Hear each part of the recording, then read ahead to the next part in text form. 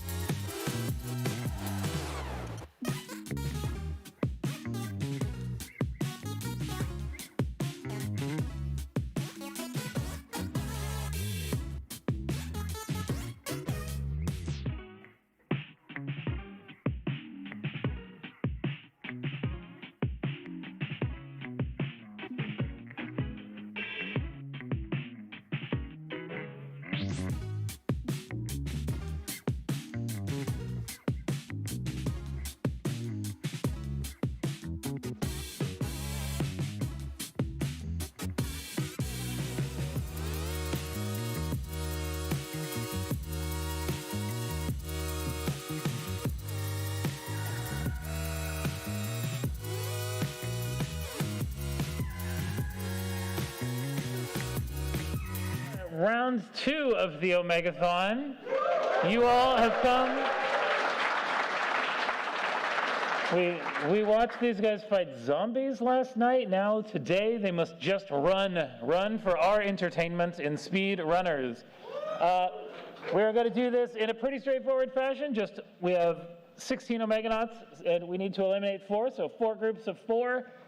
The last, I guess the worst runner, I was going to say last, but the worst runner out of this, we're going to start off seeing if we have enough time to make it happen, where 4 people race, and once you win your 3 races, you're safe, and then 3 people race, and then 2 people race to not be the final one eliminated.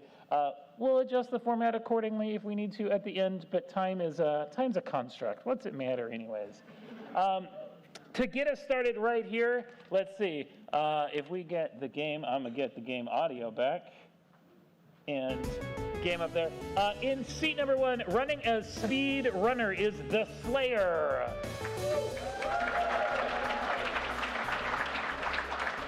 In seat number 2, running as the eunuch, Dexor.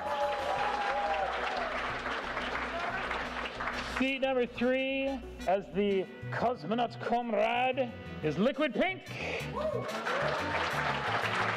And the last one, seat number 4, the hothead, is Pone Stick.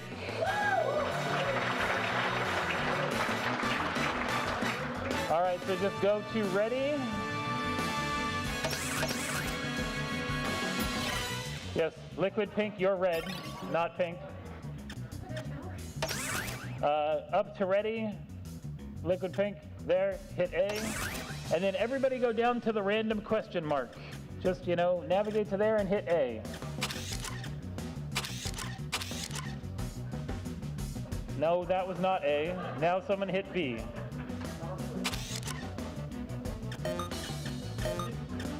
Dexor, you're killing us, man. All right, it's time to run. And off to a speedy start, here goes Speed Runner, moving quick here, the Slayer, running up and behind. Oh, look at those paths right there, bye. Already down, we have lost Liquid Pink. Fighting neck and neck in first place, here is the Slayer and Dexor. This Dexor taking out all of them boxes. I'm not great at this with horse running, but the Dexor with a rocket. The Slayer taking the lead. The Dexor shooting a rocket into the ceiling. A power move to say, I don't need this rocket to beat you. I'm going to just run faster. Oh. Sonic boom. Oh no! Tried to get fancy. The Slayer has been blasted. And as an ice block, the Slayer pulls off win number 1.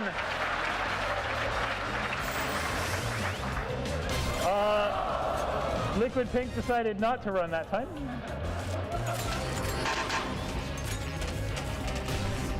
All right, we are out of Pone Stick. We're back into the Dexor versus Slayer race. The Dexor just in the front and managed to drag the Slayer. 1 win apiece, 3 wins gets you safe.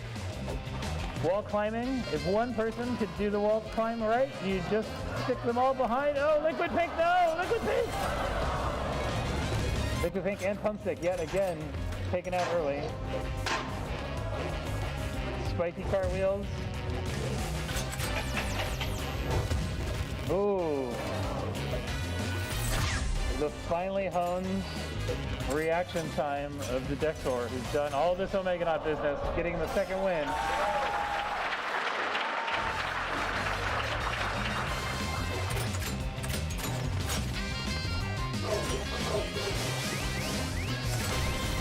Woo.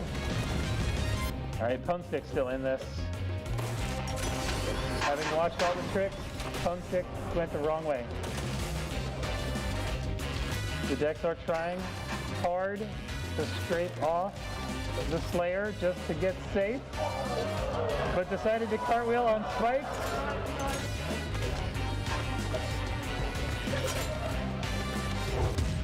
Oh, the Slayer pulling is nice. taking it to 2-2.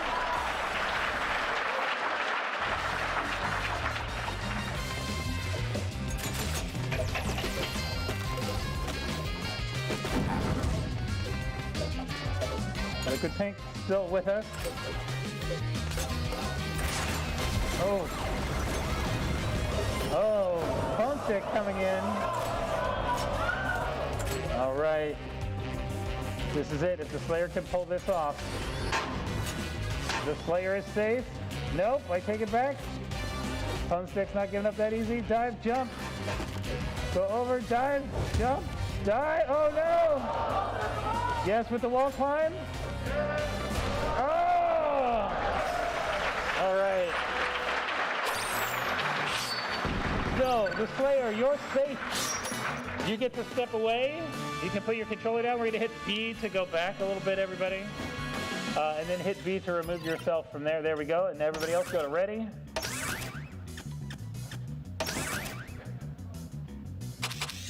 All to random.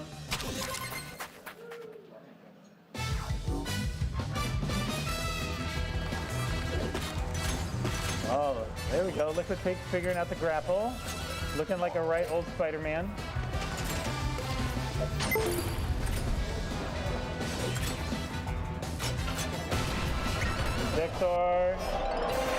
Dexor making quick work. From the front with a fast sprint. The Dexor trying to just secure his position.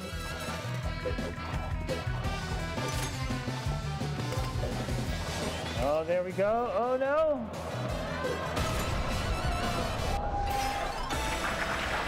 Two wins for the Dexor.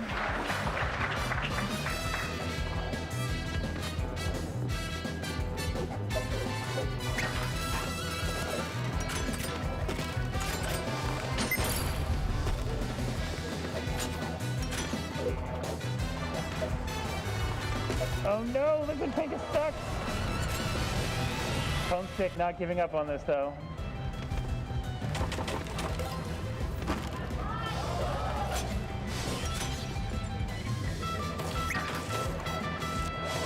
Woo! With the wall climb? Oh no! All right, that gets the Dexor safe. Dexor, hang out there for a second, back yourself back. What is that? Okay. Everybody back up for a second, back out the unit, there we go. Okay, this is it. This is what we came here for. This is the round where we have to say goodbye. Let's take off for a run. Liquid Pink coming in on the top route. Oh!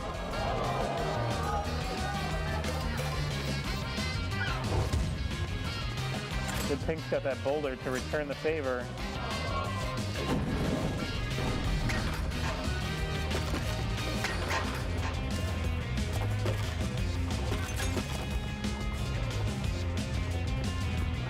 This is still anybody's race. We get to the wall climb. This has been the bane of both of their Spider-Man.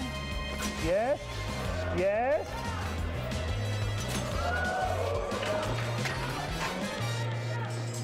Pink taking the lead. Phone Stick doesn't have a boulder to throw this time. Ooh, nicely dodged.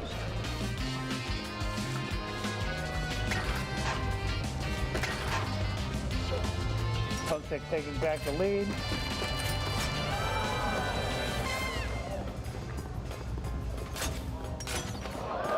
Oh, wall climbing. Oh!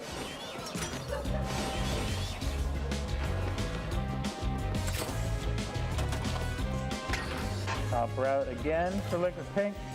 Phone Stick getting ready with that ice ray. Here it comes! Here it goes! Boost, boost, boost, kills the crowd. Oh!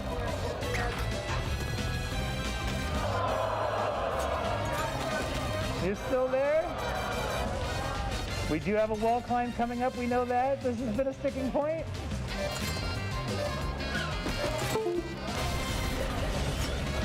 And the walls are coming in now. The walls are coming in.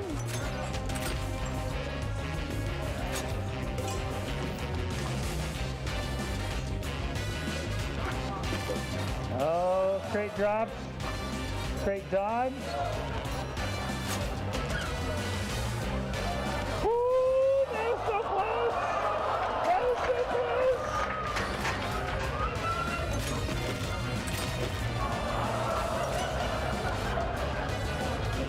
This is the edge of your seat excitement we all came for. Oh!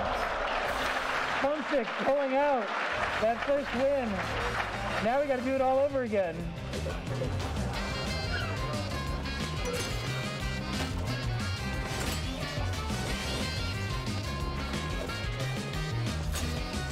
Oh!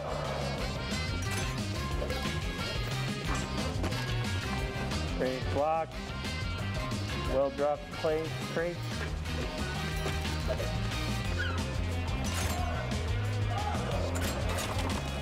Oh no! Oh no!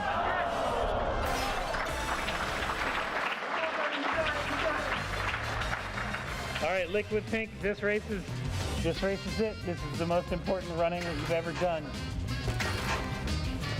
Yes, just like that.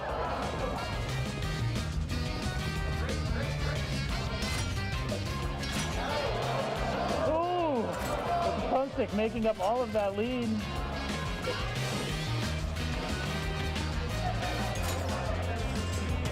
Top route for Liquid Pink. A huge breakaway. Watch out for that boulder. Yes!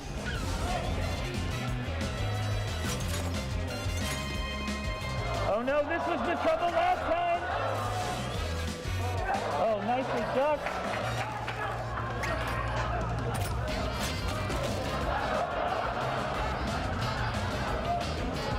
Just neck and neck. Oh, the pump stick with a good grapple.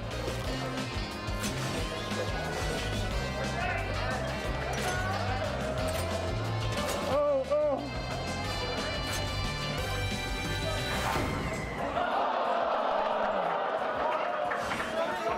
This is it. All right, Liquid Pink on the board. Liquid Pink still need to run. Oh no! Don't go high! That was trouble! Ah! Okay. A huge round of applause for Liquid Pink.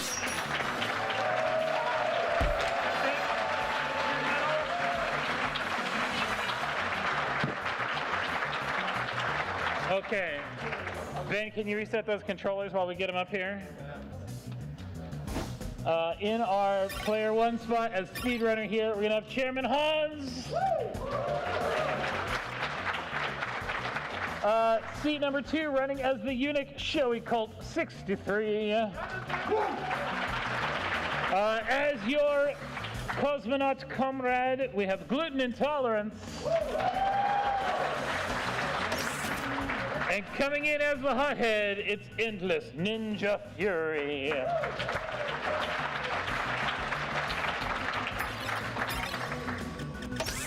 Ready, ready, ready. Everybody go down to that random. Don't go there. Somebody hit B.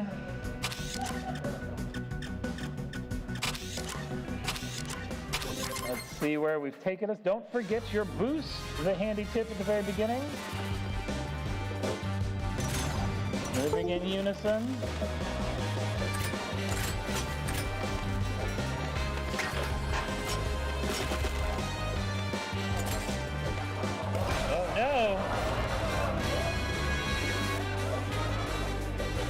Oh no, it's wall jumping. That's what we've seen. It's been the bane.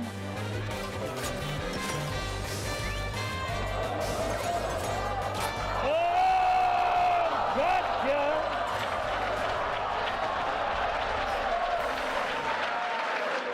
Endless Ninja Fury pulling that one out, literally by the grappling hook.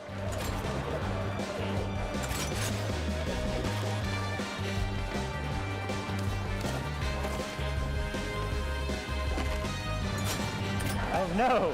Chairman Hans. Oh, here, somebody pause. Everybody pause. There we go. Did your controller die on you? She taunted up on the D-pad. Oh yeah, you taunted on the D-pad. That's what happened. You got to use the analog bits. Yeah. You stood there and went, ha ha, I'm the greatest. As I explode. Ooh. Wow. Joey Cole pulled that one out. I'm not sure how.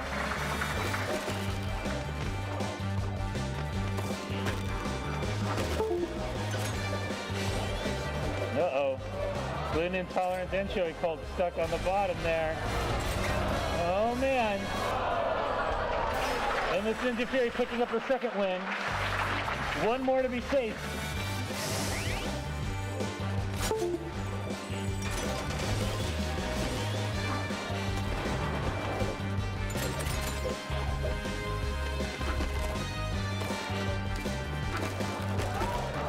Still there? Ooh.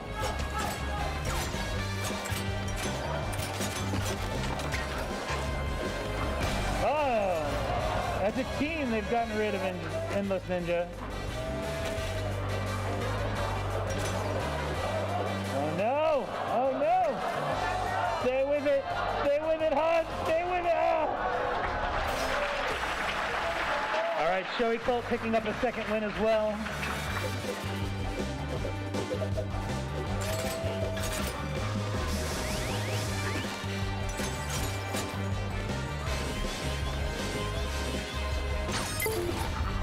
Ooh, nice grab by Chairman Hans.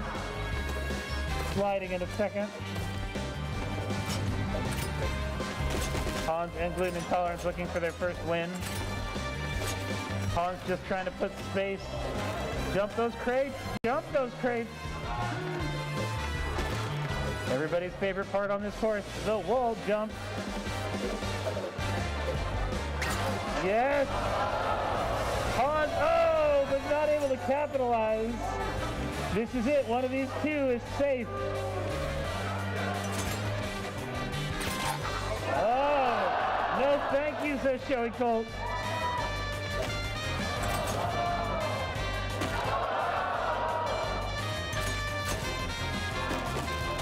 Oh.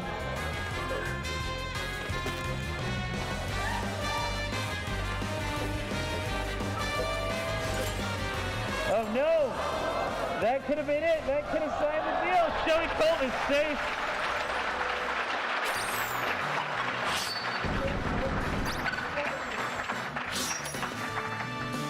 All right. Go ahead and back out, Joey Colt. You get to go sit with the crowd now. Everybody else ready up?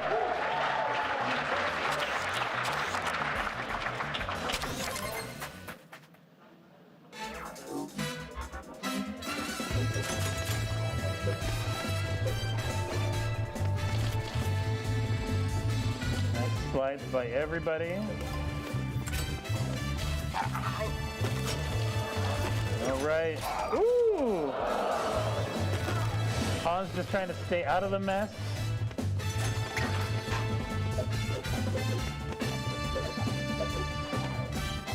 Oh no! Oh, Chairman Hans, no! Oh! Gluten Intolerance pulling out a win. Getting on the board. Oh no! Endless Ninja starting that crushing screen shrink.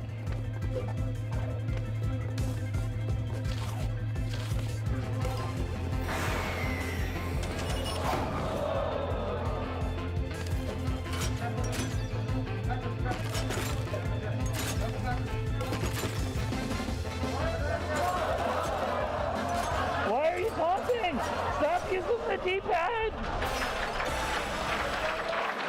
Chairman Hans, no D-pad!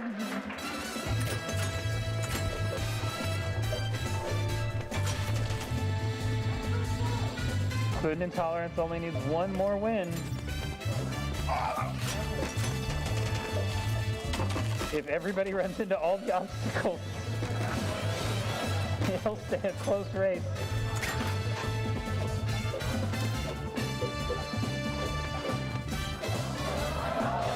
Yes. Okay. Oh. You got too far ahead. I didn't even know that was a thing. It is now. All right, granted a reprieve from the fury of gluten.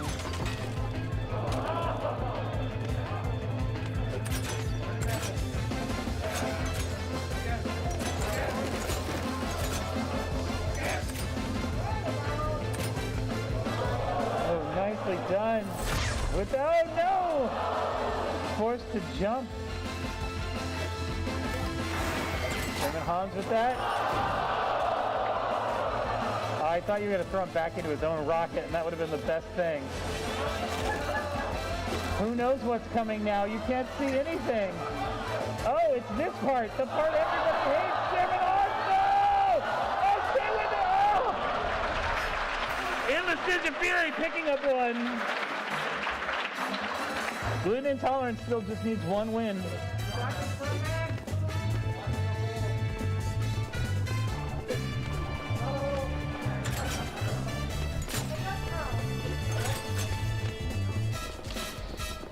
Oh. Nicely slid. Tackled.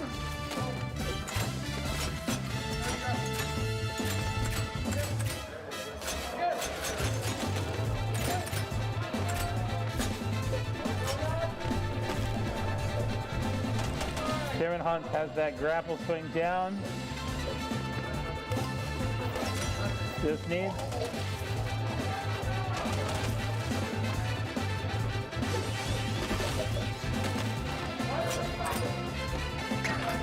Here's the part we all hate. Yes, cleanly jumped by everybody. Maybe a grapple. Look at that, there it goes. Oh! Oh! Chairman Hunt! Drawing it behind. Just a little bit. This is it. This is coming right into your spot.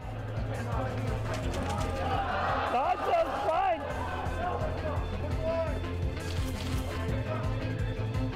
This is it. This is that grapple. Chairman Hans has had this every time. Yes. Again. Like a pro. Oh, Chairman Hans on the board.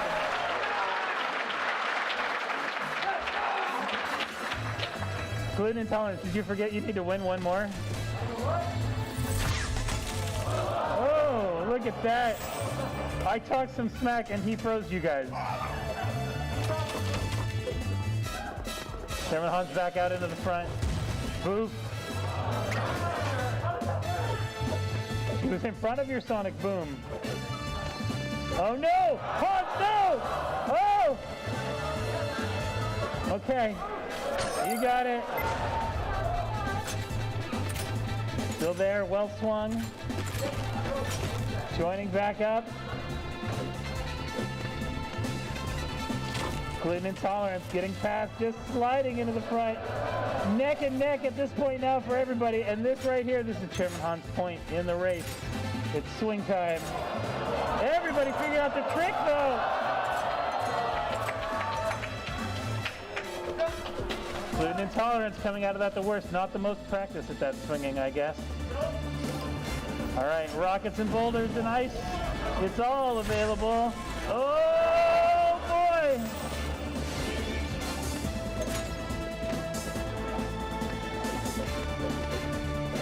Yes. Cleanly through this zigzag.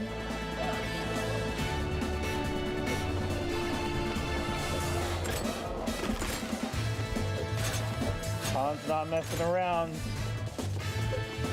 Trying to cover ground. Gluten Intolerance chose the wrong route. Oh, grapple! Woo!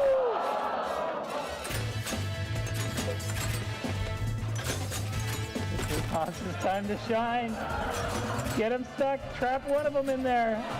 Oh, so close.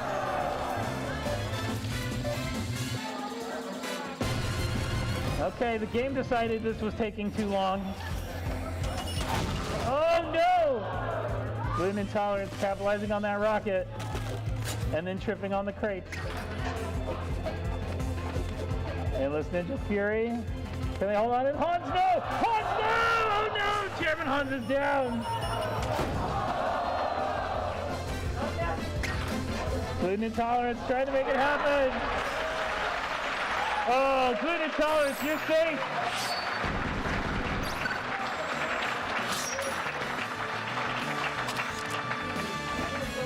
Now you gotta back yourself out, but there we go. Okay, this is it.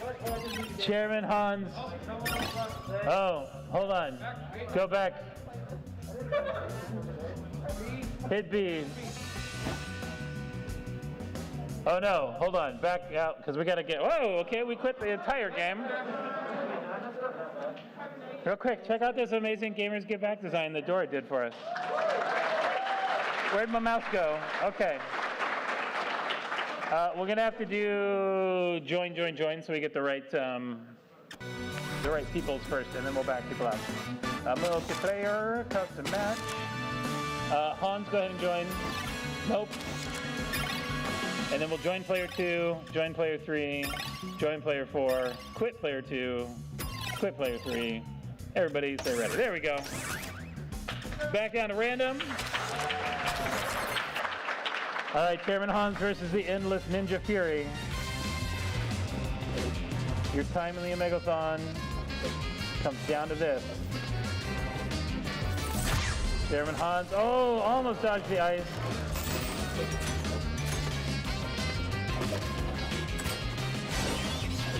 Oh no, oh no. Hans holding on tight. Boost? Oh, okay. Endless Ninja Fury pulling that win out.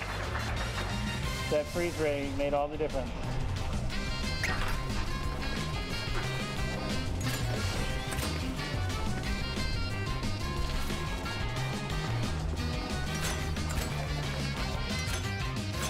Oh, nice reverse swing. Nice grapple.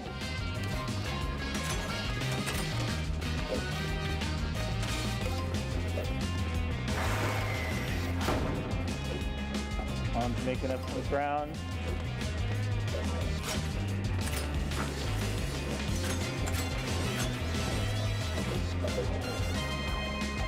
Oh no! This was it last time. Endless Ninja Fury picked up the second win. All right, Chairman Hans, this is the most important race.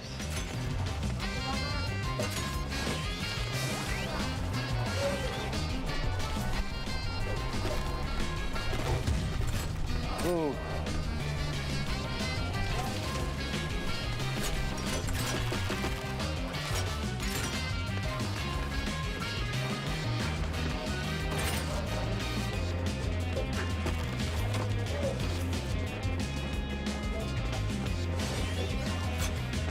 Boost.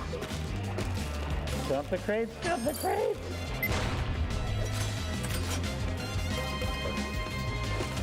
Oh, this could be good. Oh no, misfired! Okay. Clean wall jumping on both parties.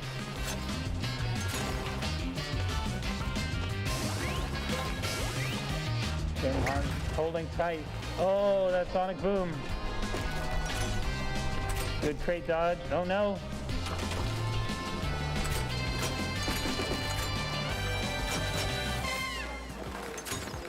Oh, nicely swung. All right, brought it right back together. Yeah, if you're in the front, those crates don't matter. Those crates matter though.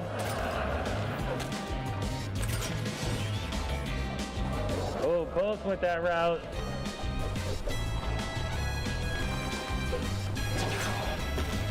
Oh, that rocket!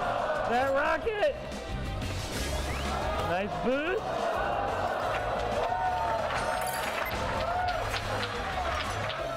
Oh, Chairman Hans to the lead.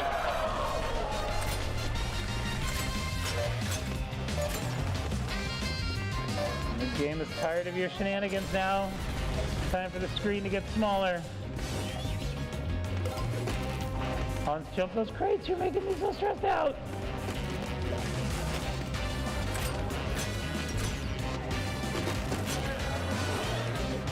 Oh no! Oh no! Stick with it, Hans! Oh my God! Ah! Endless Ninja Fury. That was an amazing fight. Chairman Hans. Thank you. We're doing well on time. This format seems to be working. Here in seat number 1 as speedrunner, we need Commander Zim. In seat number 2, running as the eunuch, is Kitnit. Seat number 3, our cosmonaut's comrade, is Sir Evil Octopus. And lastly, seat number 4 in the hothead is Lefteria.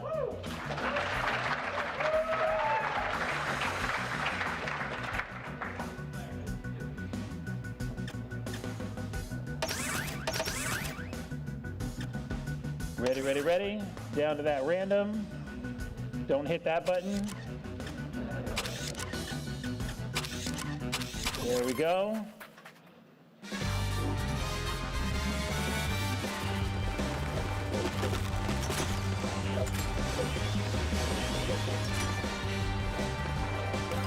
Sir Evil Octopus out to a quick lead, trying to make everyone else disappear.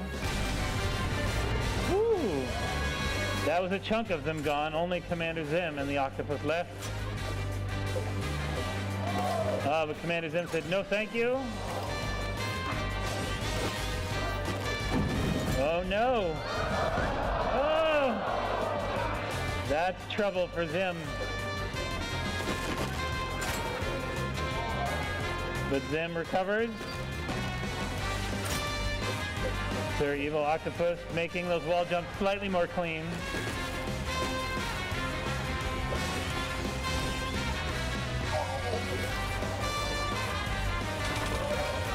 Both runners deciding to go through obstacles instead of around or over.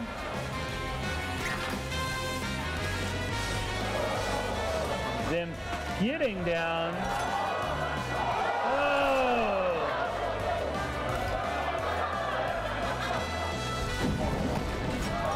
That boulder, it did it! It secured it! Sir Evil Octopus picking up win number 1.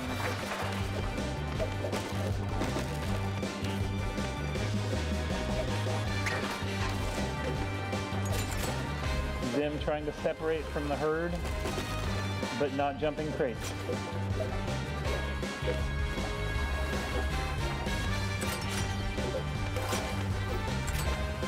Kitnit and Blipstra holding on in the back. Oh, Kitnit, no! Lefteria, Ice Cube. Oh, but not enough boost.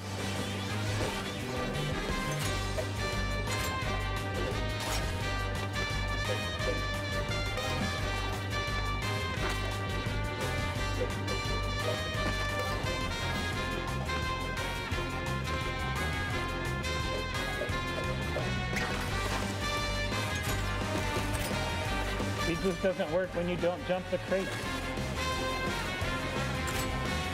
Oh no! Just missing that swing! Sir Evil Octopus with a second win.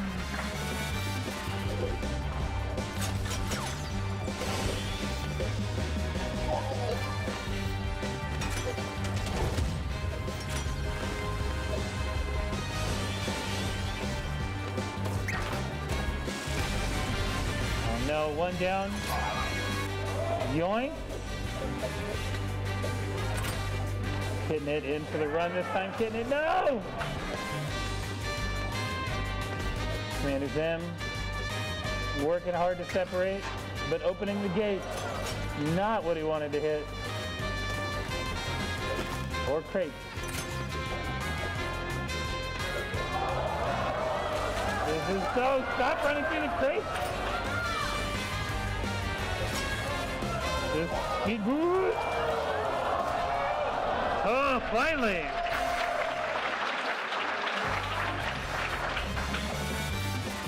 Someone put an end to his 8-legged shenanigans.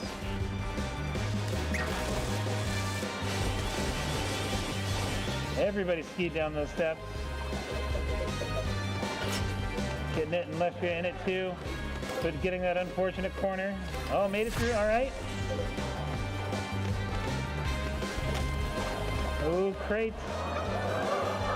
Oh, we're all back together.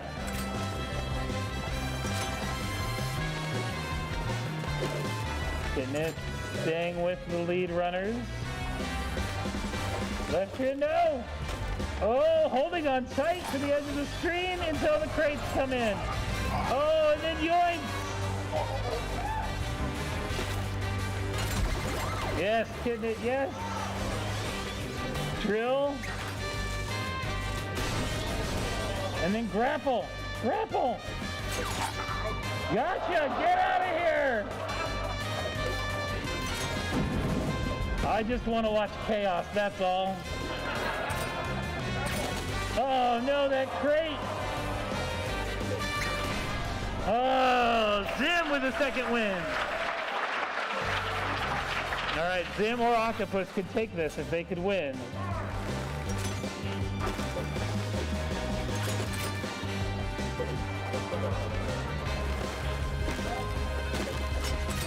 But not if you don't jump the crate, Zim.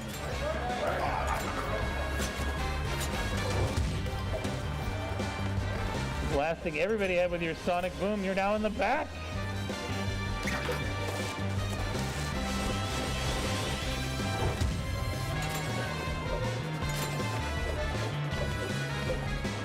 Hey, this is that corner, no! All right, this is down to it then. One of these two runners is safe. Blasted forward. Oh no.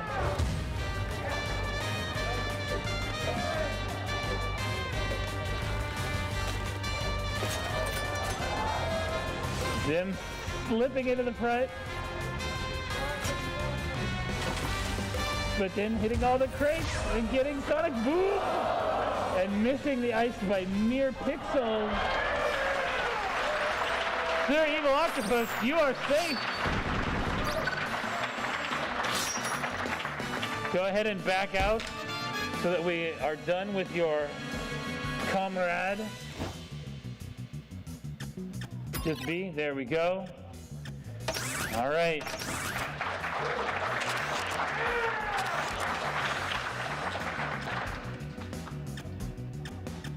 Just to the random, there we go.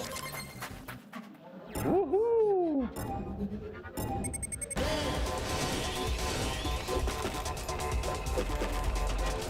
All the crates. Zim wants to get every single one. They're all fighting for the crates. That's not how this game works.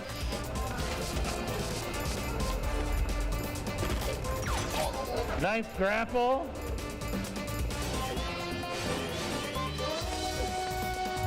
Down to the bowling alley.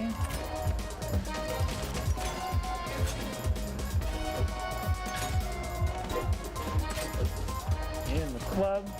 Here we go. Nice slide kitten it. Just put crates down. If you put crates down, Zim will run into them. Oh no. Oh no. Oh yes. Wall climbs safe. Wall climbs. They're the worst. Oh no. Oh, hold on. Okay. Zim with the speed boost.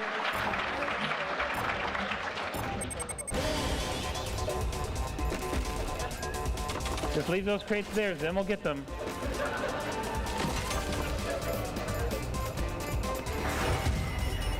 Oh, with his own rocket. Well done, Kitten It.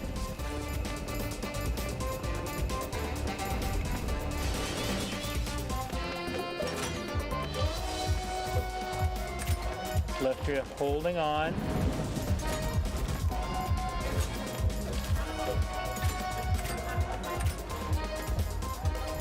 Yeah, that only helps Zim, who doesn't know how to jump them. But all those crates that you do have, you can throw down and you'd be like, great, that's great. Yes, left ya. All right, Zim is out. Now it's just who can wall jump the best. Oh, Kitnit pulling it away.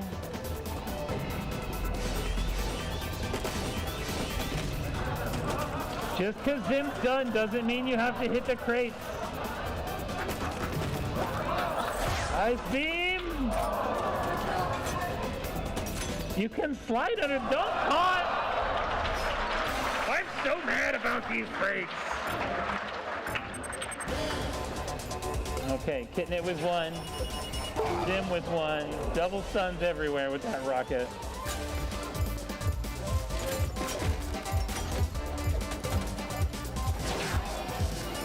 Oh, getting himself again.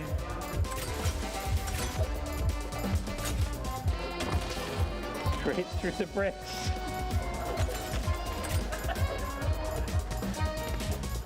Okay, wall climb city.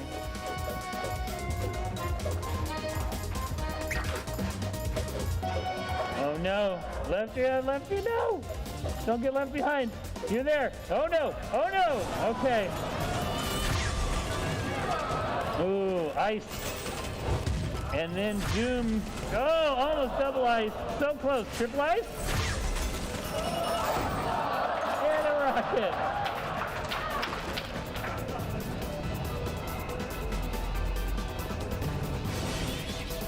Zim versus Kitnit. Kitnit trying to step away. Just dodge the crate. Zim pulling into the front. Getting some swings. Getting away. Running through crates. Oh, this is it. This was it. Oh, Kitnit with the wall climb.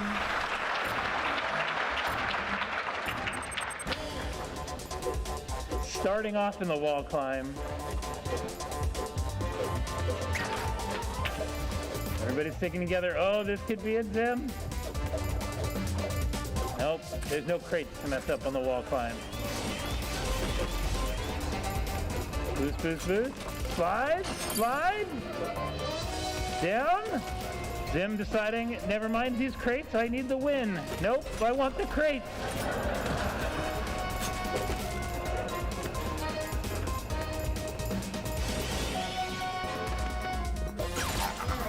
Oh, Leftia snatched back, Kitnit. Oh, that'll clear the crates out for you.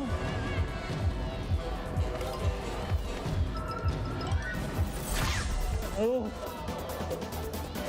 Oh. All right, Zim 2 wins, Kitnit 2 wins. Back into the wall climb. Oh, you can go that way. That was, oh.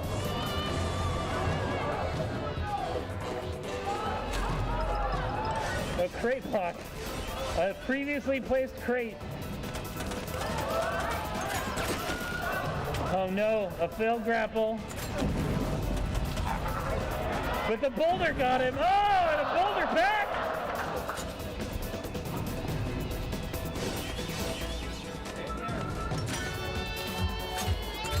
Yeah, you can get too far ahead. We've learned that.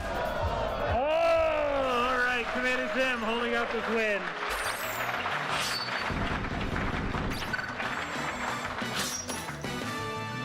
All right, back out. Zim, go ahead and step out. There we go. This is it. It comes down to Kitnit versus Leftria.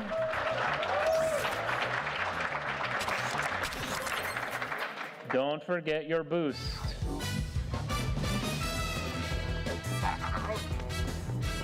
Leftria pulling. Oh no. This is a hard wall climb. Oh. Those crates help. Those crates hurt. Come on. Oh. All right. Kitnit pulling out the first.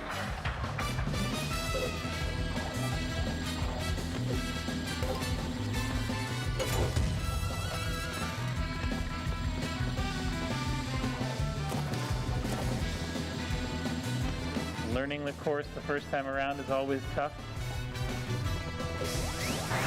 Whoa! Rocket.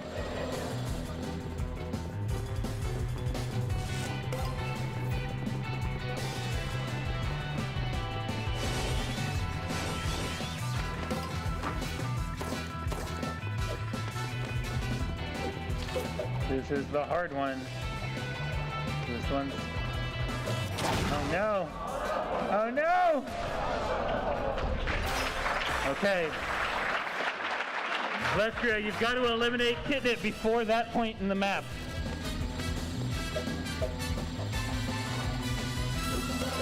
Like that, yes. No.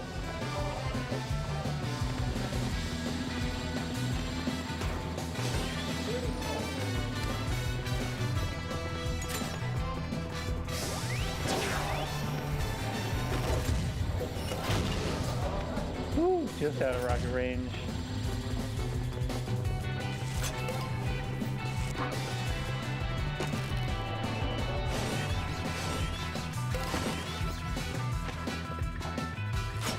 Okay, this is the most important swing.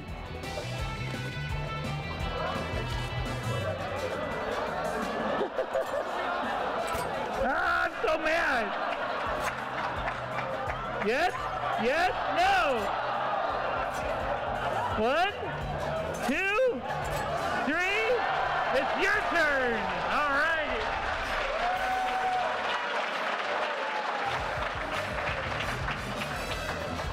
We know what the hard part of this map is.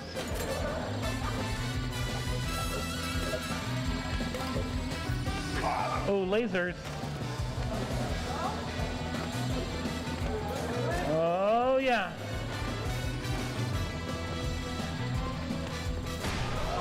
Oh, there we go. Get it with 3 wins.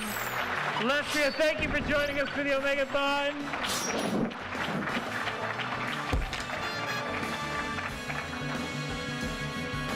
All right, and down to our last group here as we join them up. In seat number 1, oh, that's gonna mess everybody up. No, back everything out. Make it all go away. No, what? Yeah.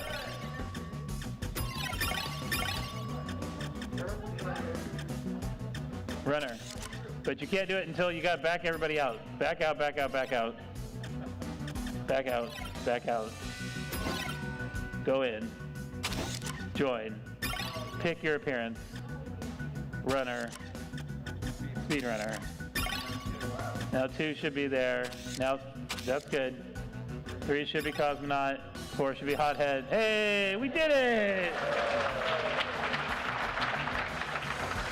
Don't shoot until you know they're not AI. All right. In seat number 1, running as speedrunner is Boba Fett. In seat number 2, fittingly enough, Niobium Narwhal running as the eunuch.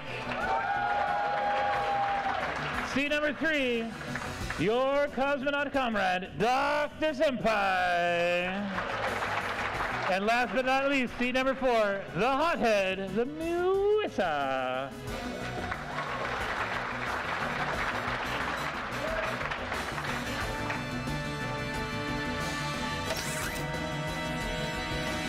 Everybody go to ready, and then go to random. Who's going to do it wrong this time? No one did it wrong. Well done.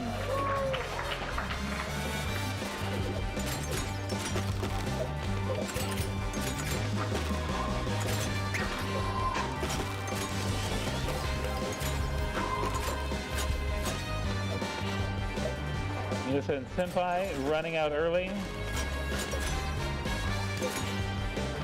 Ooh, nice swing. Oh, Boba Fett is down. Oh, Boba Fett and Nihilium Narwhal. Nope, I will not take that sonic blast, but I will stand here mad.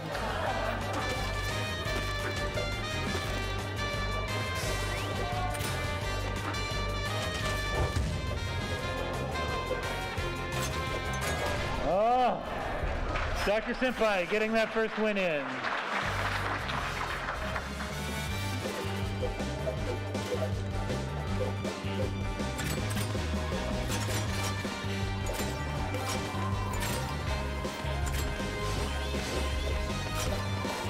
Baby Fett, use your B.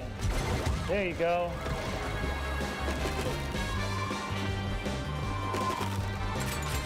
Now you're back in it. All together. Baby Fett and Narwhal this time.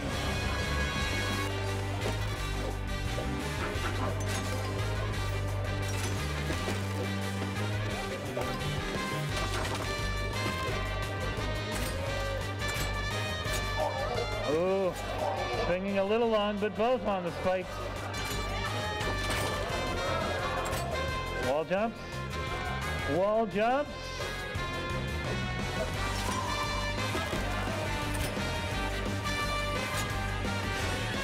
Trigger the boost, remember that?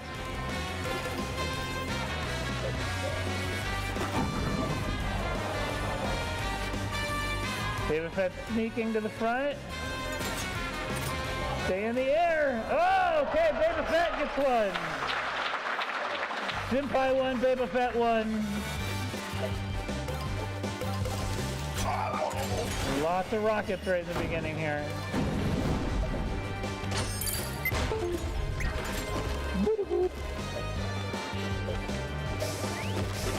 Senpai looking to get space, but falling on spikes.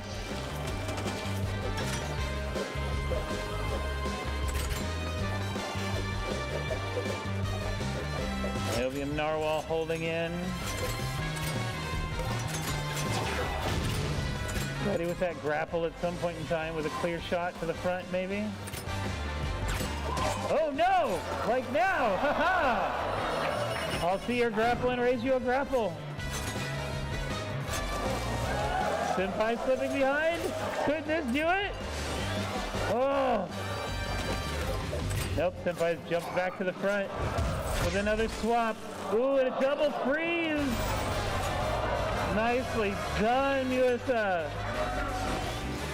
Now just has to make up that ground on Senpai. Nice swing! Neck and neck. Ooh.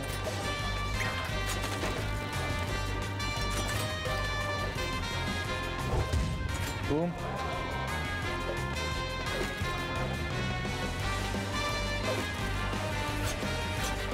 Oh, nice reverse swing on both parts. Oh, that grapple almost did it.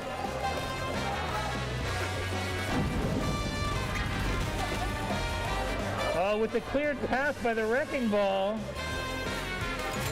Where's the fourth? Oh! Senpai pulling out that second win.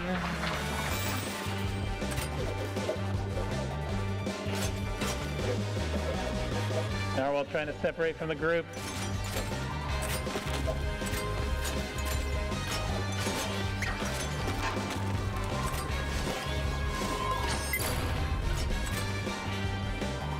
Oh no! Narwhal, no! Oh. Okay, Dr. Senpai in the front there.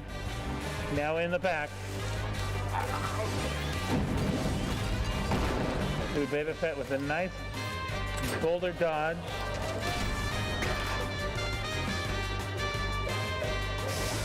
That's it, the grapple time. Oh no! All right, Dr. Senpai is safe.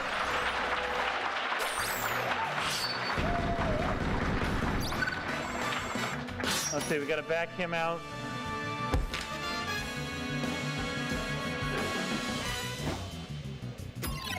Okay. Baby Fett, Niobium Narwhal, USA. One of you will be safe next. Oh, go back. Who'd we miss? Appearance.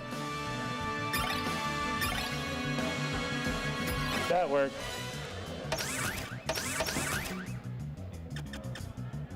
Nope.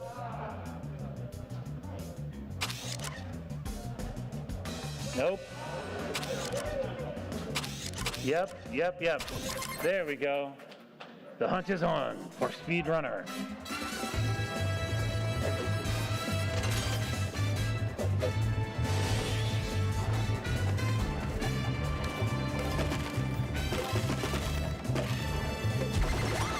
Oh, Baby Fett in the back coming up with a drill. Ooh. And sealed off that wall. Narwhal and Musa throwing rockets.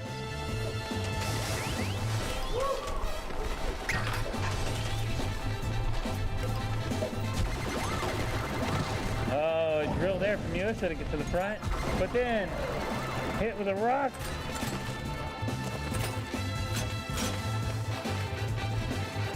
Trying to get that reverse swing in.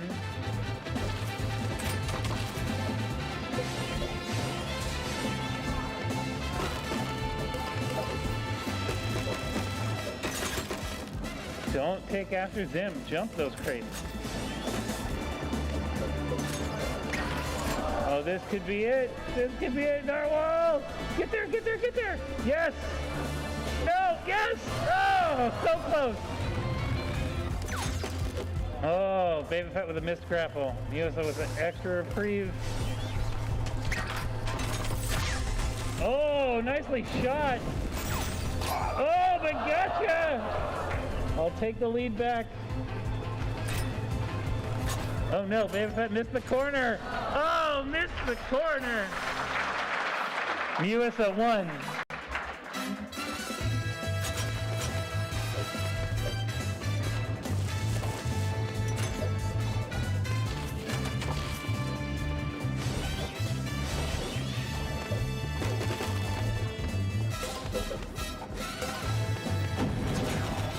Oh, Baby Fett with a double boulder to catch back up and sneak into the lead on the wall climb. Well done.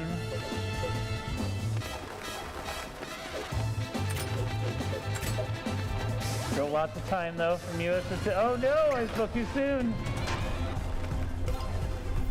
Ooh, both runners with grappling hooks. If you grapple me, I'll grapple you. Oh, yeah. Oh, that was... All right, with the boost.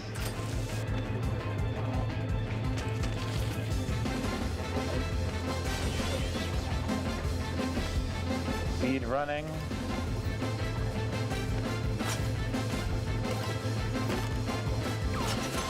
Ooh.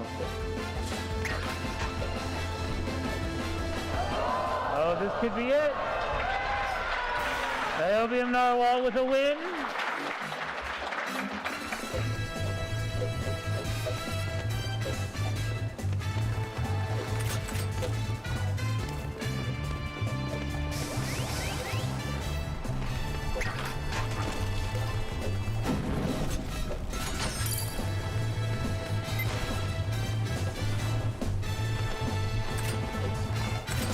US is swinging ahead. Nicely done. Okay, Albion Narwhal out.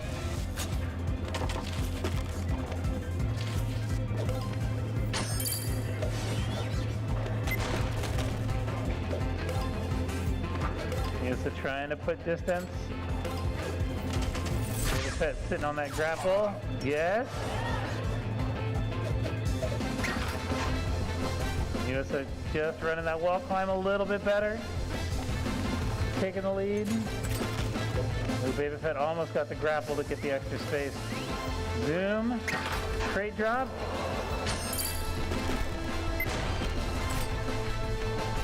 Oh, Baby Fett sneaking into the front. Don't taunt. Oh. USO 3. Going for one more win, USA. Don't go that way, Narwhal. Wait. Okay, stop. Hold on. That looks, was that a controller? Okay, let's back up and we'll just know that's not good at all. Can we get to an exit? Can I make an exit happen with the mouse? Exit. Okay, so let's back out, and we'll have you swap to the other controller.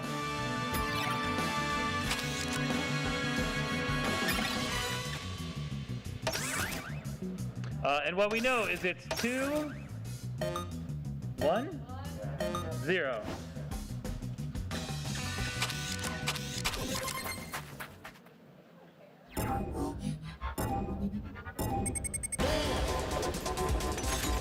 It'd get real easy if you won this one, though, for me, Muessa. Way less things to keep track of.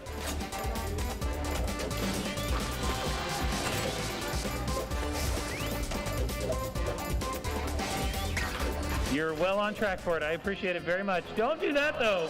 Okay.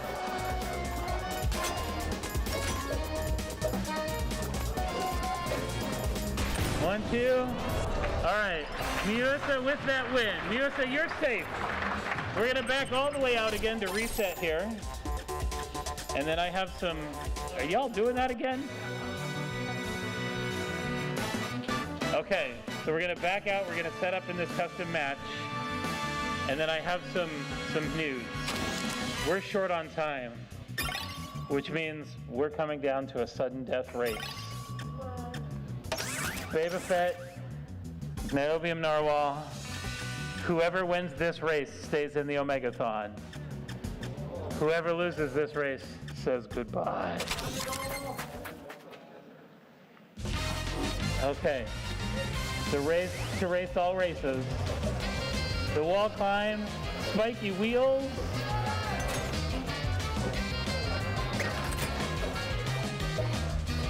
Oh man. Neck and neck. Oh, Boba Fett.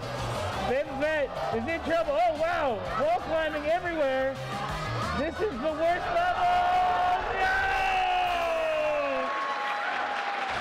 All right. Niobium Narwhal. You are safe. We have to say goodbye to Boba Fett. Thank you for joining us. We will be back here tonight, 5:30 for Skull. In here, it'll be a game full of bluffing and lying. It'll be wonderful to watch. And if we could get heart rate monitors on every Omegathon, it'd be amazing.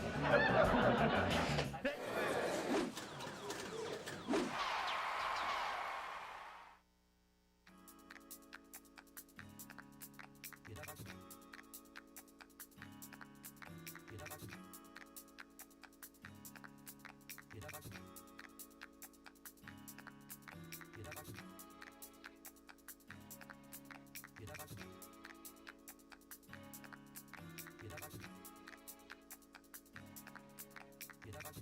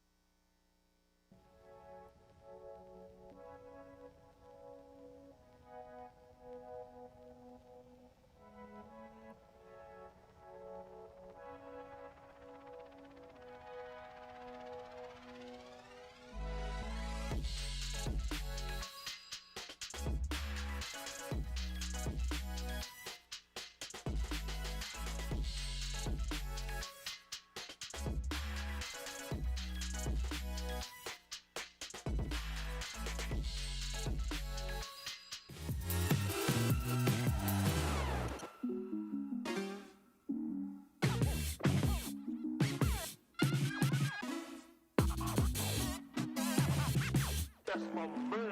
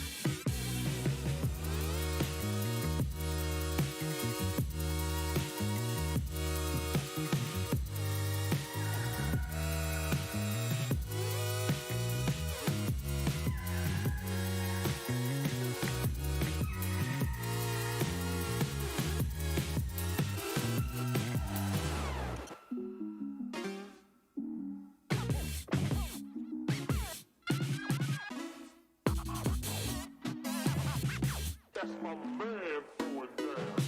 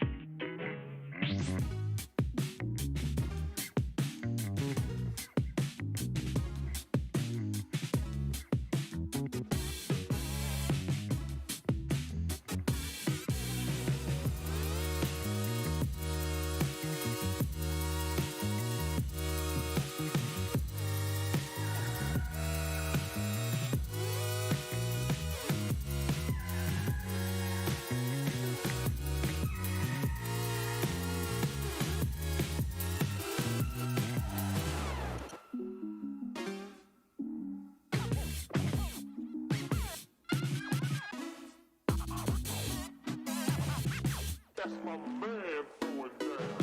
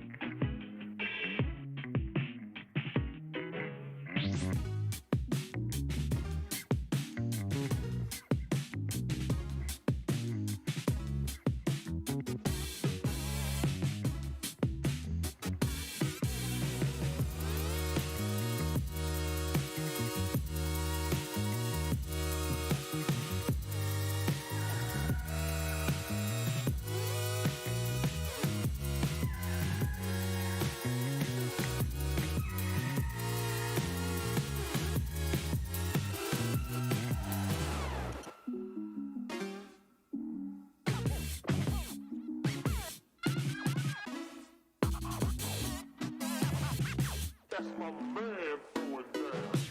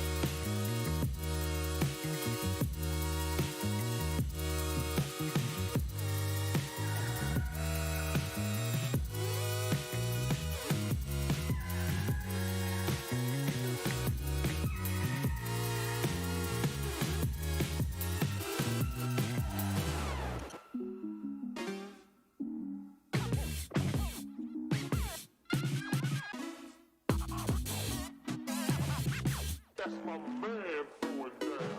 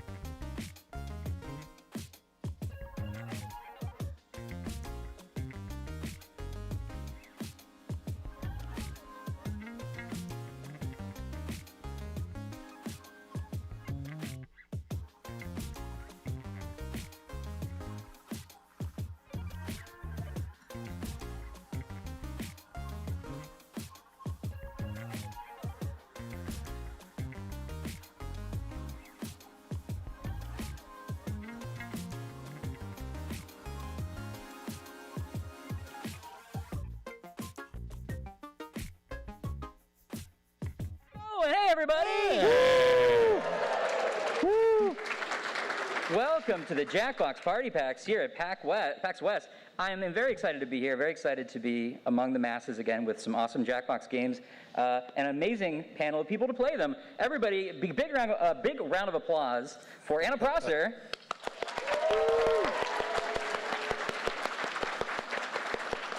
Holly Conrad.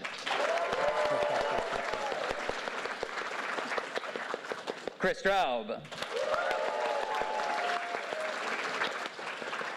And the founder of the feast, Jerry Holkins. I'm Ryan, this is Warren. Hey. Hello, hello. We're Jackbox folks. Well, a little bit of a less of applause for us, and that's fine. Understand? Okay, all right, okay. We'll still cry later. So. Yeah, that's exactly right. We're gonna keep it rolling. We're gonna start out with a game of Drawful Animate from Party Pack 8. It's coming out in the fall, a little over a month-ish, let's say. And we are going to, I think everybody is logged in.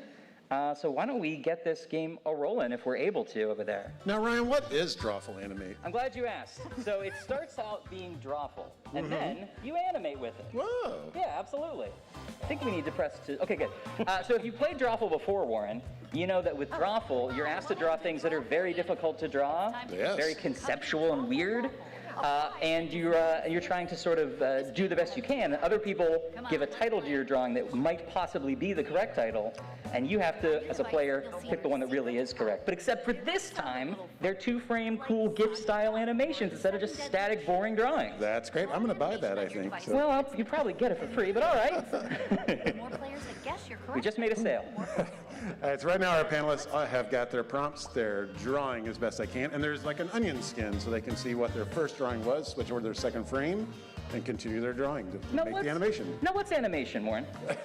Well, if you don't know what to do with your life, you sometimes go to art school. Okay. Accurate. It's never too late to join the audience. Yeah, so the cool thing is you can, you're easily able to swap back and forth between your two panels so you can see how they're going to look when you finally see them on screen. But the first time that you actually see them as an animation will be along with everybody else when they're revealed. Now, if you're in the audience, as you should be, by going to jackbox.tv and entering the room code on your screen there, ZITJ, you'll be able to vote along with everybody else on what you think the correct answer is, give out bonus likes to our players, and also play with this cool flipbook owl that you're seeing here. I like what I'm seeing so far. So Okay, good. The drawing's coming along, so What if you'd come back and you were like, I don't like it? do it again. Usually I have an instinct to ask the panelists how they're feeling about their drawings right now, but everyone is so intense that I don't know if I'll get any answers. It's fine. Okay. Cool. This is your game. If you wanted us to be able to talk during it, You're right. Oh, all right, never mind. The pack is canceled. We got to redesign this thing. I'm doing it. Jerry finished with a commanding lead in terms of time. Halfway through, please advance to the second frame. Uh-oh. Oh my god, I'm just kidding, it's me.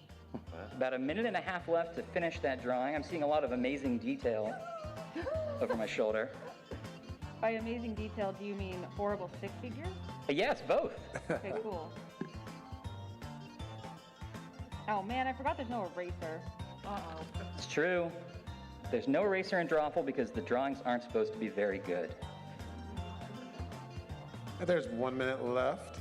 And as Ryan said, go to jackbox.tv, put in that room code, and get in the audience. Your votes will sway this game. Indeed. We're here all week at level 2 by the Juicy Cafe. It's where the Jackbox stage is. Come by and play along and win a pin, perhaps. I feel like we got done too fast. I feel like if I could go back in and maybe add more art or... were there just 2 frames? Just 2? You're running Yeah, out of just 2. frames. Okay. Start It's not thinking of like 5. excuses. 30. No, it would be too good of a drawing if it were. All right, 20 seconds. Remember, it's okay if it's terrible. It is. That's okay. That's preferable.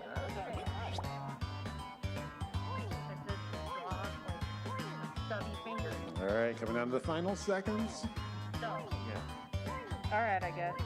I'm sure it's. That's the Jackbox slogan. One of you didn't hit All right, I win guess. in time. But don't worry, we got you. We never throw anything away. First drawing. Oh boy.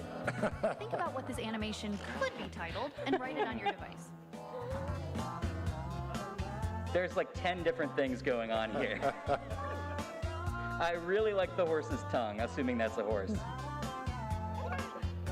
So right now our contestants are entering what they think this could be called and trying to fool the players with their fake titles. They get points if people vote for their fake answer, and of course you get the most points for finding the right answer. And do remember to join that audience, jackbox.tv.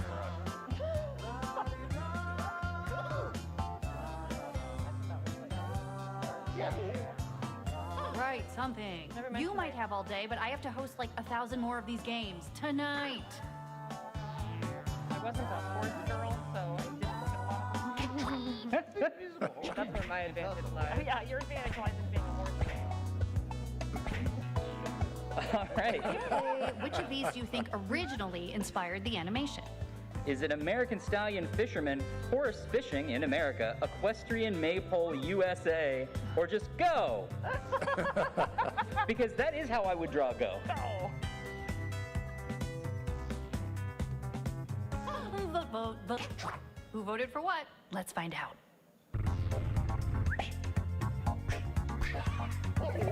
Oh, Chris, cruelly tricked by Anna. You get the point. Okay.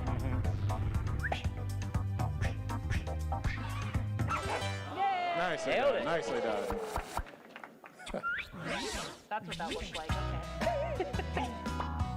Okay. I tried to type and then there was a problem and it might have been with me or it might have been with the computer, but I would prefer you to think of it as a Got a problem good with the title for this computer. one? Put it in writing. Listen. Oh my gosh. I saw this X-Files episode.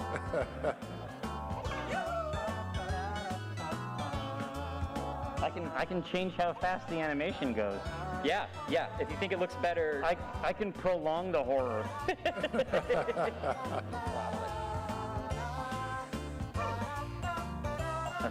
Oh shit. Something's fucking happening to this cat. Oh gosh. Every time he reassembles, I think he's gonna be okay. No. Write something. Over and over. I make challenging work. That's right. Cow melting into ooze, beef patty melt. Okay, all right.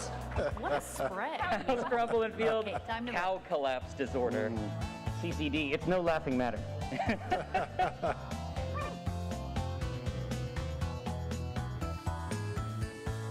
I mean, it could be, these are all credible. Behold the results.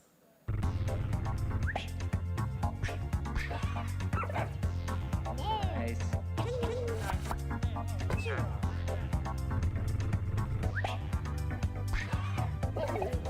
Whoa, so many of the audience, lots of points. Well done, Anna. That's why I'm a vegetarian. Cows crumple and field.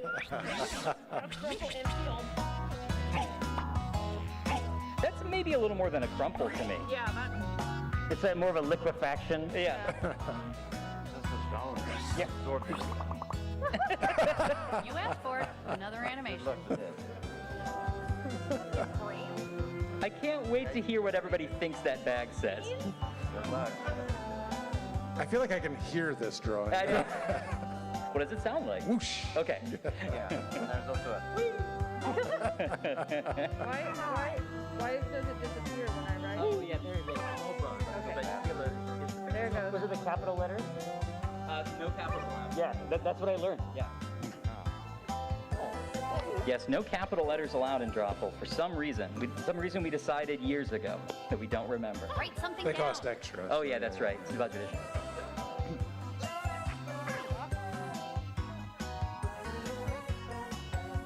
But yeah, this is. Oh, here we go. My keyboard didn't work. Carry beams across the threshold. Look at these terrible titles, man. Just a disaster of an animation. And the noise being. Yeah. The sound is going through that sword. I'm giving bonus likes to Puff. All right, let's see how this all shook out.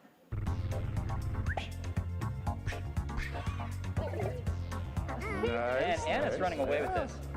Anna's I know what I feasting see. today. Yeah.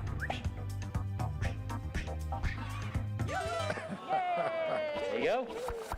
Yeah. So happy. That's amazing. They got it. Thanks for the points, my Beans. Puff.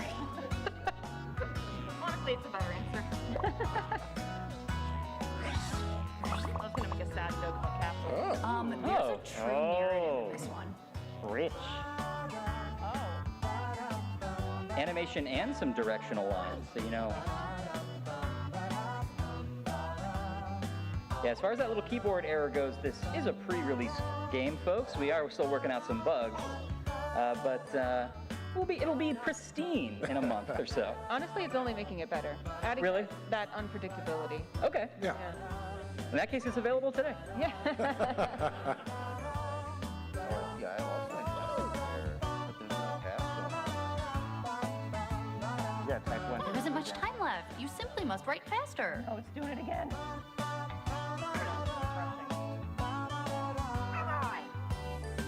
Yeah, so make sure you're in that audience. Put in the room code. No. Mine. Grab all the fruit you can, boys. Okay, check these out. Plausible deniability is a good name for this drawing.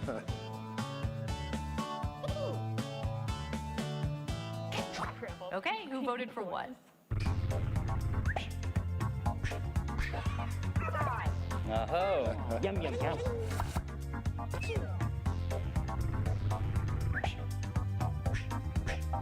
Jerry doubled down on that one and Nice. pays off. Another new feature of Drawful Animate, you can wager twice the points on an answer. Do I have a broken pencil? Yeah, that's Feels right. Oh, round 2. Okay, it's drawing time again. Check your device for your new title. Okay, we've warmed up. Now we can get on to the Yes. second round and see what they come up with this time. Even better drawings. The pressure is on. Yeah.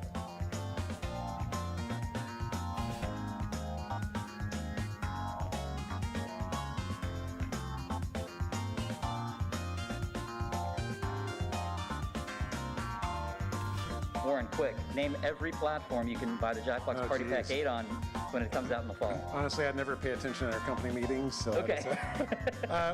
PlayStation, Sure. Xbox, Yeah. Nintendo Switch, Right. Steam. What else am I forgetting? Other PC platforms, probably. Other PC platforms, which I don't even probably know. so- Sure. Micro consoles and stuff, eventually. Oh, very nice. Very Yeah. Your So- toaster.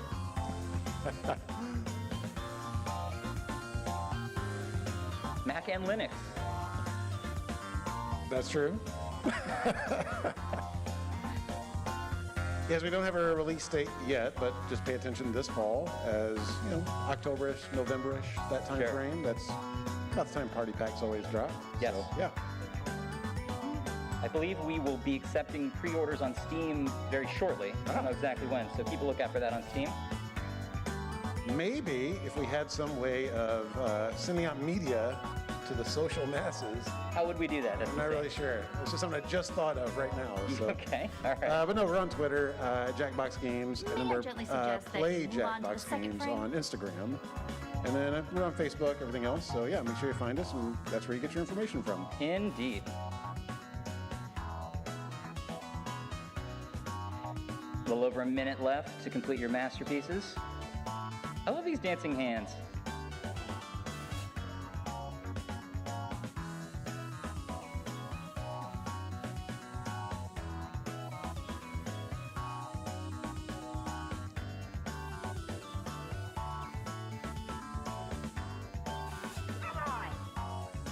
Jerry first in again. I don't know how to draw. that helps so much. The drawing is done. Let's check out the first animation.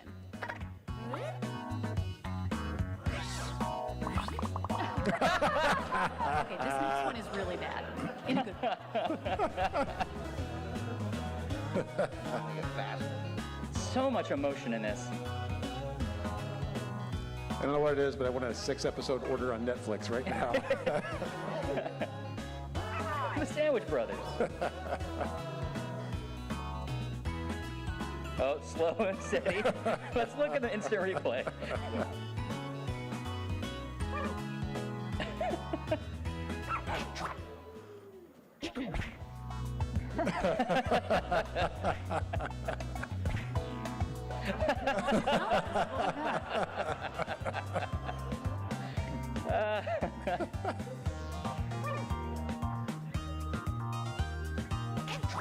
Okay, who picked what?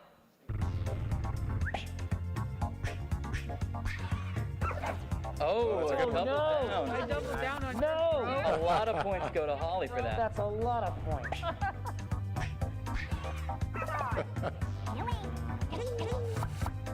I'll take a little bit.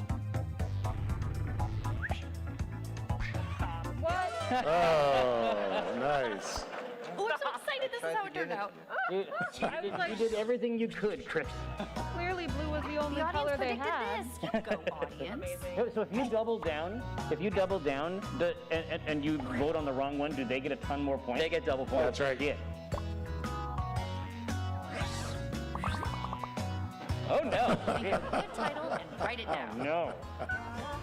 I think it was the birds' fault somehow. They knew what they put in there.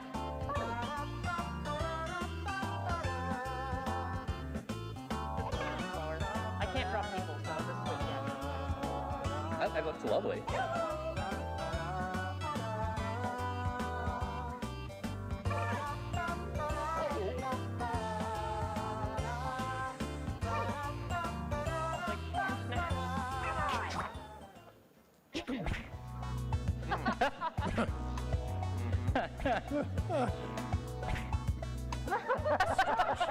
Now choose one.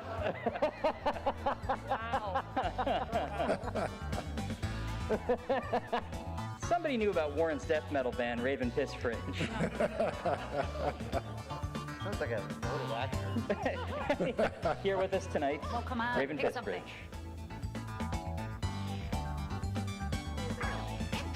Okay, here's what happened. Uh-oh. Yeah, that's all I needed to know. Brianna. It's all just me.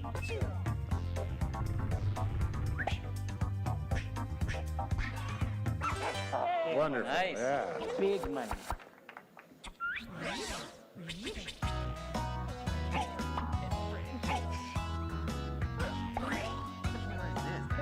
Fairly close game here. No.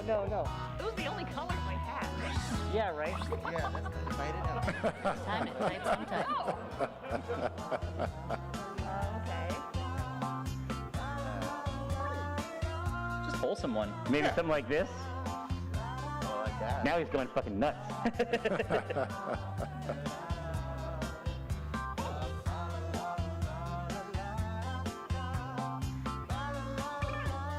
Oh, now it's a gradual. Yeah, now it's languorous. Summer afternoon.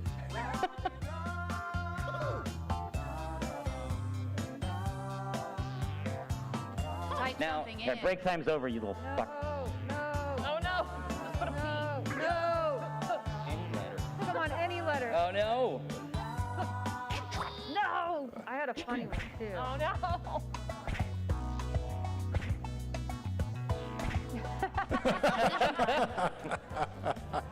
Oh, I see it now, yeah. Mine. Back?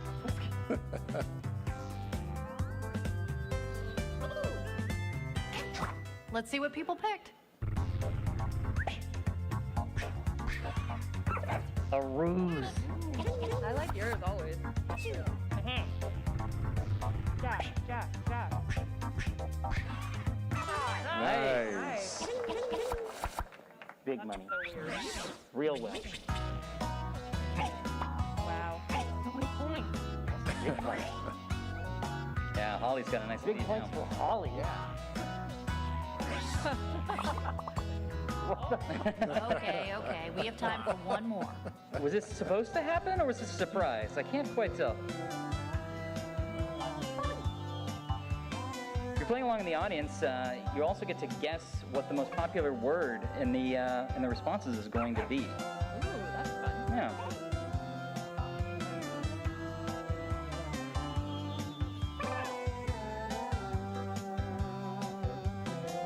This has happened to you, right? Oh, yeah. So many times I can't even count. That's where we got this idea for the prompt. One great thing about Drawful Animate, which I can talk about in a minute, Spencer said they pulled prompts from playtest sessions, people's guesses, so that's why some of them end up so weird. Yeah. People's wrong answers. Yep. Yeah, Right that's now so by that's so great. voting. Cute rat hat. This crime has been reported.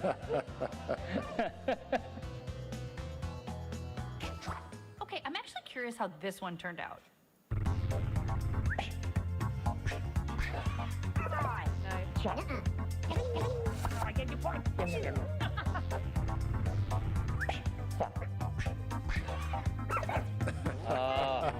And 34% of the audience also pulled A there. master loser.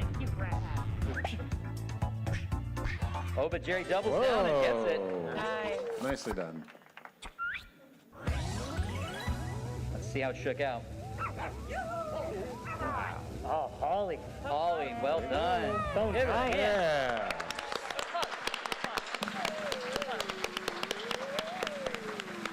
And with the most liked answers, it's Chris. Hey, all right. Participation. Awesome, guys. That kicks ass. I love it. Well, we're going to get the next game set up here. Yep. We're going to play a game of Job Job, That's right. which is a game where you are applying for a job at a office run by a sentient water cooler. So I want you to know that going in. That old trope. I know. We're really going to the well. And you are first answering a couple of icebreaker questions. It can be any kind of answer. You don't even have to be that funny, just sort of generating some words. And then other people get your words, and they have to use your words and rearrange them to answer some interview questions. So basically, you have to answer an interview question, but all you can use are bits and pieces of other people's words. And you're trying to get the funniest and best answer to get this job. So it's going to be extremely exciting and very stressful. All right, so we'll get a room code for you to enter. I mean, it's like competitive fridge poetry, basically. Yeah, exactly. It's like fridge poetry battle royale. Yeah, exactly. So you got into the genre. You couldn't resist. No, I know. It's been so popular, finally. Fortnite did it, now we did it. All right. Do we have a room code coming in? We do or we do? I don't have one yet. Oh, okay, here we go. Someone is running in as an airplane. It's Brooke, everybody. Yay! All right, don't listen to the room code, everybody. Listen to me talk. All right. Something sometimes I like to ask when people are logging in, how many people own any party pack? Go ahead and clap if you own any party pack. It's just better with sound. All right. Okay. Make some form of noise if you own half of our 7 party packs that are out, at least. Okay. Who owns all 7 party packs? Okay, all right, pretty good, pretty good. Thrilled you've applied for this exciting employment opportunity. If you haven't guessed, I'm the boss around here, but I like to think of myself more as a buddy. A boss buddy. Water? Someone will get that. I can tell you're all great candidates. Unfortunately, there's a whole bunch of you and only one job. It's incredibly stressful. For me! That's why I developed a revolutionary new hiring process. I'm going to interview you all at once and force you to judge each other. Whew, I feel more relaxed already. Deborah, clear my calendar. It's time to get to know our candidates. My first rule of management, always set clear expectations. And I expect us to be best friends. So let's get started. I've sent some icebreaker questions to your device. Answer them any way you want. There are no rules, except this one rule. You gotta use at least 5 words, okay? If you're no good at chit-chat, you're no good to me. That's my first rule of management. All right, so there's going to be about 3 questions you guys are going to answer. It's not like Quiplash where you're trying to be overly funny or you have to overthink it very much. Just whatever comes to your mind is totally fine. and those words are going to be used by other players. Now, if you're in the audience, which you can join by going to jackbox.tv and entering that room code on the screen, IIRG, you will be choosing the messages. You are basically the board, and you're going to be choosing for this company what the motivational posters will say at the office. You might see the first one here in just a few seconds.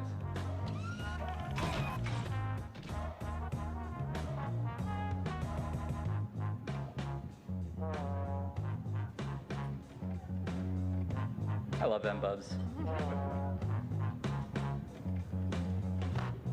There we go. Fairness. Be stronger than your pain. You know, that one just works. Half your time is up.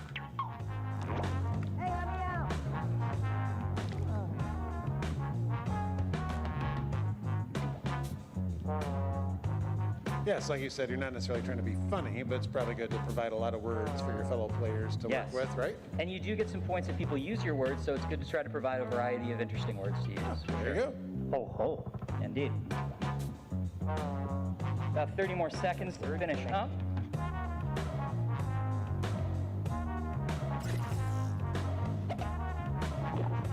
New poster coming in here. Perseverance, just own it.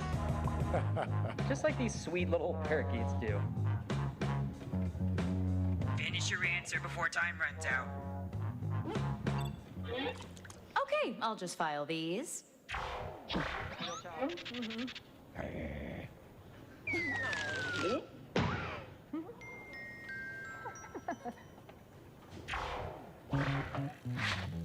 Now that we're all friends, I'm sending my first incisive interview questions to your device. But instead of typing your responses, you'll be using words from your fellow interviewees to answer the questions. In business, we call that the old switcheroo. Tap any word you see to add it to your response. If you make a mistake, tap the word again to remove it. You can also drag words around to rearrange them. Can't find the right words for what you want to say? Then say something different, I guess. The first rule of management is just make it work already.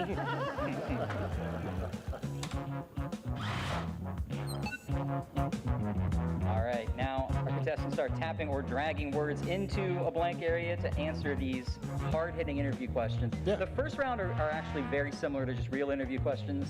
Like, what do you think you could bring this company? Well, Warren, what do you think you could bring this company?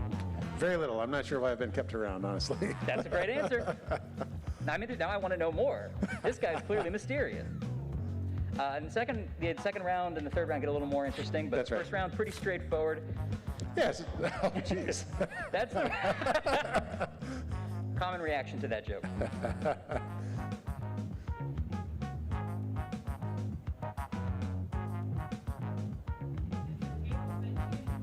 You might find out soon. Collaboration karaoke is the key. Good to know.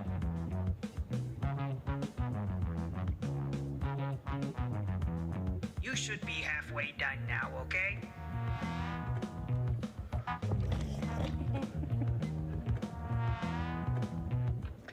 Like we said, you can always, if you want to actually play these games yourself, we're playing all the new Party Pack 8 games on level 2 on the main building, and right down by the Juice Cafe. That's with right. The stage setup, hanging out there pretty much all day, every day at PAX. And maybe you've seen us on our mobile cart Indeed, up and around. Yeah, so come on by. indeed. Oh, there's more. Yes.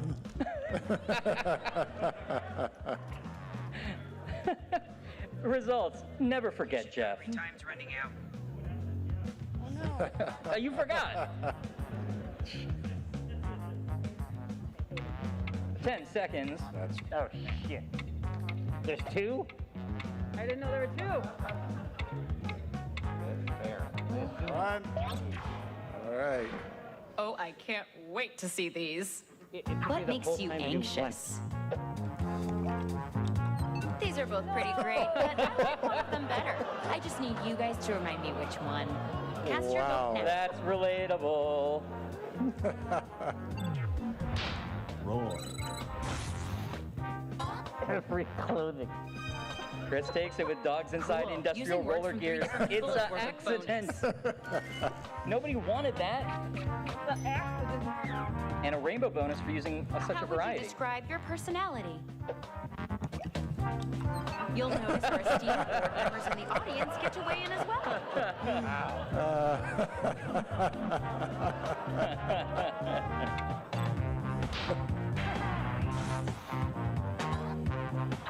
Oh, close one. Nice. Jerry takes that one. People who come up with the words are getting some How do points you as make well. a good first impression?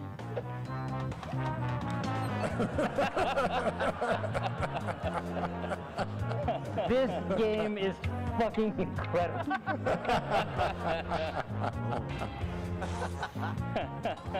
Jesus. I uploaded the drive. What's a time you disagreed with a decision that was made at work?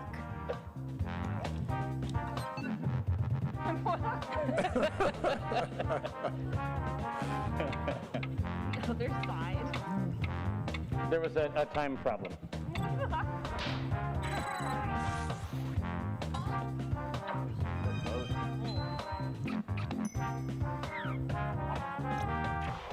house plant was so sad. That was a truly brilliant display. Let's see who's my current favorite.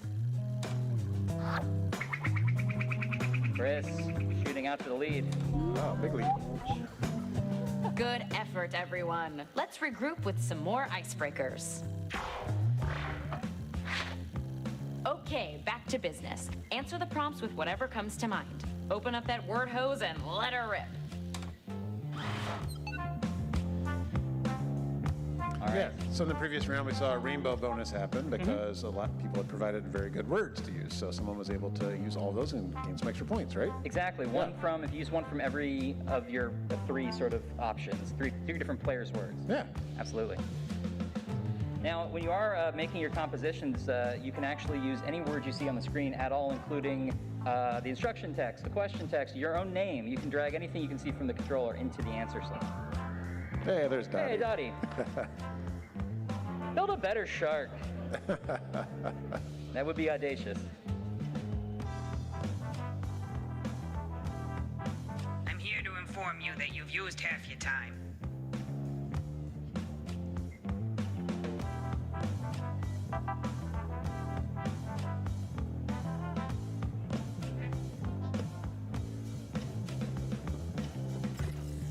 My favorite part's writing all the nonsense. Well, it's just tools, right? You put as much good stuff in there as you can. There's about 20 seconds left. Somebody to snatch it. We don't Live, breathe, recycle all this sword. paper. Just the words. Round 2 of questioning. This time, I want to know how you would handle some tough workplace scenarios. Remember, you can use any word you see on your device in your answer. Try grabbing a word from the question itself. Everything is words if you dream it. Oh my god. All right, this round's worth even more points. So put all your effort into it, I guess. Yeah, don't Why you half-ass it like you did the last time. Yeah, I know.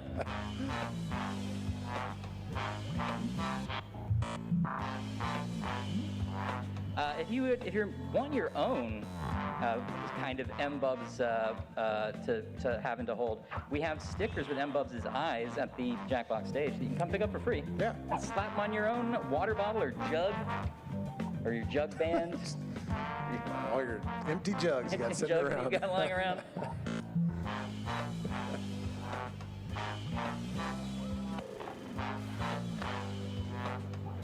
Yeah. Stay pantyhose, say these two handshaking men. You're about halfway through the timer.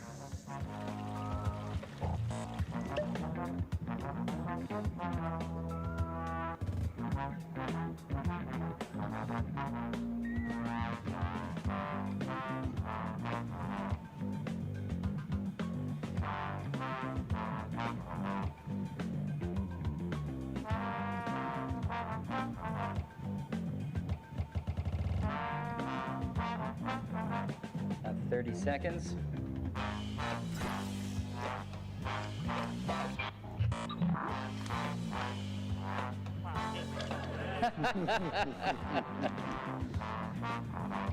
One of the great things about playing in the audience is when you pick the word you want to use, you know that that's the right one. And it's so exciting to see that everybody agreed that your word is correct.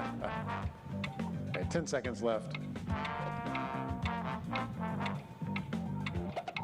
Don't feel confident this round. No. All This got poetic business and surreal. time. Everybody's talking about a TV show you've never seen. Quick, say something insightful about last night's episode.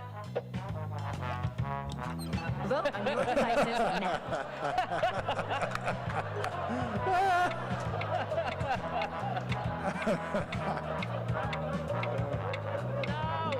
Now we're playing Job. There's a theme. There's a theme. This round, winning answers boost your score even more. So I'd say they warmed up a little bit. I see you rated the question for some extra words. You can use almost any text on your device in your answers. Your manager says you'd be a hero if you could pull an all-nighter on Friday. How do you respond?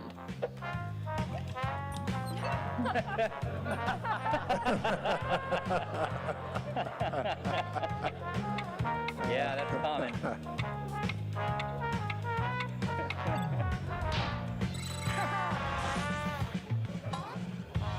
I could tell that wasn't your answer.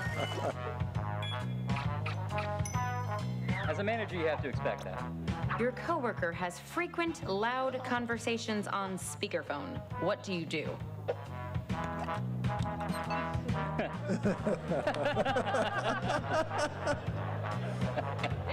Incredible! Incredible. I surprised myself.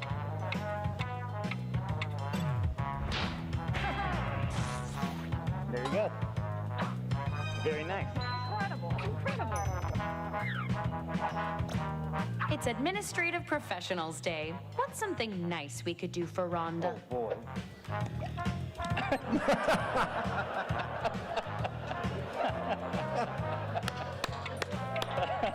Only one answer. Doesn't answer the question. Yeah. It does feel like both people got distracted answering the I question. know what I did. Oh, Wow. you gotta service them. Good job. And speaking of jobs, let's see who's most likely to get one. Oh, that's a close game. Anna, just Legally, I barely. have to tell you that none of this is binding until a contract is in place, blah, blah, blah. Let's do one more icebreaker. Okay, great. There's a third round. Don't overthink it. Just put down whatever enters your mind. Unless you're thinking about my ex. We're still very close. I just don't want to hear about them right now, okay? This is my space. Haven't really answered the question about the desk yet, but something tells me it's going to happen eventually. Let's see. Warren, if you had to be any office equipment for the rest of your life, what would you be? Oh, geez. I don't know, filing cabinet? Yeah. Yeah, Stay people lean on organized. you. Yeah, People lean. Oh, yeah, because you're like an emotional rock. exactly. Yeah. Yeah, I agree. Okay. How about you? It would be some kind of old modem, I think, because then people would leave me alone. Yeah. Somebody needs it. There we Oh, go. all right. Can I be honest? I feel like I'm nailing this. Okay, it's the final round, and it appears we're missing something. Your resumes. Probably my fault. I was reading them in a park and a big bird stole some pages. But you know what? I don't need resumes. Just finish the personal statement that's already started on your device.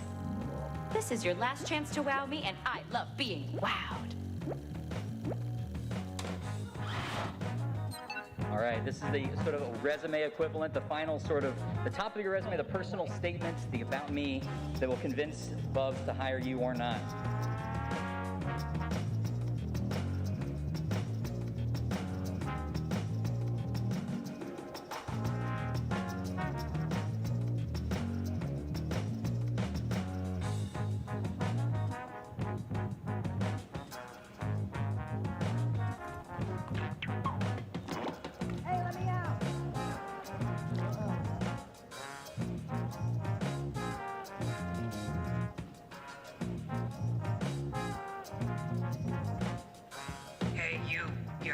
through the timer.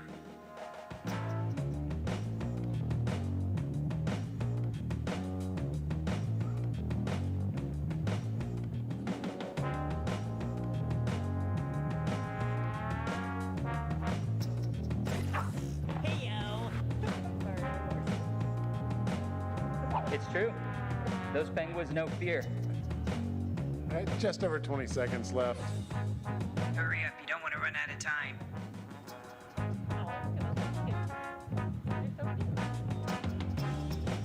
10 seconds. This is a hot one.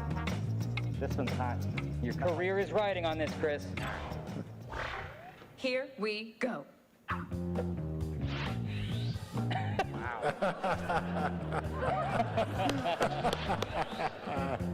Whoa! Vote for your favorite now. I know it sounds good, but I cannot get cool podcasts, so it's a trade-off. Thumb down.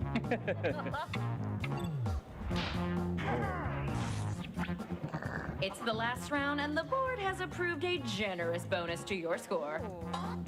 Well done. Big points for Anna.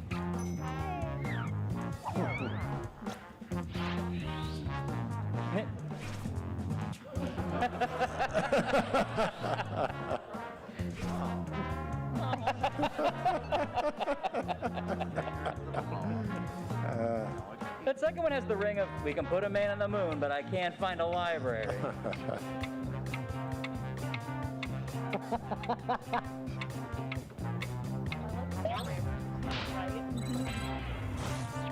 Oh, close. Close. That's close, yeah.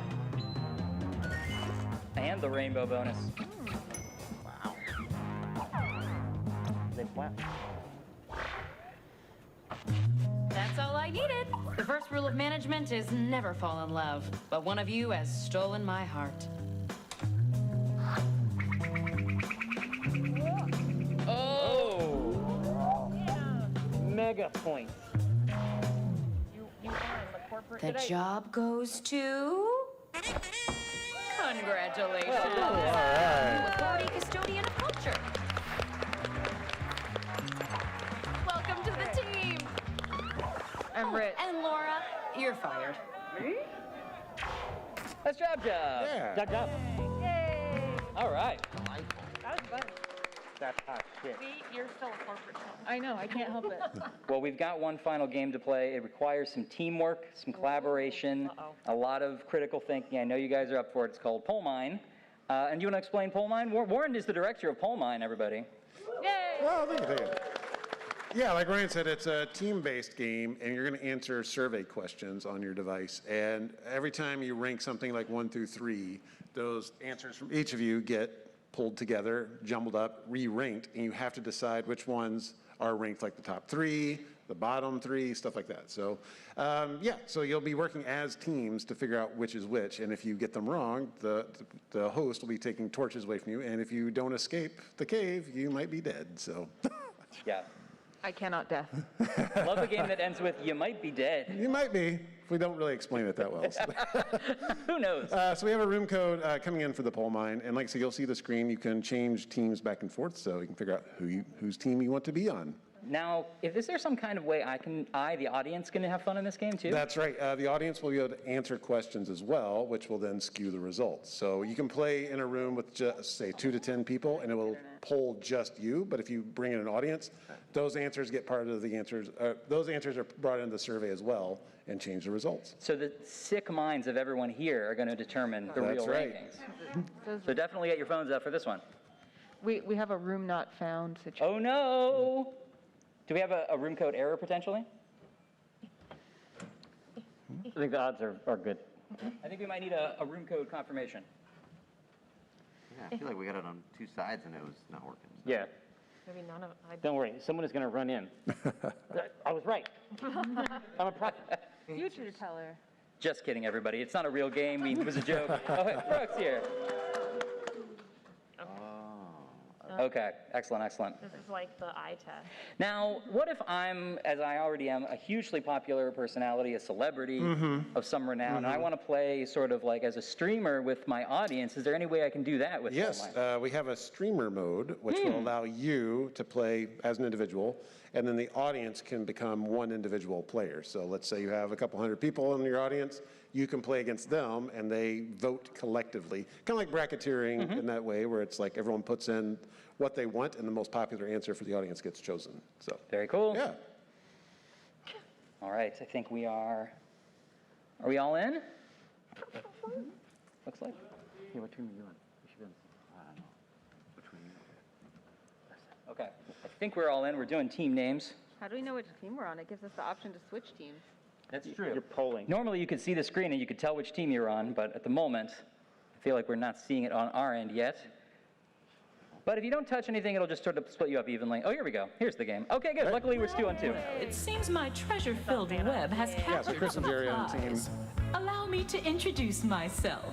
My name is Laverne Cavern, just a lonely cave witch who helps hapless heroes through the dark and deadly doom they've stumbled into. And do you have names, perhaps? Wonderful. All right. So here's how it'll go. Chris and Jerry on Team Horse Each of Girls. you would-be adventurers will be presented Ollie with and an Anna on team opinion-based survey on your device. Pick the options that best suit you. You'll pick the top 3 for each prompt you're given. Also, be sure to pick them in order of preference. 1 will grant the most points, then 2, then 3. Each ranking carries a point value, so when everyone is done, correct answers will reveal the safe path. Wrong answers will give you a good scare. So be careful, because I have a lot of monsters and no insurance. And it seems we have some looky-loos along for the ride. They can't play, but I will let them answer surveys and skew the results. So let's start with the Thanksgiving side dishes that rule the table. All right, so everybody, our panelists and the audience, all answering, ranking a list That's right. of the side dishes they think are the best. And then we're going to have to, the teams are going to have to determine what people said. Now, if you're in the audience, you can guess along as though you're playing the game. It's like you can, put what you put in and then see if that would have been right or wrong. So it's kind of like a simulated way of Excellent. playing. So, Now the real so go ahead and guess along on your device if you're in the audience. I can imagine I'm cool enough to own the Jackbox Party Pack. Now that I've combined all your answers, your challenge can begin. Behind this door, your task is simple. Find the top 3 answers while avoiding the rest. For every correct answer, I'll give you a nice bright torch. Pretty handy down here. And for each one you get wrong, I'll be taking a torch away. Since you've each brought a torch with you, you'll be starting with 1. But enough chit-chat. Let's begin. The first door awaits you. As a team, choose the doorway that probably holds the truth. Then, it's up to this player to make the selection. Each player will get a chance to open a door, but for now, it's all you. So start talking already. All right, mean- so What's the best? I feel like the best is, stuffing. Yeah, it's up there. It's not up there, it's the best. Sturdy Yeah. choice. Yeah, I feel like it's robust. It's that or mashed potatoes. What do you think? I'm gonna say that for me, mashed potatoes. Here, then do mashed potatoes. Do mashed potatoes. It might be that some mutants don't enjoy stuffing and Like, I want to eat it. this game's already tearing people apart. All right, that's fine. hit him with the MP. All right. Okay, locking in mashed potatoes. Is it one of the top 3? It is. Yeah, well done. Hey, One number answer. All right. Nice. All right, we got to think like meat eaters, Holly. Well, they already said stuffing, so now we know. Yeah. It's a freebie. I think let's try stuffing. You can listen to the other It's team. so fucking good. It is good. You're not wrong. I feel like you Are we talking stovetop? Look at my little... Yeah, absolutely. Okay. Ha-ha! Number 2. Yeah. All right. Okay, now there's one matters are worse. Now it gets hard. So one of these is the 3rd. Oh man, just straight up carbs with the rolls. Or cranberry sauce is quite common, but I feel like people don't actually like it. It's just a ritual. I think salad Love is not cranberry good. sauce. Salad is obviously incorrect. Yeah, no one wants that. I don't know what corn pudding is. Yeah, corn pudding is Yeah. very good, and certainly at my house, it's definitely a thing, but I think it's not a common thing. Yeah. I think that everyone is going to eat mashed potato stuffing and rolls maybe all at the same time. Just All right. Yeah, we could do rolls, I guess. Yeah, let's see. It's what I want. It's what I want right now. I'll eat a Bring me roll. out. Yeah. Top 3, easily got them. Dude, the dungeon milieu that you've chosen like really adds a lot of drama to these very basic questions. Look at that salad. Rolls like, fuck yes, yes, rolls. Time to settle some scores. Horse girls. More questions? Sure, I'd love to. And let's kick it up a notch and rank 4 choices instead of 3. Which of these is the worst month of the year to have a wedding? Oh. Oh. Very All subjective. right.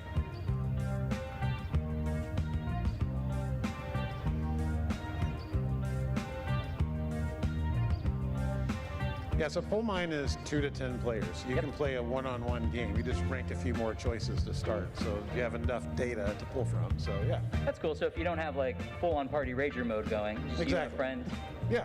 absolutely. That'll definitely tear you apart. There you go. All right. Let's move Okay. on. All right. All right. Bring This your is gonna stuff. be a We're shit not show. coming back. This is gonna be a bloodbath.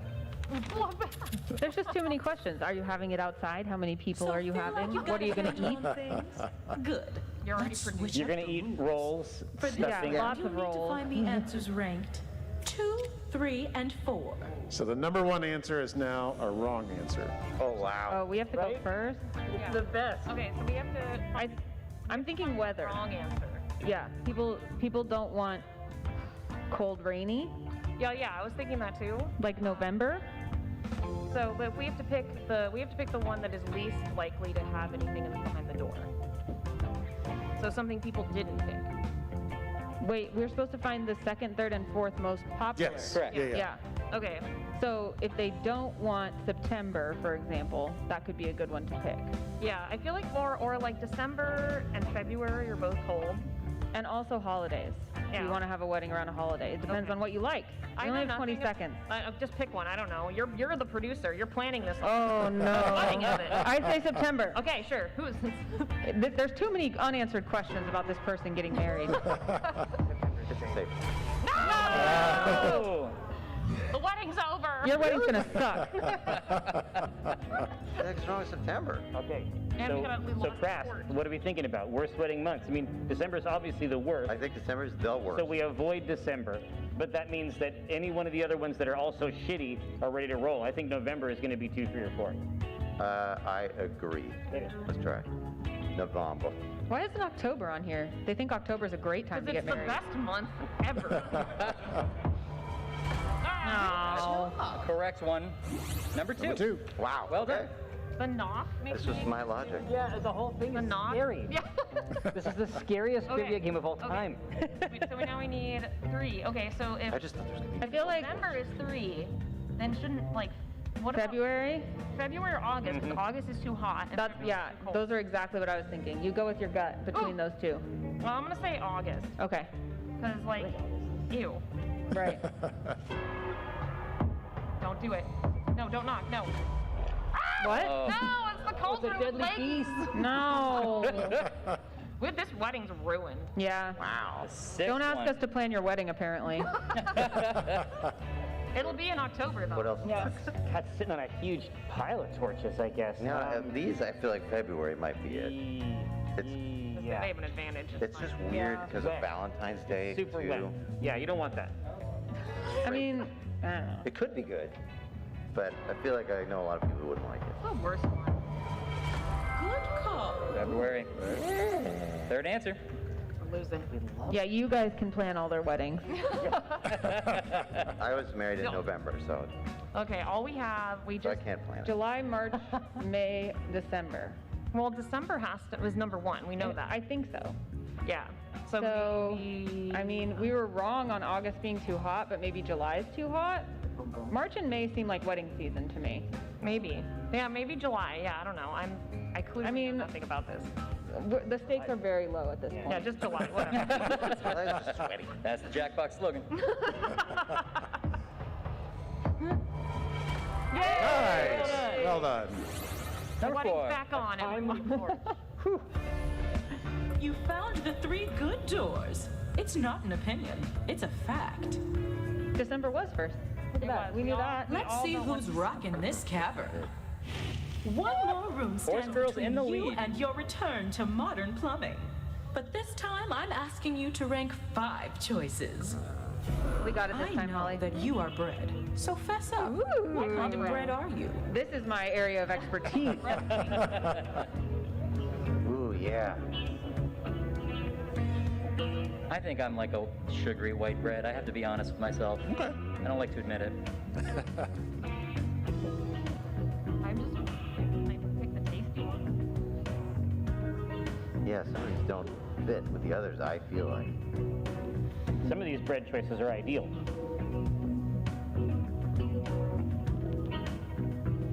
It's too difficult. I feel good about this. Yeah. Are we? I'm hungry now. Yeah, I want all of this I bread. want to eat bread. Rolls, like, come on. You guys want to go out for bread? Yeah. Next panel, can we have a bread basket? Yeah, you're right. Awesome. Let's go to Panera. Yeah. All right. Let's keep it moving. There's doors to explore. And now for one last twist. In this final round, all I ask is that you rank the answer choices from the bottom to the top. Oh, it's ice. So you'll Pressure need now. to first find number 8, then 7, then, well, you know how to count backwards. I have a few more surprises in store for you, but I'll spill the beans once we're inside. Ready? Welcome to your final trial. It's just like the previous 2 caverns, but with 3 major differences. First, you'll no longer gain torches for a correct answer, but you can bet you'll still lose torches when you're wrong. Second, when you're on your last torch and you answer incorrectly, the game is not immediately over. The other team will need to provide a correct answer to eliminate you. And third, a team wins when either their opponent runs out of torches or if they complete the round with the most torches remaining. Got it? All right. We are bread experts. Yeah. We are suboptimal adventurers, but bread experts. What's a favored bread? No, the worst. We want the You gotta start with the 8th one. Well, You're looking for 8. grumpy rye is 8. okay, you believe so? Yeah. For some people. Because a lot of people are like multigrain's boring, but I'd eat it. Is the thing. Exactly. Rye You're is. right. No, practical multigrain is absolutely number 8. You're exactly right. Yeah. Okay. Yes. I love these adjectives. I like it. All right. Thank you. Even rye. This is really funny because I put that second. I was like, yeah, I'm a practical multigrain. Oh. Some kind of axe snake or worm or something. Which one is it? Oh, we You don't know. We won't tell you. I see. So we just have to find number 8. Right? That's right. Yes. Yeah. Okay, Yeah. Holly, I feel like your grumpy rye instinct was pretty good. Yeah, it's grumpy. Right? I mean, Your doctor makes you eat multigrain. yeah, I feel good about that. Okay. I'm gonna push it. Yeah, do it. Come on, come on. No torchy. Nicely done. Yay! 2. Well done. We know our bread. All right. I know. I'm all 7? spooked by that. What if it's wrong now? All right. Let's see. We're doubling down That grain. on those grains. Keep knocking on that door. Monster. That's a Feeding fucking. time. Nah. That's not a good thing. Keep knocking on it. Sometimes you need fiber. Yeah. All right, Holly, how do you feel about passionate pita? I feel like next to mischievous non, like I would eat a non over a pita any day. Yeah. Yeah, but I feel like everyone picks words like passionate because it's just like funny. Yeah. I feel like people will actually eat a cinnamon raisin but never want to be a cinnamon raisin. What do you think? No, I go with the pita. All right, let's try pita. We might be wrong, but it's whatever. Pita's not fluffy. No, it's not. It's dry. Hell yeah. Nicely done. We the know comeback our trail. bread. Answer. We're flower mancers. We are. Shit. We got that bread this year. Now I don't know what's going Now we're on. all dumb if we don't pick. Try multigrain again. Do it. Try it again. Now I'm all do it. Wampus. Now it's got to be that practical multigrain. Jesus. Do it or you're scared. You know what? It's never steered us wrong before, so. I mean, it's scared us wrong every time. There it We is. believed in ourselves. We believed in the grains. You know what I mean? I want to thank the grains. Okay. All right. How do we feel about cinnamon raisin right now? I like cinnamon raisin. I do too, and actually, although I think being a high-class ciabatta is very cool, I think a lot of people aren't familiar with ciabatta. No, but ciabatta's fluffy. I have to go with naan because it's not as fluffy. What? Naan is so I would chewy. marry naan. Yeah, I mean, that's really good. Ooh, ciabatta or naan? Well, Audience, ciabatta or naan? Ciabatta? oh, okay, fine. Well, I like. It's fluffy. just throw yourself It's on you. the mercy of the court. No! No! That guy sucks. This is your fault! Shit. Okay, hear Don't me out. forget, the other team got it wrong. we told so them get the this other right, alternate and the game too. is It's about over. the fluffiness. Oh. You're on a raisin team? I'm on raisin. The rest of these breads are so good. Yeah, but like, is banana bread a bread or a cake? It's very good. It's in the list. I mean, you know what I mean? Like, I don't think. Let's go, I'll go raisin. Let's see where we go. What we find. I'll be so mad if it's correct. That was my 'Cause instinct. it's good also. No! Okay, It's two. not the cinnamon raisin. It's creep. That thing's weird. Holly, you were right all along. It was the Since naan. that answer You think is it's still eluding naan? you, I mean, it's definitely not sweet banana. Oh, it was. You were right all along. I was right. You were right all It along. was the fluffiness. Okay, so now, number 4. Do we think high-class ciabatta over cinnamon raisin? I don't know. I think that's cinnamon raisin because they thought it was. So, which means it's their. But they usually get it wrong twice before they get it right once. No, I think it's. I mean, cinnamon raisin. I put pretty high up, but I just like cinnamon. So you know. Yeah, I mean, I would rather have a cinnamon raisin than a ciabatta. Choose. Ciabatta? Cinnamon raisin. Okay, cinnamon raisin. Group of strangers has never Come on, been big wrong money. before. Big grain. No! My hunger fooled me. That guy runs the whole show. Yeah. He's showed up twice now. All right, if Sherry and Chris get the fourth answer, that's the end of the game. All right, let's try ciabatta. No, we gave them the right answer. We gave him the right answer. All right, ciabatta. No, it's definitely sweet banana. It could be. I like ciabatta. Banana's so good.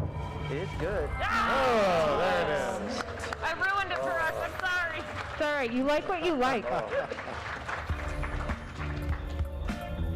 One was sexy brioche. Sexy of course. brioche. One. That's a shocking result. It's just Brioche is delicious.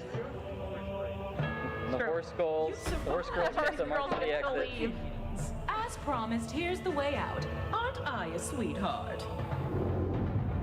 Aww. And for the non-winners, I hope you like damp rocks and no exits. But is there bread? And that's the pull mine. That's Bull Mine, everybody.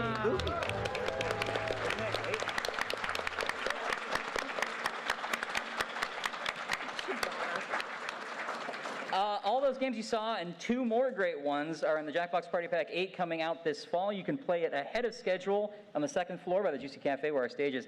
Big round of applause for our contestants, everybody, our panelists. Thank you guys so much. And Party Pack 8 is up for pre-order on Steam very soon. That's right. Yeah. Right, thanks, everyone. Thanks, guys. Bye. Thank you.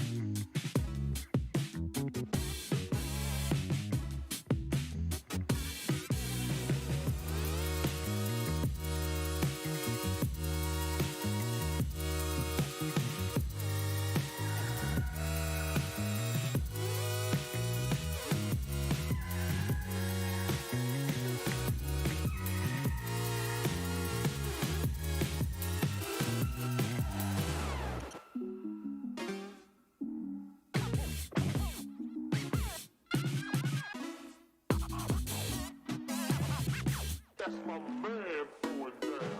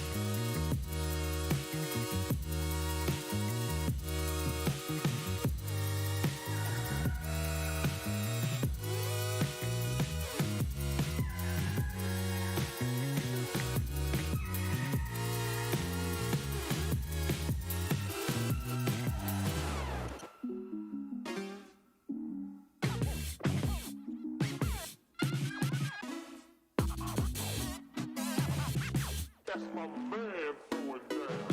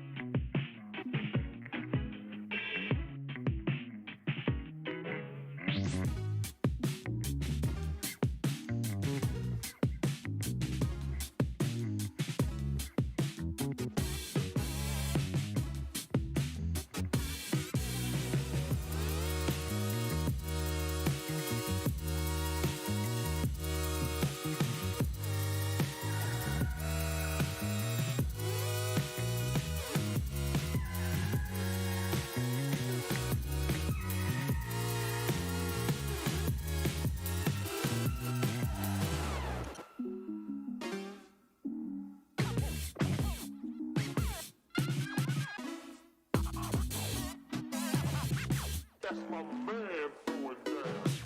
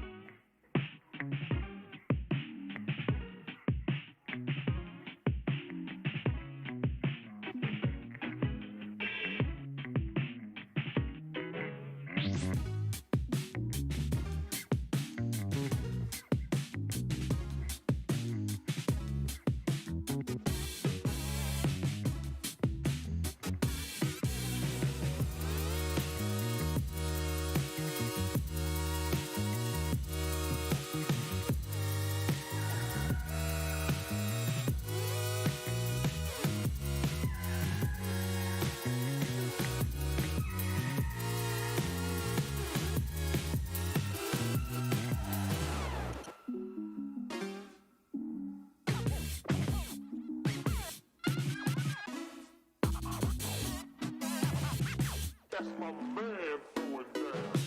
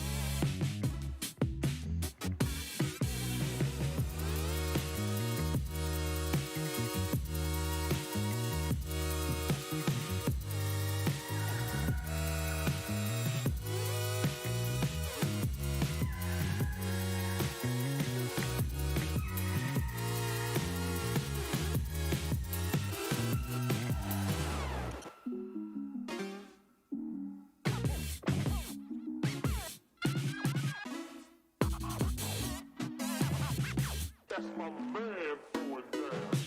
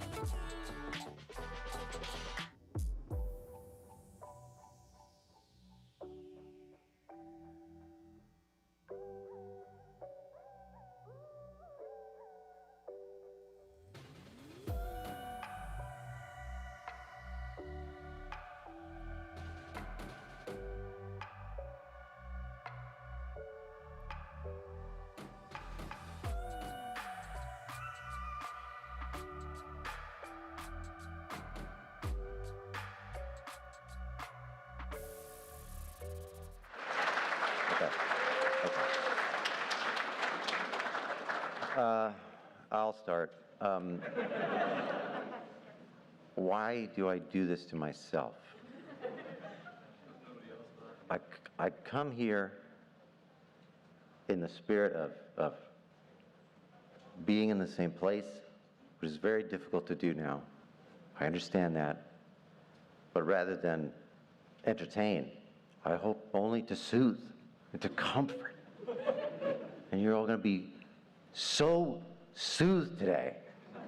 You're not even going to believe it. You're going to feel old knots in your back just start to uncoil. It's going to be, instead of like a nodule, it's going to be like a oatmeal, just cascading down. It's gonna be good. You're gonna enjoy it. You can select your favorite liquid and apply that to the metaphor. It doesn't have to be oatmeal, because that's not great. It's not great. I thought that this would be a fairly easy lift in terms of a panel, just to use the power of my own soporific voice to lull the audience in. Exactly. You hit the nail right on the head. It's going to be a KSMR experience. But what I need is, I got to find a place to start. What I was hoping to do was to get some DRM-free ambient tracks to play. There's no internet in this room, so I could not get them in time. I do have an app that I sometimes use to go to sleep to, and it has some thrillingly boring sounds to rest to. Although this one's called Amazon Jungle. I feel like it's a little busy. Like birds? Come on. This one's okay. This one's okay. It's called Beach Waves. But let's see, yeah, no, this is the terror one. This one no one should ever listen to. Who does this comfort? Where is it? Oh, it's buried in the track because they don't want you to find it. Here she is. Who is it for? Who is comforted? Just in the dead of night? Babies, sure, but then I never understood. There it is. That would be very stressful for a vampire, I think, because they would wonder, where's the person? They would never be able to locate the food. It's great for de-stressing a baby, but vampires are going to be on edge. What's something that I can affirm for any of you in terms of like what's troubling you? Let me create a bespoke. Why is that funny? We all have troubles. God. We all have problems. Just toss one out. Art is hard.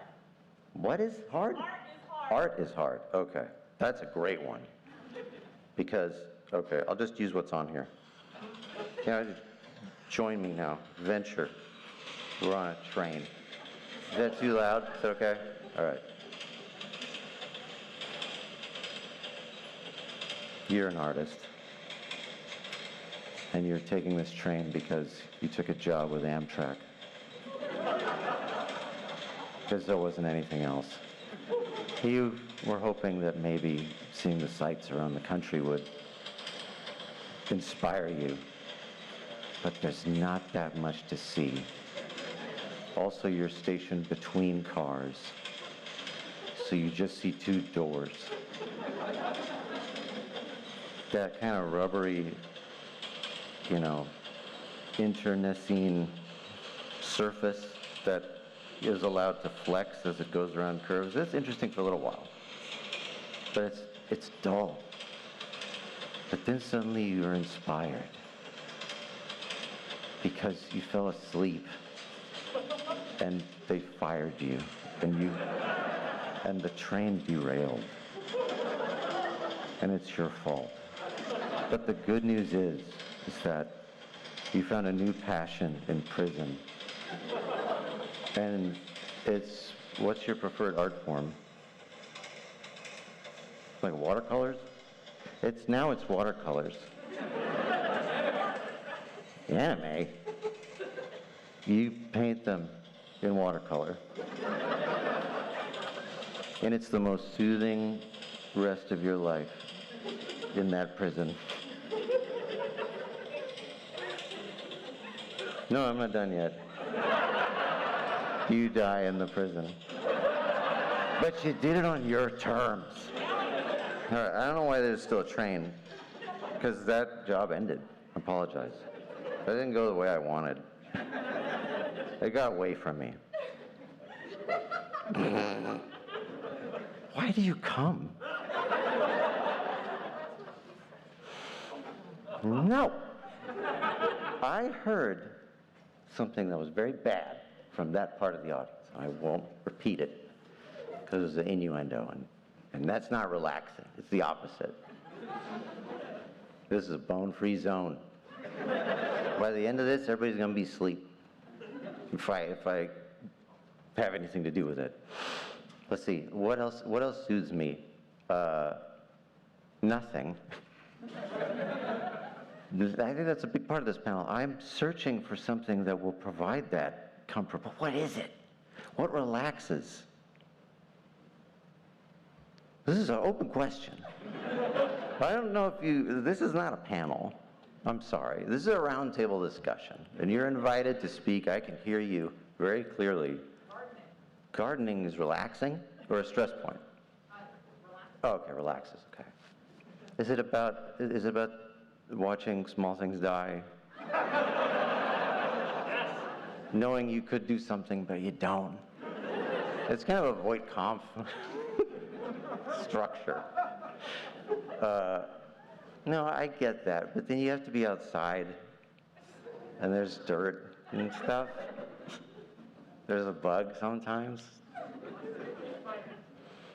There's a lot of spiders where I live, and it went from, I wasn't afraid of spiders, but I was not fond of them. But now if they're on me, I don't care. Because what are you gonna do? They set up shop in the doorway like it's a good place. And I know they build webs like 11 times a day, but that's always a bad place. And they don't learn. See, and people have to name their spiders now because they're so, they stay put. What do they know that we don't? What are they waiting for? Yes. Doing just like something difficult that exhausts you alive, and then immediately after using that as an excuse to just do nothing. I see. Now, do you want to be exhausted? So if you're doing something that exhausts you, and then after that you can't do anything else because you're wiped out, do you want to still be awake? Or would you then fall into sleep? Because it's that kind of thing like if you go to get a massage, and it's a good one, and you fall asleep in the beginning, you wake up, it's over, you missed it. It's like an active relaxation that you have spent $100 and some on, that's gone. So I usually go hiking for this, and I'll go hiking in the morning, and then I'm not Hikes, yeah. asleep, but I also don't have the energy to do anything else, so I crawl into a bath, and I do nothing for an hour, and then I get out, and I do nothing for several more hours. You are describing a paradise of a life. I don't have time to hike, and if I did, I don't have time to take a bath. I'm working as I hike. I stop at the trailhead, and I answer emails, and I go home. But it is nice to be outside, briefly. What's the most relaxing thing I've done this weekend? I tried to sleep in my room, but I did wake up at 6 because I always wake up at 6. This is a struggle. This is a struggle of a parent. We also have a small dog. And this is now somehow more than doubled the number of, the amount of care that has to be provided.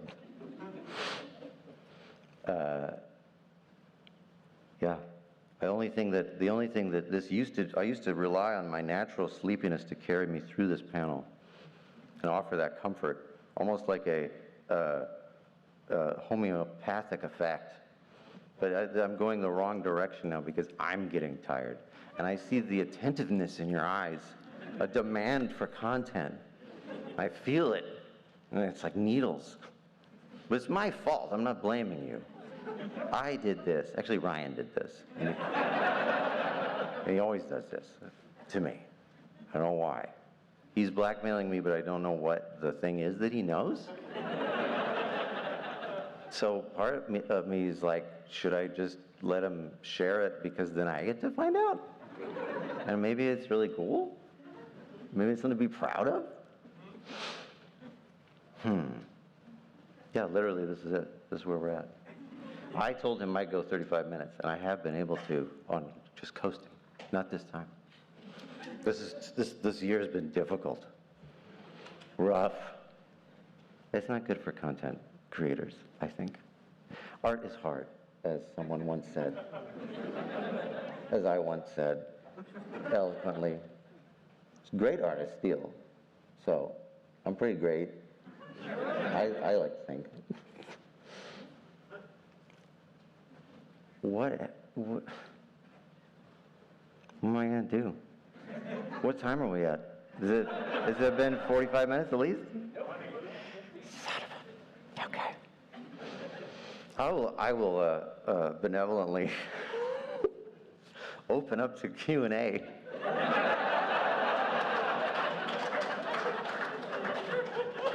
And set aside the mountains of material that I had prepared.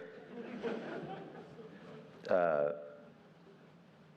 y'all see the Atkins game last night?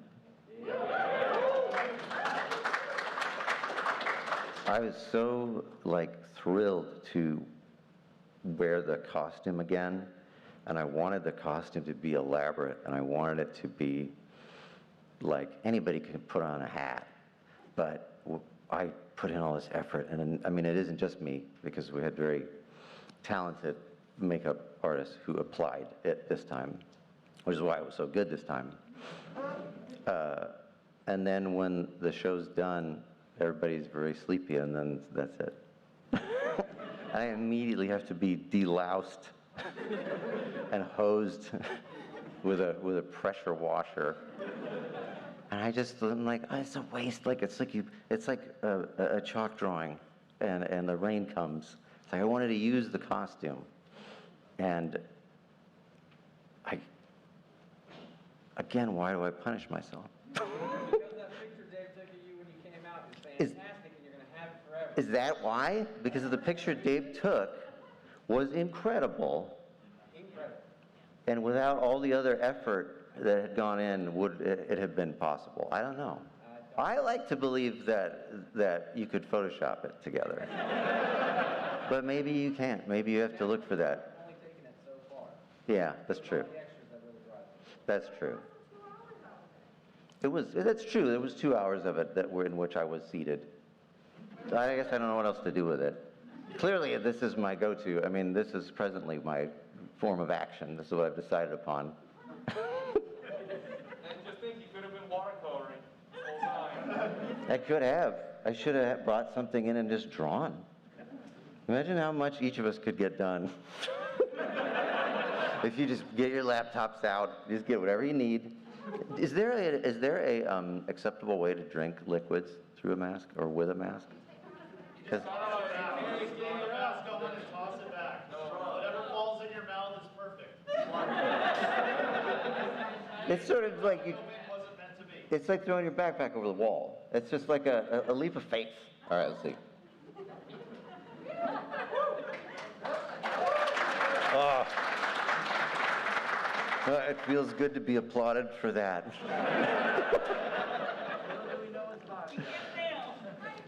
I wish it was vodka. My complaint was that, or not my complaint, but it's a complaint of riches, is that had I expressed that I wanted a coffee earlier or before the panel in a public venue, then I would have received like 10.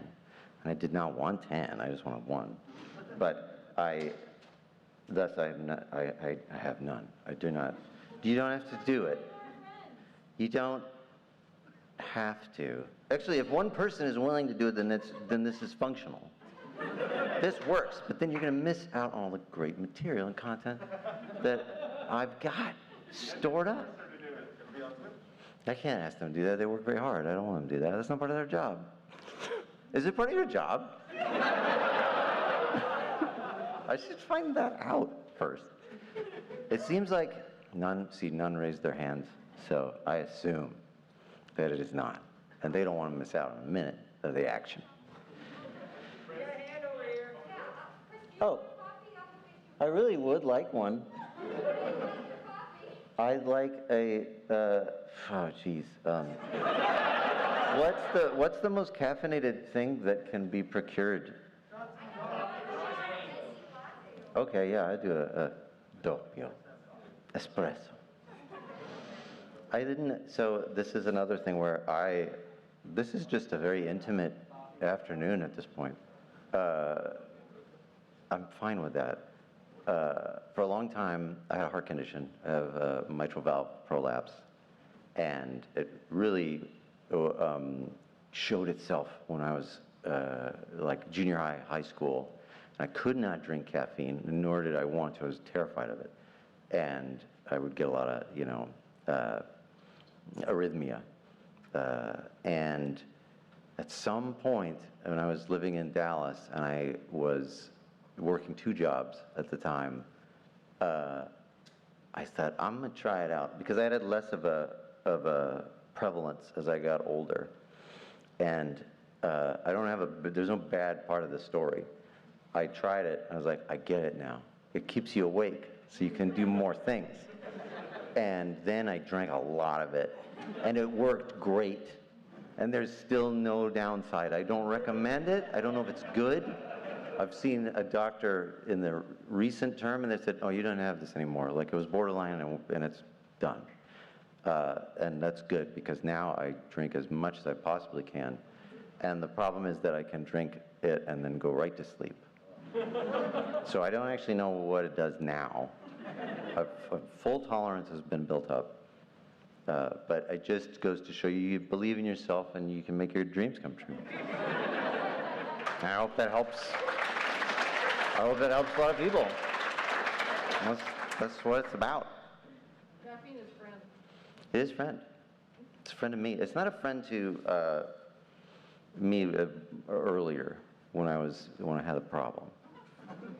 But I didn't know that at the time. It was a friend waiting to be made. And that's right. It was patient. It waited for me. It believed in me. Yes. Caffeine solved the problem. It wasn't the jobs, it was the inability to stay awake enough to do them. It what? Coffee killed Voltaire. It does what? Philosopher Voltaire, he basically drank coffee until he basically died from it. He died. Voltaire died of it. 32 cups of coffee a day that guy was on. That's not good for him. I heard he died. It was very sad. My favorite historical death.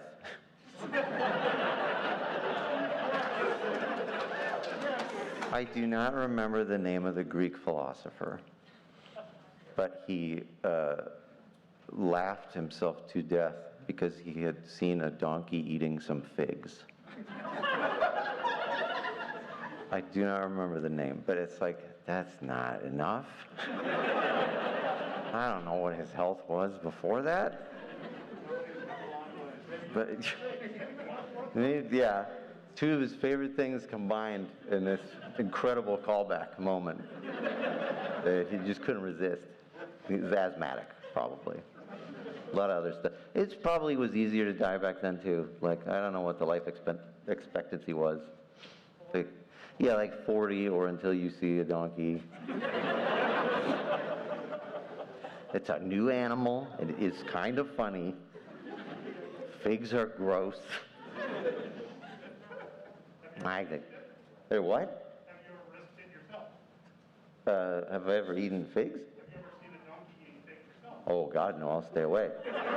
I'll never see that. That's like The Ring. You can't have that up on YouTube. That's not okay. That's like a murder weapon. It's like a flash warning. This video, oh, thank you. Thank you. Oh, no, thank you. So, well, either way, oh, thank you so much. I will reimburse you after this. I'm delighted. Thank you. That's real enforcement. Also, I feel guilty. I feel very bad. I will. I will. I'm gonna drink it in front of him. I'm gonna make a big deal about how delicious it is. Gosh, I'm dry mouthed. This is not gonna help, by the way.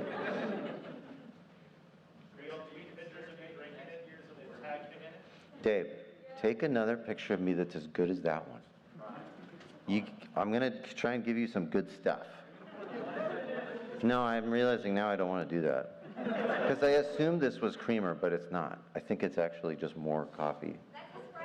Oh, so this one I just drink first, and then this is the chaser of a hot, delicious steaming. So I can't shoot this because it's hot still. I'm gonna wait on it. I'm gonna let it air out. No, I could do that. That's awful. No. That's not how I work.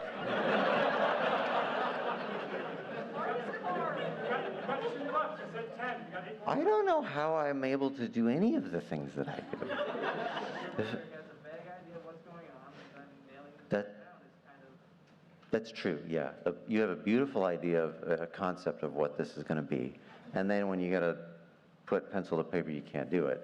I have a magical sensation of I'll do work and then I'll file an invoice with confidence and then I'll get paid, and that's great. Then I'm very nervous to send the invoice because it's like, well, now I'm the bad guy. God, I can't wait for Ryan to show up and yell at me for that, specifically. This is more elaborate because it's not like this where I gotta go all the way back because it's at the bottom. So please bear with me. If I put it in this cup, then it's now, put it in this cup. All right, that's the mind of an artist.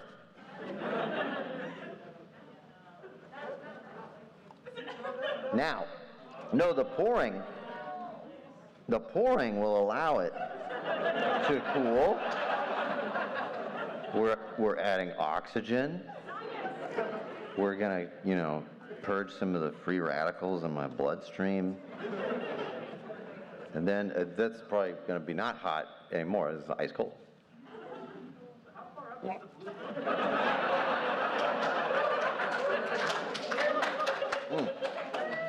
No, it's fine. Because once the tongue dies, then you don't feel the pain anymore. And we're fine. We're safe. How far up does the blue makeup go? How far up? How far down did the blue makeup go? They did it to about to here, the neck, and then that's it. Oh, and then on the hands they went to about here, because I can now cover. I'm like, oh, I could give Cathris gloves so they don't have to ever reveal their hands anymore. And I say, oh, I've not integrated that. It would be a good idea. But again, I like the sense of, there's a pride in it, Dave, isn't there? Yeah. Going the long way, the extra mile. I want everybody to see that my hands were painted. And they said, didn't skimp. Not a bit. A lot of detail. And then that, yes. Cold cream was excellent. It stunk. It smelled very bad. I assumed it would be like a refreshing lotion, but it's actually like a solvent. That has a beautiful name. How long did the makeup take? To put on? To put on, the makeup took, I guess it was probably maybe close to 2 hours. Which was faster because of the airbrush they used this time. Previously, it was just hand or like sponged on, and that's That's effort. I mean, the airbrush is doing that work also, so now your hand is getting tired in addition to it taking longer. The airbrush is just for champions. I'm gonna buy one and just try to find uses for it around the home. I'm gonna be Cthulhu every day at that rate. And then, what was my favorite book on the prison cart? Which one was I trying to come up with? There's not a lot of time to take notes and develop material in a game that's like on stage. I think Cthulhu was looking for, it was gonna be surely these are arcane, secreted away tomes that do not belong in any library of repute. But it turns out they're not great books. They're kind of boring, and the prison doesn't have that many secrets that are just available to the prisoners. If they were staff, it might have been different, but not the case. That was described to me. We were trying to figure out why, or how it was that Cthulhu was there, just because it was 2 years after C-Team ends, but which we don't know what that is. And that's the only thing I could think of. It's they just want to be left alone. Oh, and then the idea that did not come out was, I said to Kate, I have a good idea for why Cthulhu is in there, because of the confluence, the timeline control that the conferred to them, that they were starting to have an issue with these different. You shush me, microphone. That's a cool sound. The different overlaps of the various Cthulhus from parallel universes were starting to fade in and out, and a panopticon is a great place to collapse the waveform by just being looked at all the time, and that had the highest value for Cthulhus, is to just be observed. Well, one hopes that the panopticon, they're looking. That's the big goof, the gag of the panopticon, isn't it? It's just I'm worried somebody is looking, but maybe they're not looking. Okay, wait a minute. If I was DMing that game, oh, by the way, I told that to Kate, and she said, "You say it. I don't understand." But if I were DMing the game, that's a perfect way to know if there is anybody looking, because you would see Cthulhu's waveform stabilize, and it would just render 1 instead of a blurry number. Now you know somebody's paying attention. Then when they go back to being blurry, you can make a break for it, because nobody's... Look, I'm trying to create a fun adventure, and it's you cold, hard sci-fi dorks that ruin it. I hope, oh, go ahead. Do you have any wacky ideas for a D&D campaign that you would run? Maybe not that you will, but what's your wacky idea? What's a wacky idea? Now I feel like I just gotta make one. I do not have any that I would like to run one, but I don't have like a burning need to I've got a good one that I'm gonna spring on people. I feel like that's more like a one shot, which I'd also like to do. I had a lot of fun doing the Call of Cthulhu in Australia. It was super good. I like that system very much. And I did, what's interesting to me is that I did a lot of background work for that in order to continue it. And I think that there's a lot of cool stuff that I actually don't know what was conveyed in the game. It seems like it went well, but I don't know if it made any sense to anybody either, because there was a reason for all of the pieces. I hope that I get to tell them. Maybe do it now? No, because if they want to do it, then I would potentially be paid to do it instead of just give it away. Or even better, then if they don't want to do it anymore, which is fine, then I'll just use it for something, because I still think it's a good idea. We won't tell anybody.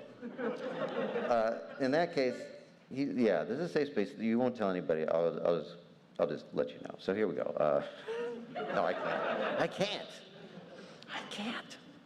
A long time ago, a cartoonist who I like very much, Dave Kellett, said, you be careful when you're working on something and sharing, how much of it you share with people, not because of theft or anything like that, but keeping it a secret will compel you to finish it so that you can share it.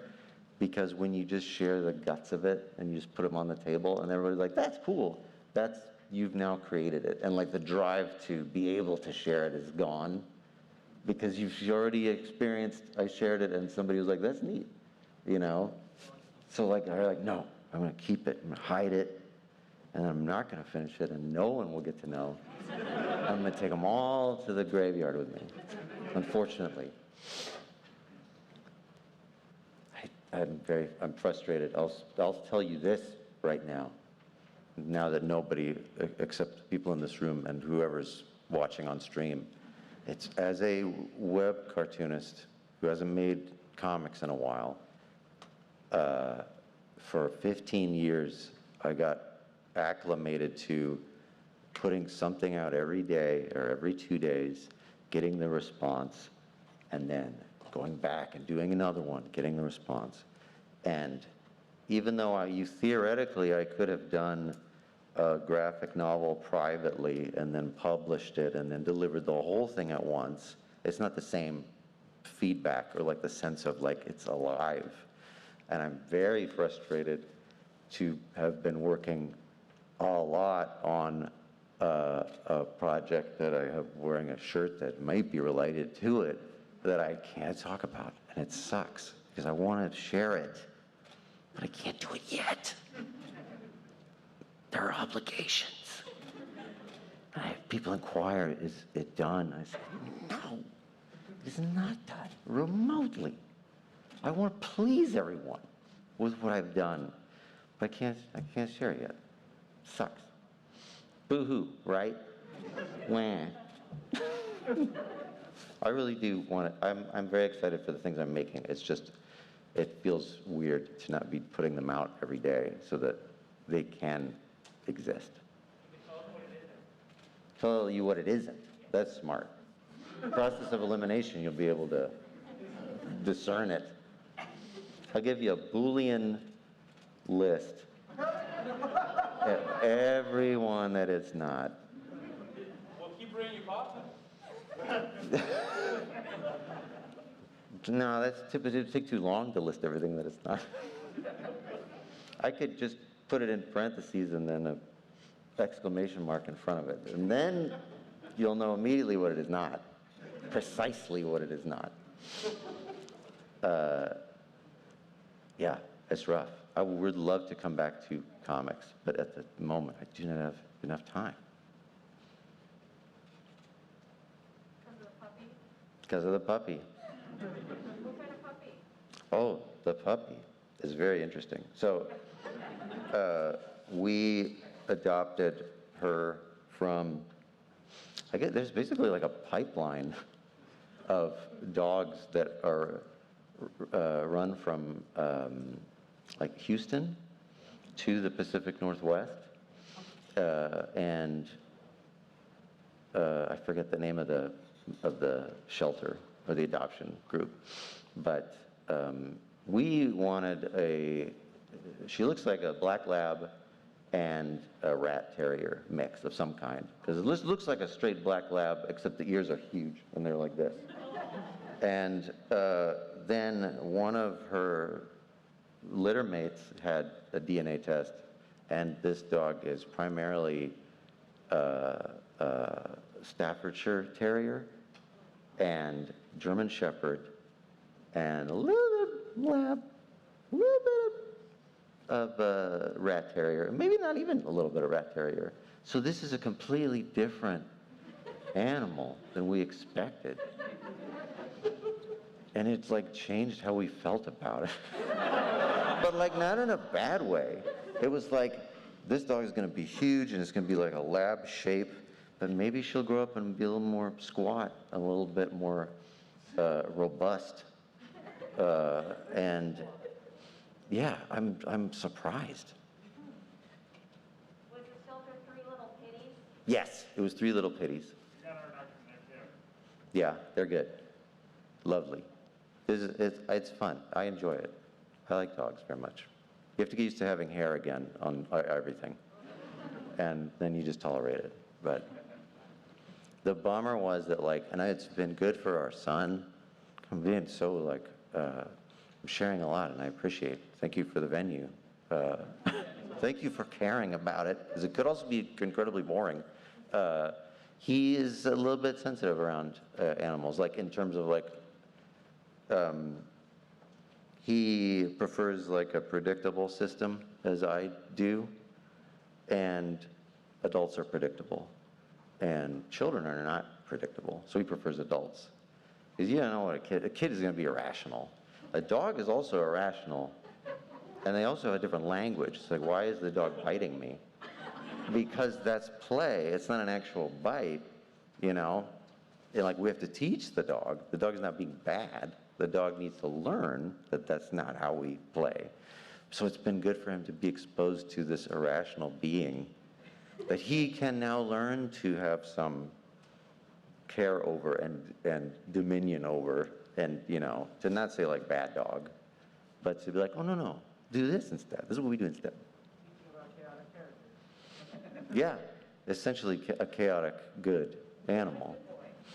Yeah. We were trying to explain to him, because she would do something. She's so well behaved already. I'm saying, son, you have no idea what a bad dog could be like. This is an incredibly calm puppy that we have.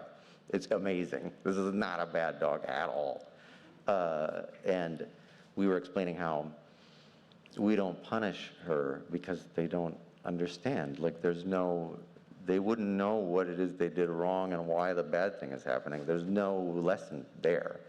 And he's trying to figure out, like, well, why do we not punish her if she does something like that? We show her the thing to do instead rather than punish. And I said, do you notice, though, son, also we don't punish you either. You know, that's not how we do it. We teach you the thing we want you to do and then redirect you to it. So, like, you're benefiting a lot from this arrangement. So, yes, don't punish the dog. It doesn't work. But I wish it would. No, I don't.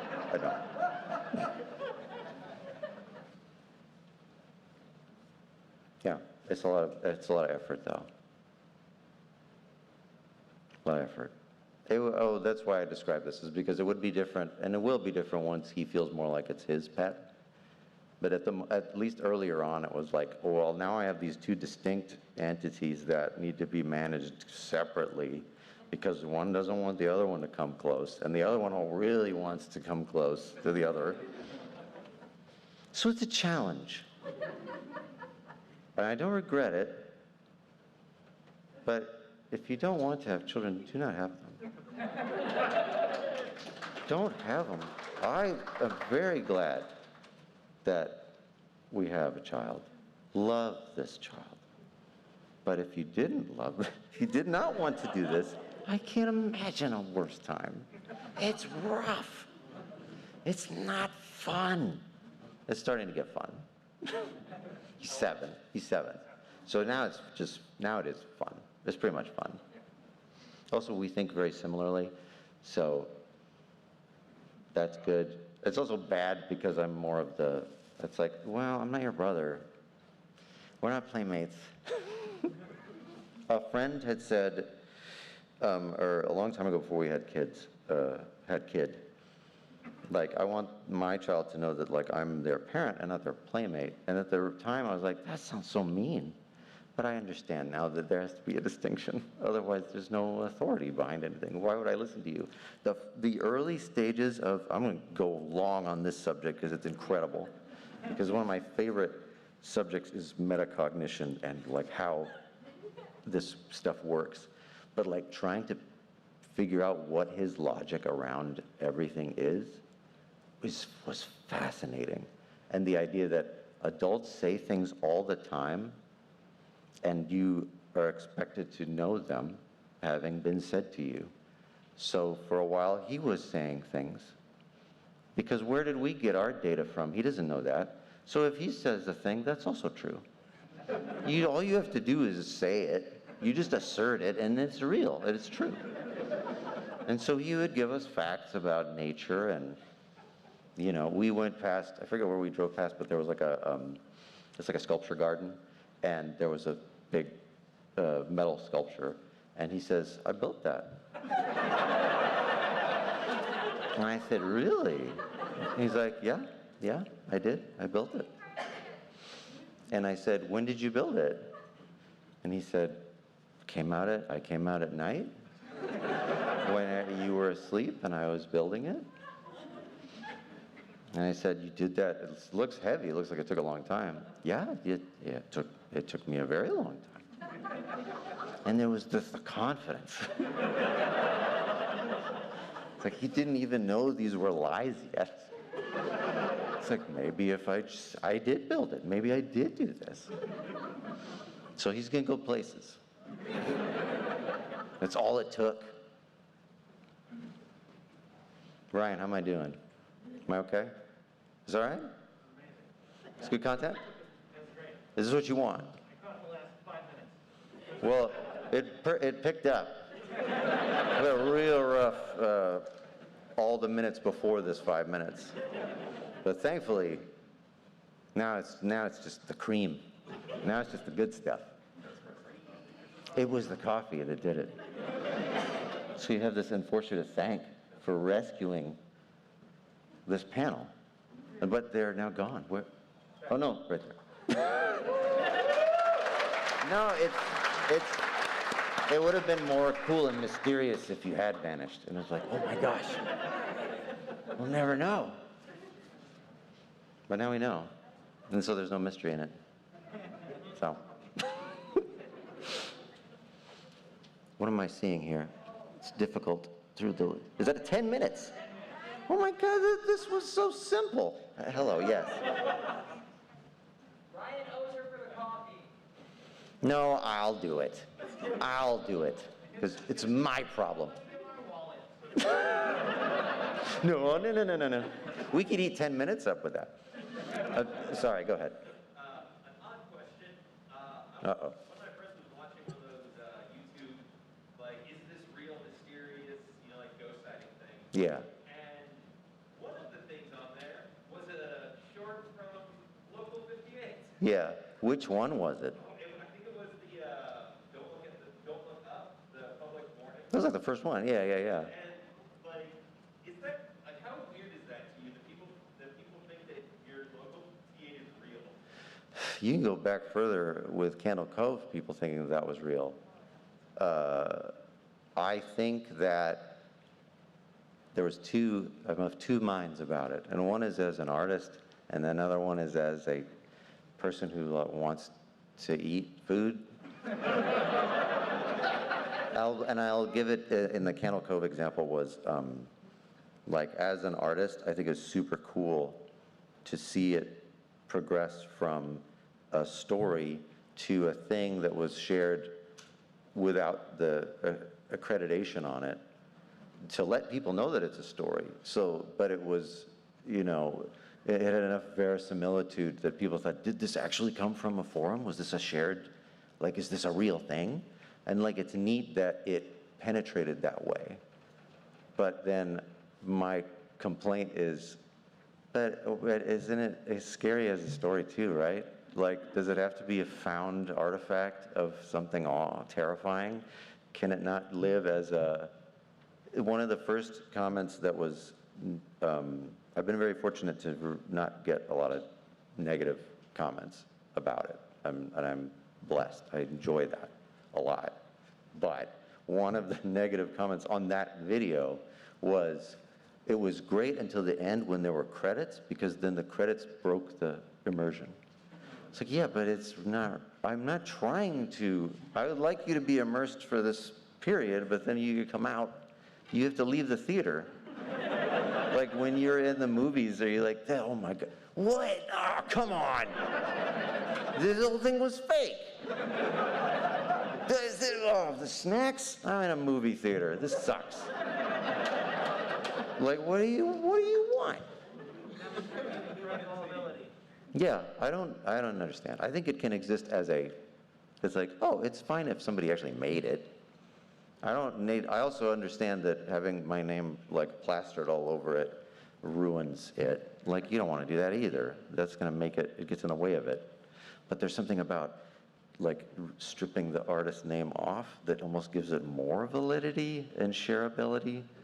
And I don't really know why that's fine. So I'm okay with it. Because now if there's enough of that used in their content, then I can get a copyright strike on it. So it was not possible before, but now with this, it works. In this very limited space, I benefit. What's your favorite Local 58 episode? Oh, that I did? I guess that's, yeah, of course. My favorite one is, the second one is Contingency, is I don't know how to top it. It's too, I did it too well. I think Fastest Available Route is the scariest, but Contingency. I had a lot of fun with that one, but Contingency is like the one that it's like, ugh, vomit, I don't like, it's uncomfortable. Oh, and that one of my favorite things there is the comment of, so if you have not seen that one, it is in the format of a broadcast interruption, which is mistakenly aired in the early 80s, I guess, that says, now the United States has been taken over by an enemy force, and so we have no choice but everybody go commit suicide because that's all we have left to do, and it's a good idea. I think it's a good idea. So everybody go do the right thing for your country, and it's very patriotic to do it. And it's upsetting to consider that that would be a good idea. But in the comments, people would say, I wouldn't listen to that. I'd go fight the enemy. I was like, well, sure, yes, of course you would. That's not what's scary. You don't have to do it. What's scary is that there was an arm of the government that was like, this really is the best option. And we're going to put effort into messaging and making sure people know it's the best option. That's what's upsetting. Of course you're not going to do it. You don't have to do it. Yes. Yes. That's you. When are you and Ryan going to start the Blimpies franchise? Which franchise? Blimpies?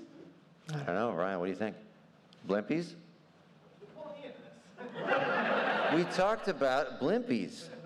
We were going to open a franchise and cash in on that Blimpies money. Having a conversation with like multiple hundred people. I mean, I don't know. It was a podcast. You forgot? I'm aware of the reference. I've been socking money away. Oh, okay. Yeah. No, I mean, you can. There's 5 minutes left, so just burn it out. Come on, we like Ryan. We like Ryan.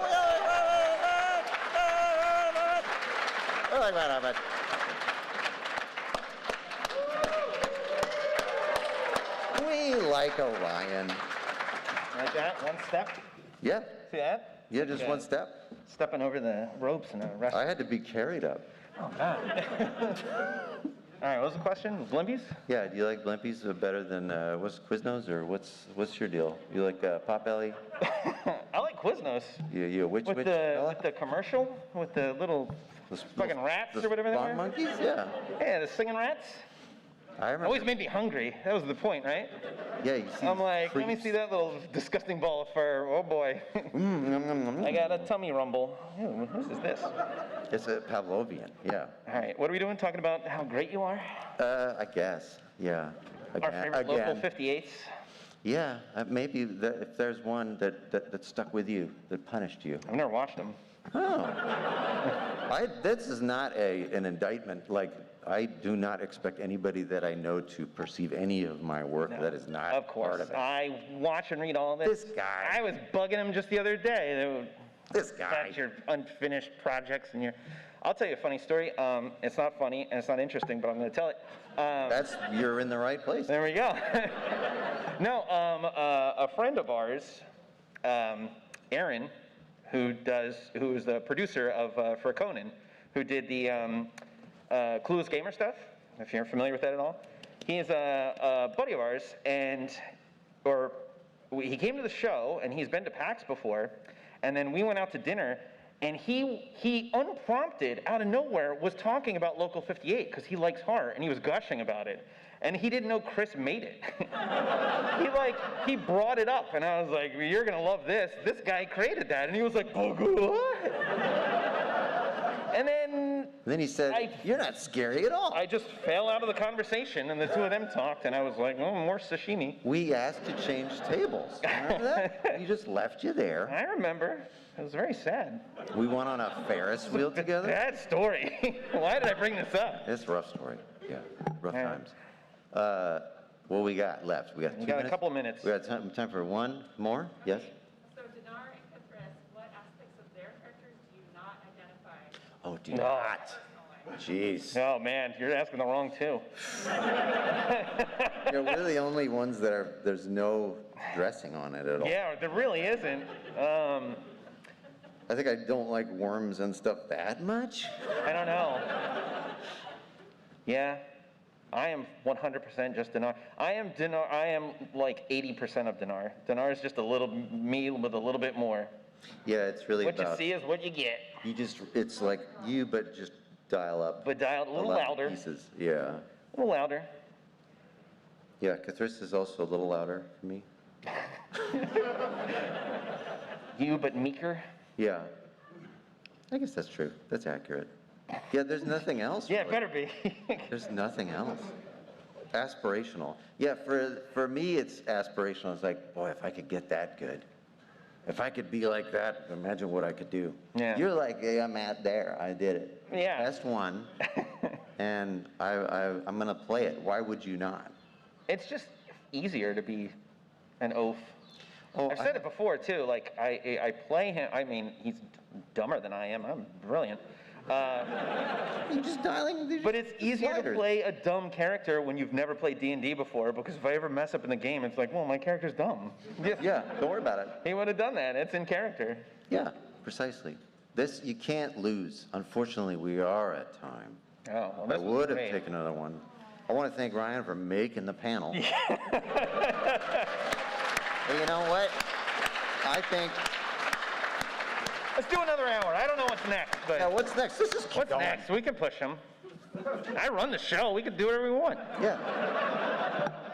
Yeah, who's next? Do we know? I don't know. I should know, actually. They can play it over there in the corner. Yeah, that's fine. Yeah. They can do whatever they want. All right. I guess we actually have. We should leave. All right. Bye. Well, thank you all. Enjoy PAX. Thanks so much.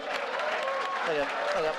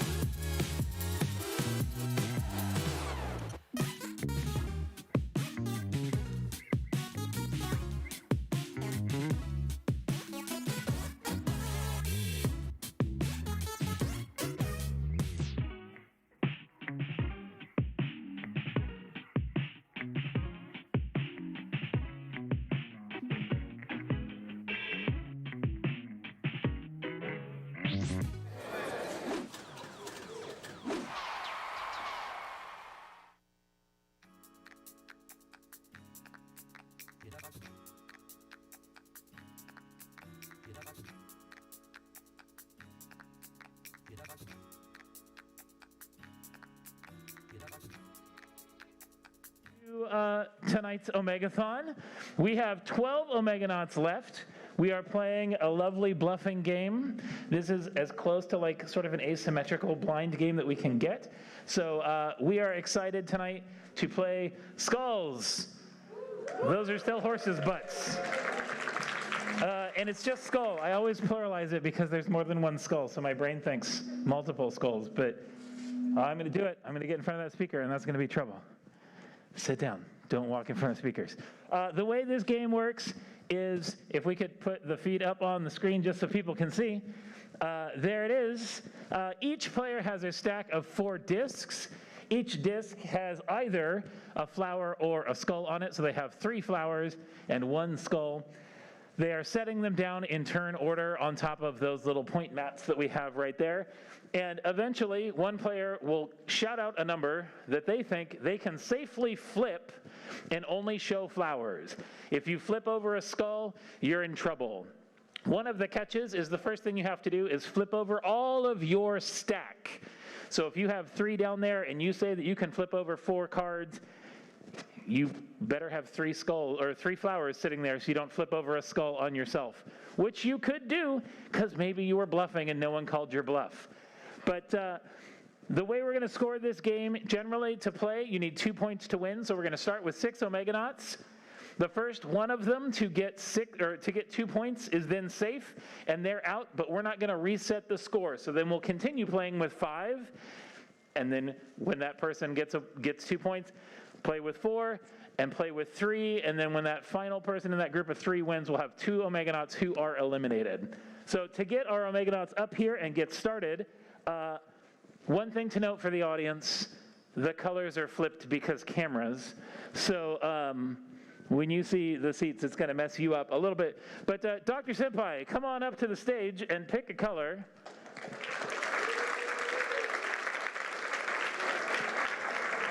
He's gone as in disguise as possible to hide the bluff. Senpai, where are you going? He's going to the other side now.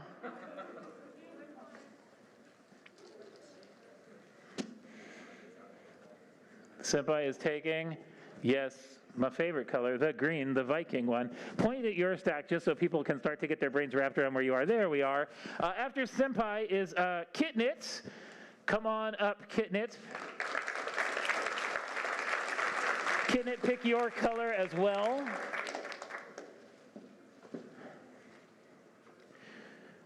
Okay, Kitnit taking the pink Muisa. Come on up to the stage.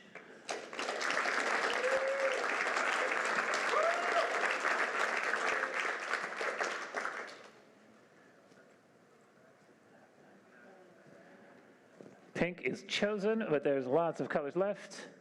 Okay, taking the red, Commander Zim, come on down.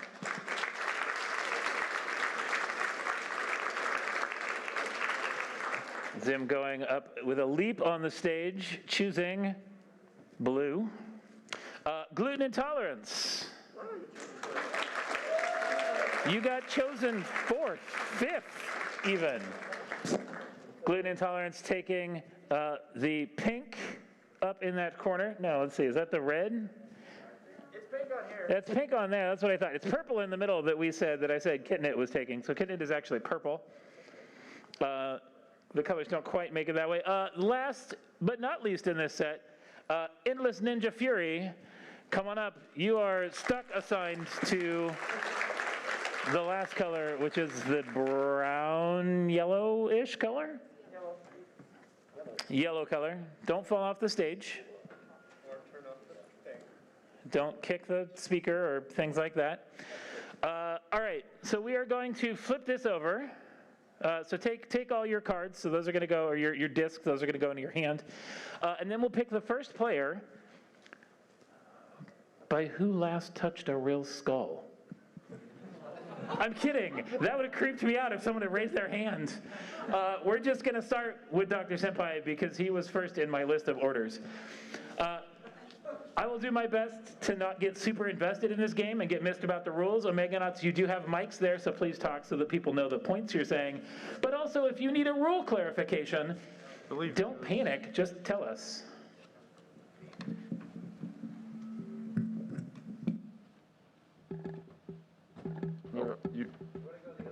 Oh. Is it my turn now? So I think it goes this way, correct? Yes. We're going. I'm so dumb. So you're. Yeah. Gluten intolerance, it's not you. There we go. Now it's you. Oh, okay.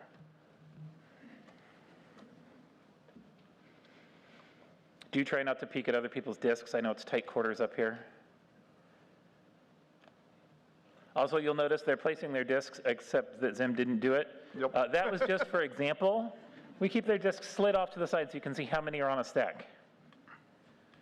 I'm going to be bold and say 3. Ooh. Oh, wait. Nope, Well, don't go yet. Oh, okay. Does anyone want to outbid that 3? So bidding has started, so we're now going in order. Kit, you get the first option if you think that you can flip more than 3. No. No, okay. I do 4. Ninja can do 4. I'm out. Nope. Gluten's out. Wait. Okay, that's an out there. I'm out. There you do it. Out. All right, so Ninja, it's, well, no, let's see. Miyosa, it comes back to you. Could you do 5? not this time. No, all right, so Ninja has to start by flipping his stack. Oh no, which is a skull. What a blow. So now here's the first thing that happens. Endless Ninja Fury is going to remove one of his discs from play. You get to pick, it's, you know, it's there. You get to kind of decide. Don't tell them what you're getting rid of.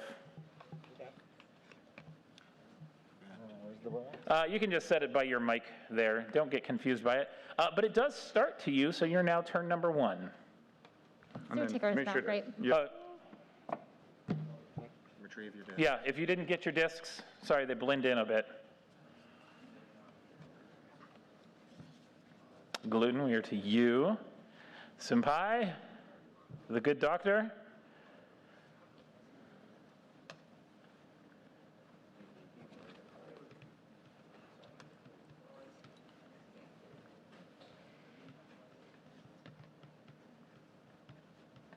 I can go 4. Oh, okay. 4 right now. Yeah, no, I'm not going to raise that. Okay. Gluten is out. Senpai is out. Zim is out. I'll be out too. Muse is out. Nah, fam. Not Kid is out as well. All right, let's see how we do. That is bold. Okay, there's 1.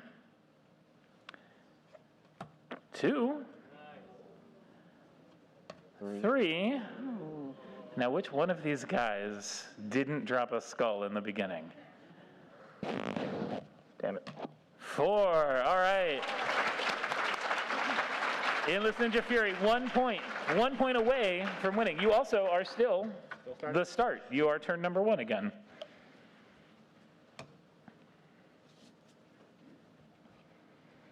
I think this is the right one. I haven't really looked at my cards yet, so.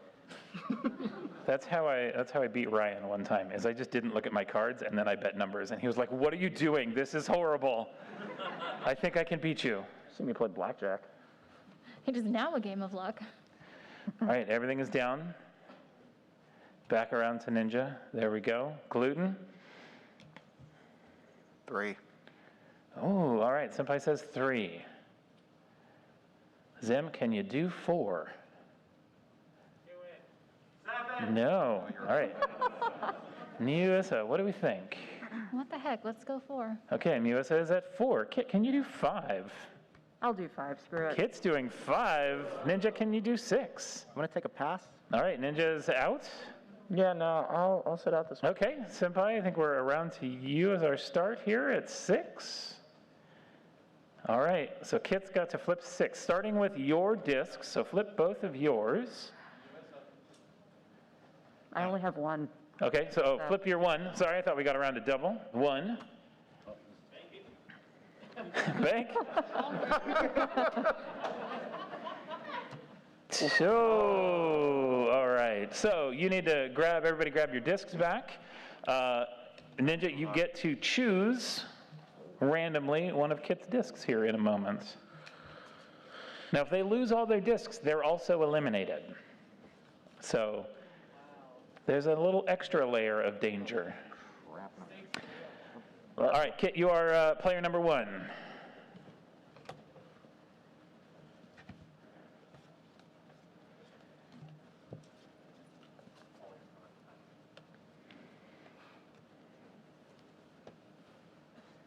Six discs on the board. Did I put down the right one? It goes back to me, right? Yes, it comes back around to you. You can either go on top or you could call any number between 1 and 6. 4. 4.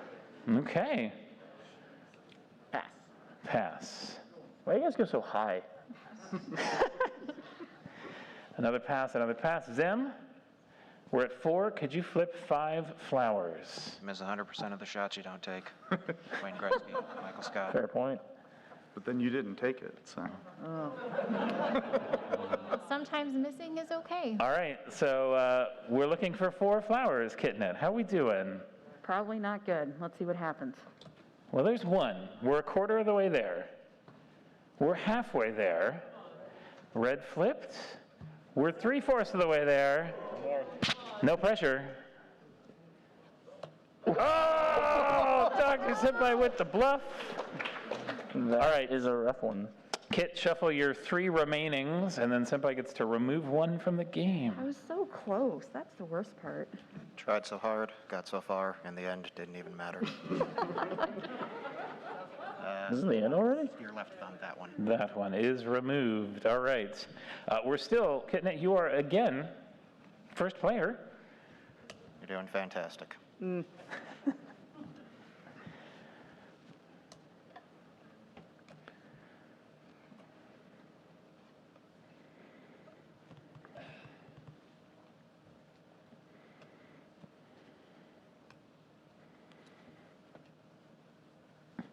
We're going to start low. You guys need to start doing stuff. 1. 1. Kit starting the bidding at 1. 2. Okay. I'll stick with 3. All right. Senpai, could you do 4? You miss 100% of the shots you don't take. Remember, that's your own advice. So you don't take this shot. You're not going to take a shot. I can tell you're not going to. No nuts, 4. Dang it. At 4 or no?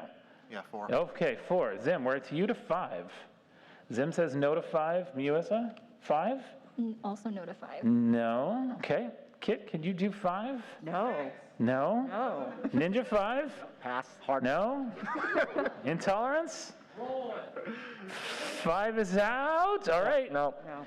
Senpai, let's see how it goes. 1. Red. 2. Blue. 3.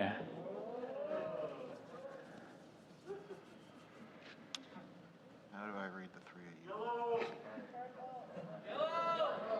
Wow, anti-purple I see. Jeez. Mind you, I still haven't looked at my cards.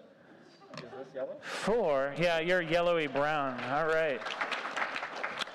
Very nice. Senpai 1. Endless Ninja Fury 1. Kit 2 discs. Senpai, you are our lead disc man. The sunglasses hide the fact that I am internally screaming louder than I ever have in my entire life.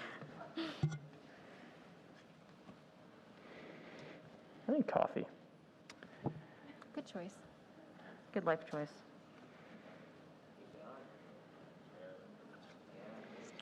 Ooh, now we're moving. Yeah, make sure yours is out so they can see. I put it back wrong. Now we get to an interesting spot on Kit, because if it makes it all the way back around, Kit has to start bidding, because there are no more discs to put down. Ooh. So the entire table could force bidding. Or not. Wait, do I got to bid or put one down or what? You could do either. What, do I have to do something? You have to do something. They won't let us stay here all night.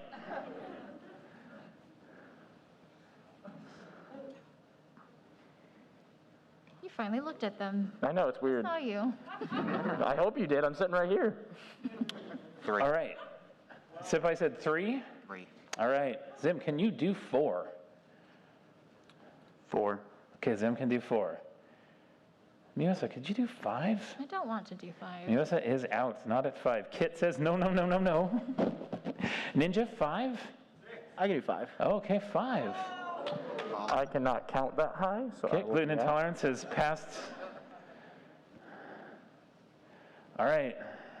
We're at you, Ninja, with 5. Okay. You got this, player.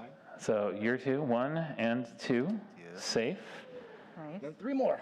Let's go. Now here's an interesting piece, because I don't remember if we got to it. Ninja can only flip the top disc of someone, but could, flip the top of red and then go to the top of blue and go back to red.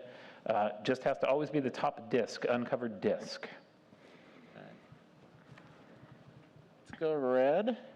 Okay, 1 red flower. That's 3. Bold. 2 more flowers and you're safe. Go red again. Oh! All right, well done. That puts Endless Ninja Fury halfway to winning and also halfway out of discs. The risk you took was calculated, but boy, are you... Nope, Melissa gets to pick what disc is gone. That one, and then it just goes over on that discard pile. I say you two just bite the bullet. All right, you do get to start again, Endless Ninja Fury. You are our beginning disc man. Trademark Sony.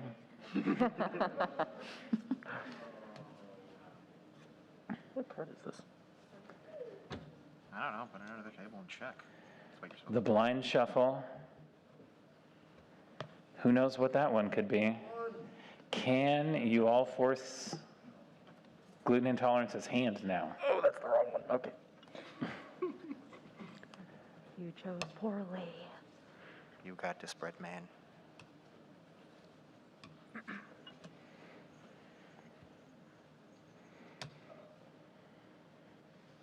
I can flip 1.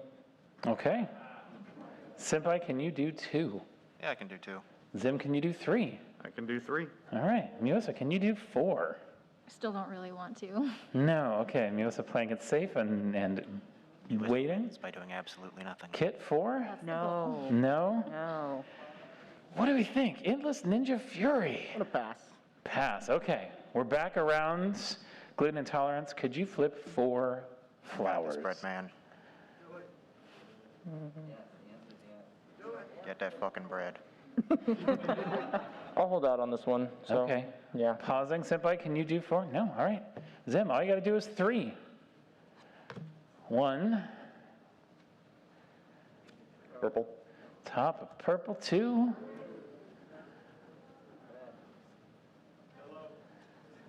Yellow. Top of yellow. 3. All right. Zim 1 point. So Commander Zim, Dr. Senpai, Endless Fury, Ninja, all 1 point. Need 1 more point to win. Kitnit and Endless Ninja Fury both with 2 discs. Can Zim move his discard pile to the screen? Move your disc. In a little? Oh, which card? Yeah, just The screen. So just put it like right there on the edge or something. I don't know. Oh, well, Zim's got all 4 discs left. Yep. That's why I was confused. Yeah. My bad. Brown's got 2. Yeah. I think we meant yellow. Yellow. Yellow, brown, whatever it is. Really? They're like, we're playing here. Hey, perfect, thank you. 3. All right, Ninja 3. Higher than gluten intolerance can count, so he's out. 4. Okay, Senpai with 4. Zim, could you flip 5? No. Muessa, could you flip 5? I'm not going to try. No. Kitnit, could you flip 5? I'm gonna do it. All right, Kitnit at 5. Ninja, I forgot how many discs are on here, but if there's 6, could you do 6? 2, I'm gonna pass. 4, 6. All right, that's a pass. I think that's passes. No, we're back around Zim. I believe we're at your bid, right? Because we had an out, we had a pass. Zim, could you do 6? Yeah. I passed on the first round. Oh, passed. All right. I think then, Kit, you're at 5. 1 and 2. 3. Yours. 4. Oh, no. Things get real interesting here now. Kidnit not eliminated, but only one disc left. What a bad time, man. Oh wait, that was mine. Yeah, you gotta pick. Yeah, you gotta remove one of those discs. Left one. All right, Kidnit only one disc and also starting. Here we go. It's your time for a comeback.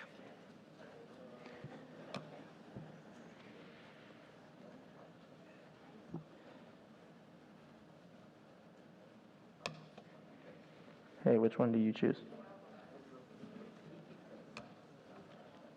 Okay. All right, so now, Kidnit, you've got to bid, but you could bid one. I could also do 2. 2, okay. 3. 3 for Endless Ninja Fury. Gluten intolerance, I'll help you count them. No, I'll do 4. 4? 4, all right. 4 for gluten intolerance. Zim's out, or Senpai's out, Zim's out. Nuessa? Also out. Also out. Kit, back around to you for 5. Kit says no. Ninja 5? Sure, yeah, let's go 5. Ninja says 5. Could you do 6 then, gluten intolerance? No. No. All right. Don't feel safe. Ninja, we've got to flip 5. There's 1. There's 2. Wait, there's only There's 6 cards on the 3. board in there. So you have to flip all of them. No, No, he's at 5. 6. Yeah, he said 5. I promised I'd help you count. Let's go blue. Blue. Lesson after. That's 4. Get a skull. You pick a flower, you're safe. Get a skull. You pick a skull. It's real interesting. Yeah. Let's go red. Red. You're safe. All right. You get to leave the stage and then go enjoy the exact same chair, but down there in the audience now. Endless Ninja Fury, safe.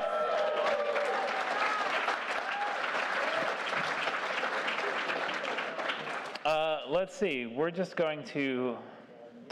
I guess we'll just swing around to start. So, Gluten, you are there first. Senpai. Palmed it to me. Here's mine. I'll keep it secret from him if you want to tell me what it is.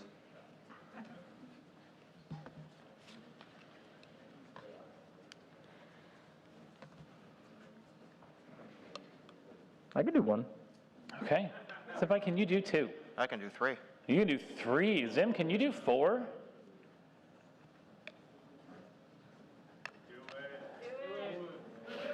Four. Zim says 4. Melissa, could you do 5? Still don't want to. Jump to 5. Don't want to? Do it. Just Kid, do them all. it is around to Send you. it. You could do 5. Send it. Go out with a boom. You know, yeah, I'll take my chances. I'll do 5. Okay, Kid's doing 5. That's just all the cards. Everybody reach in and flip them over. There's no real mystery here. Oh! Yeah, I knew that was Okay, gonna happen. So I that don't means have we to have do our quite first as eliminated Omegathon on here. Kidnit, come this way. Right down there to the middle.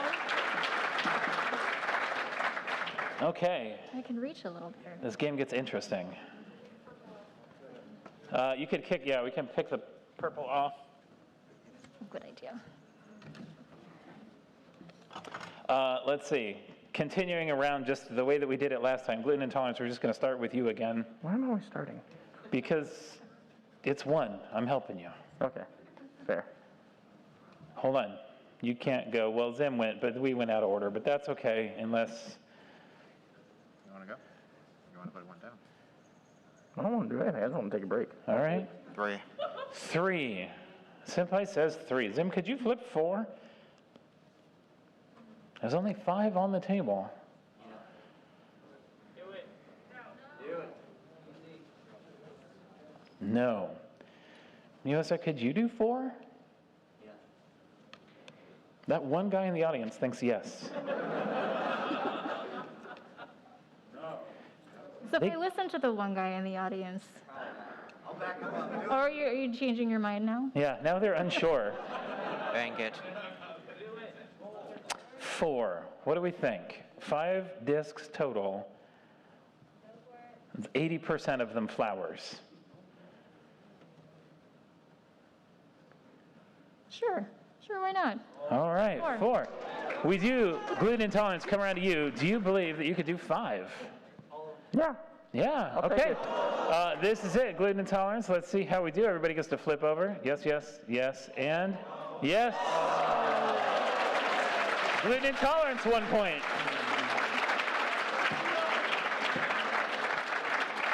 You also called a bet, which means you go first again. I did?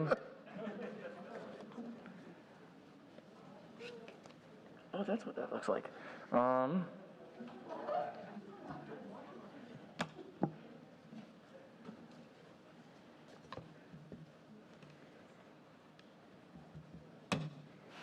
Dramatic. Almost dropped them all. You guys got lots of discs. We could just stack them up for a couple laps. 2. Or not. Zim, could you do 3? 2 to Senpai, 3 to you. No. Miyosa, could you do 3? I used my risk last time. I'm not going to do 3. Okay. Yeah. 3? Okay. Senpai, could you do 4? No. All right. Gluten intolerance. Please. 1. Did I put down the skull? Okay, good. 2. 1 more. You're safe completely. Oh, I got Oh. All right, shuffle that up. Remove. Don't do that. Let Senpai remove 1. I don't trust him. He's going to be looking through the cards. Now, why would I do that? 1 removed out of the way. Senpai down to 3. All right. Down to 3. You or gluten intolerance down to 3. Gluten intolerance, you did call last time, so you are first again. Wait, are you up 1 point, or are you still on? Your whole side of the table has 1 point. Okay. This is the no point side of the table. You had one Playing earlier. it like golf.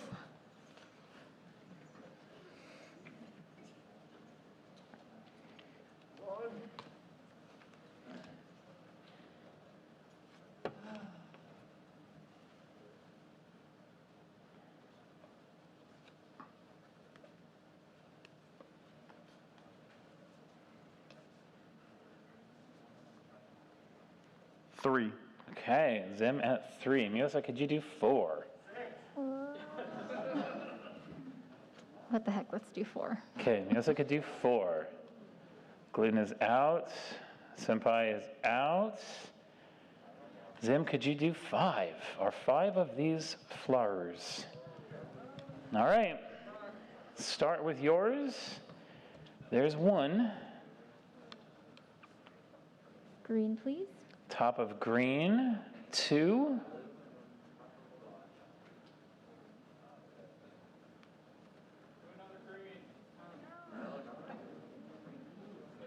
Always but never listen to the audience.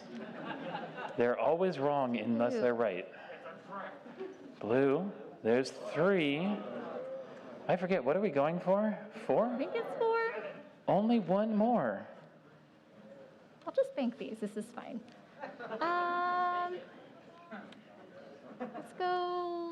Let's go the tops of all. Let's go orange. All right, top of each. All right. We're at 1 point across the board. Well done. You get to start this time, Miyosa. I do. Gluten intolerance Done is that before. on hold for just a moment. I'll take a nap.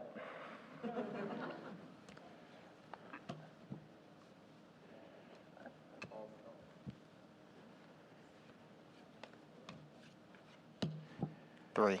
3. Zim, could you do 4?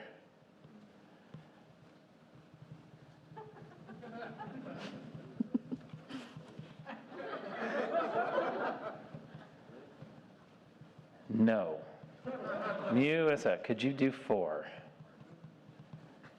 No. No. That was enough risk. Gluten intolerance, could you do 4? Sure. Okay. Wait, Yeah. Okay. I think. Well, you said sure already, so we're around. Senpai, could you do 5? That would be all of these. No, there's 6. There's 6. Oh, there's Sorry. 6. Oh, Sorry. But yeah, I'll do 5. misstacked. 5? Yep, I'm doing 5. He does 5. Back around to you, gluten intolerance. Do you think all of these are? I'm not that confident. No. Okay, not that confident. So 5. Dr. Senpai, there is 1. Red. Top of red for 2. 3.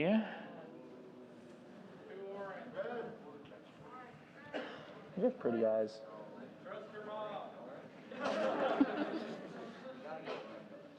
4. 1 more. Would Muissa put down a skull, or would gluten intolerance not look at his discs and put one down? Bread man versus cookie lady. I will pick cookie lady. Okay, sorry, here we go. Cookie Let's Man. see. Oh! The stare down, the shutdown.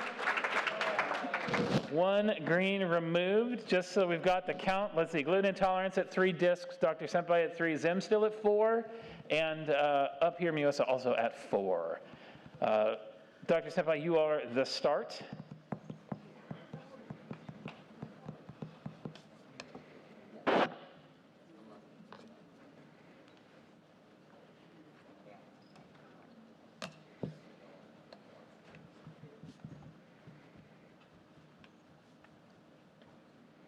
Think of how much more bluffing you all could do if you put multiple discs down. Can you put them down, like, together? No, but I just mean we got to go around the table a couple times. Oh.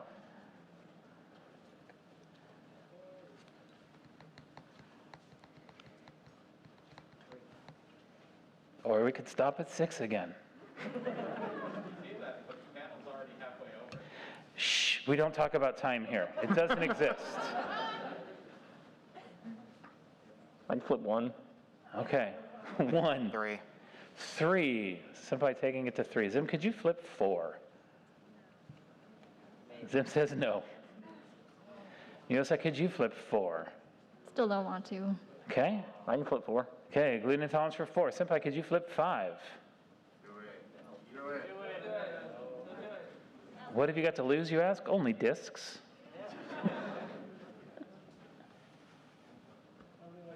All right, gluten intolerance, 4 it is. 1, a 2. Flip that one. Flip it back over. You want to flip that back over? Muissa taking them out left and right. I thought you guys were supposed to be my friends. Not that one. That one is gone. All right, gluten intolerance, you are our turn 1.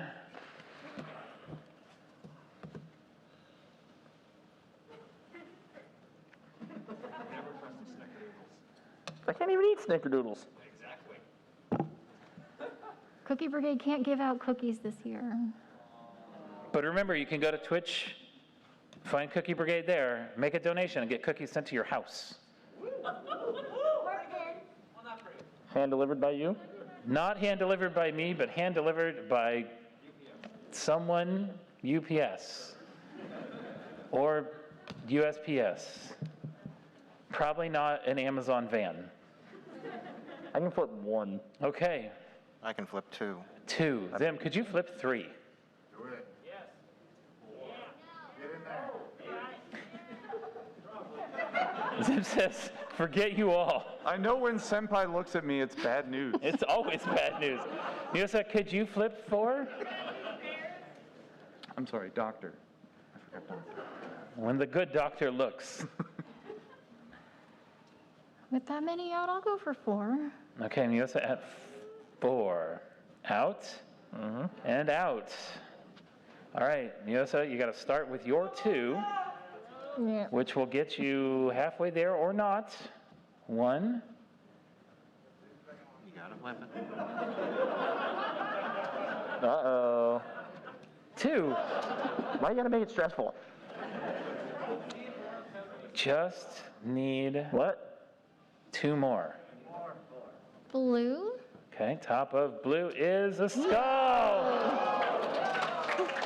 That leaves Zim as the only one with 4 discs left now at this point. Just do that 3 more times for me. Played a game where everybody at the table had 1, and I had 4. Say bye to that one. Bye to this one. Zim, the disc killer.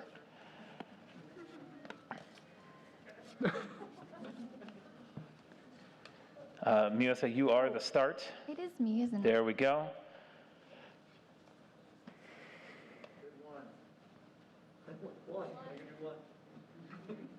Okay, which one? 0. I can flip none.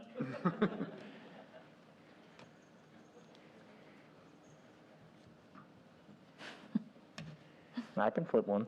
I can flip 2. I can flip 3. I am not as confident as all of you.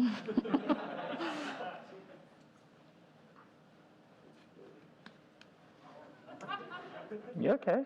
You're going to send it around to that side of the table? I feel like they're bullying you. All on that side, just staring at you. We gave her a point at least. Do you smell burned toast? What was that about toast? Nothing, I was asking if you were having a stroke. Oh, no. The eye thing made it look like, yeah. All right, Miusa, could you flip 4 discs? Oh, I thought I said no. I'm sorry. Oh, you said no. All right, we're back around gluten intolerance to you then. Could you flip 4? I mean, I can. I don't know if I want to, but I... Would you flip 4? All right, gluten intolerance goes for 4. There are 5 discs on the board. Zim, you could go for 5. Do it. Yep, 4 discs. Do it. All right, 4 discs. Oh, wait, you said you're out. Yeah. Oh, crap. Okay. Let's flip your top one. All right. There's 2. Green for 3. And thank God. 4. Gluten intolerance now saved. Someone get me some lotion. The next contestant to score a point is safe at the... No, wait. This got messy. Ah, crap. I hope you 2 are solving this problem while I figure it out. Did you mix up your I cards? did, but I knew what they were. So You're good. Get out of here. You said wait, and I got scared. No, not you. Just my rule set it was got me. broken. We have to come up with a way to fix this unless someone eliminates themselves. So, yes, Senpai, you are first. There. 3.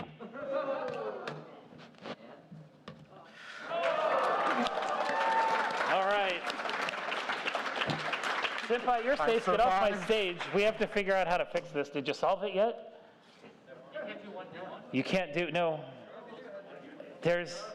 Oh, I did the thing again. I'm sorry. 1v1 is a little messy, but we could, let's just try it to see what happens. Get green out of there. Out here, so. This is a red. yeah, she keeps picking up the discard. Sorry. Well, here, throw green off the board. We're going to see how this goes. You guys both have lots of discs. This could be interesting. Let's see if we break the game. Let's see. Zim, you are up first because the order. 2. Well, you have to flip them. That's how this game gets broken, I believe.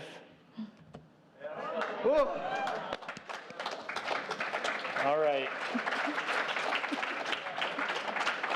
Miusa, I feel like the game broke, but you get a medal. Thanks for joining us. Okay, let's reset. That last little bit of...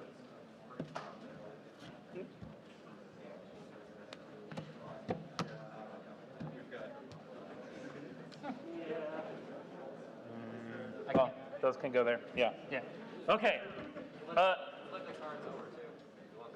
Niobium Narwhal, come up here and pick a color, please.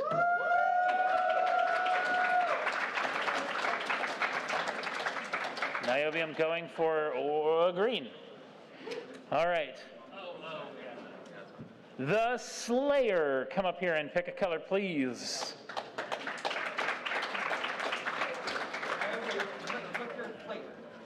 Yeah, flip your plate to light. Sorry. Is this the side with blue? No, blue is the other side, but don't break the GoPro. I'll do my best. You did your best, and you did. Pumstick, come on up. Back at the table again. Yeah, good luck to you. Pumstick, what color are we picking? That's red. All right, Pumstick on red. Sir, Evil Octopus.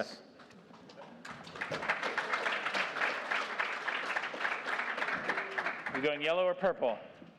We'll do purple. Purple. Let's make it real hard, because maybe Dexor wants yellow. And then he has to clamber onto the stage. Yellow or pink? Pink it is. All right, Showy Colt 63, you're up here, Team Yellow.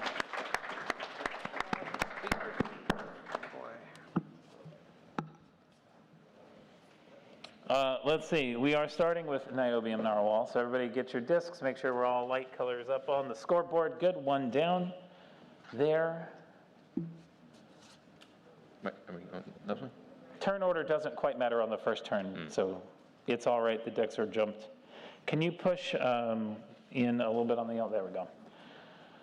All right. 1. Narwhal says 1. I can take 2. Slayer says 2. Pumstick? I don't trust any of you yet, so I'll pass. Pumstick passes. Octopus, what do we think? 3. 3 to the octopus. Colt? I mean, I wish there was Twitch chat so I could look at that to see what they say, but I gotta pass on this one. Okay, that's a pass. Dexor? I'll pass. All right, back around Narwhal. We're at? 6. Not 6. We're at 3. Could you do 4? I'll pass. Pass.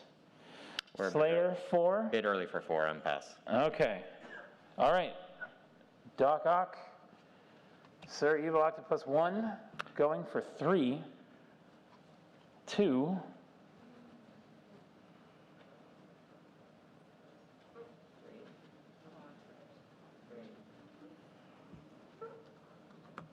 Ah.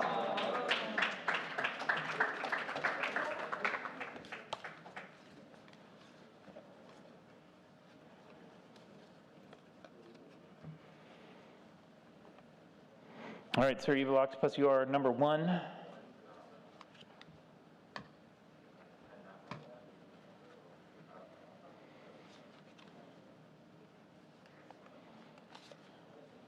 Dexor looking for the skull.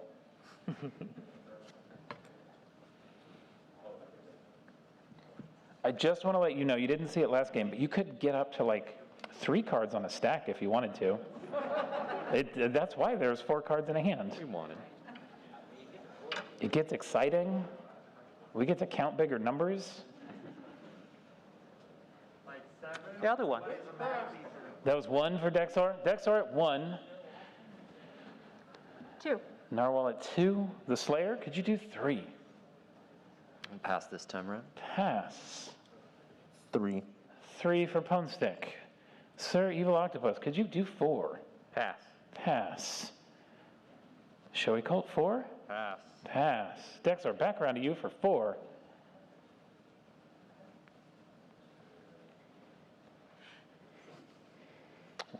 No, thank you. We're at 3 here, Narwhal. 4?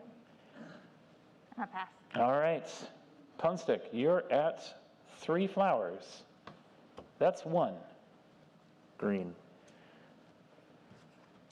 That's a skull.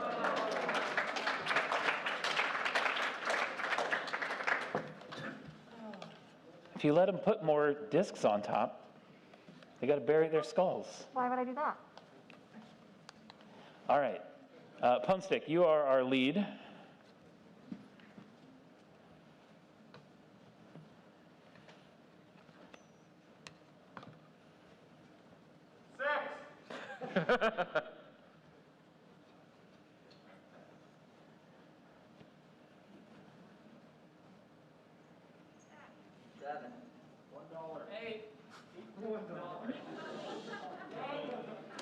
Okay, more. 1. 1 here from Showy Colt. 2. 2. 2 at Dexter. Narwhal, could you do 3? Pass. Pass. The Slayer, 3. The Slayer takes 3. Punstick, I'm gonna 4. pass. Punstick is out. Sir Evil Octopus, 3 at the Slayer. Pass. Pass. Showy Colt, 3 at the Slayer. Could you do 4? I don't like 4 there. I don't like 4. You could go to 5. Nah. Okay. Go 7. You could go to 6 or 7. Okay, no, that's a pass there. Dexor. Pass. Pass. Narwhal, I think we're at a pass for you already. All right. Showy Colt, it's only 3. No, the Slayer, it's only 3. Yes. 1, 2. Is this the first point of the game? Green. Green. You are in luck. 3. All right. The Slayer, 1 point.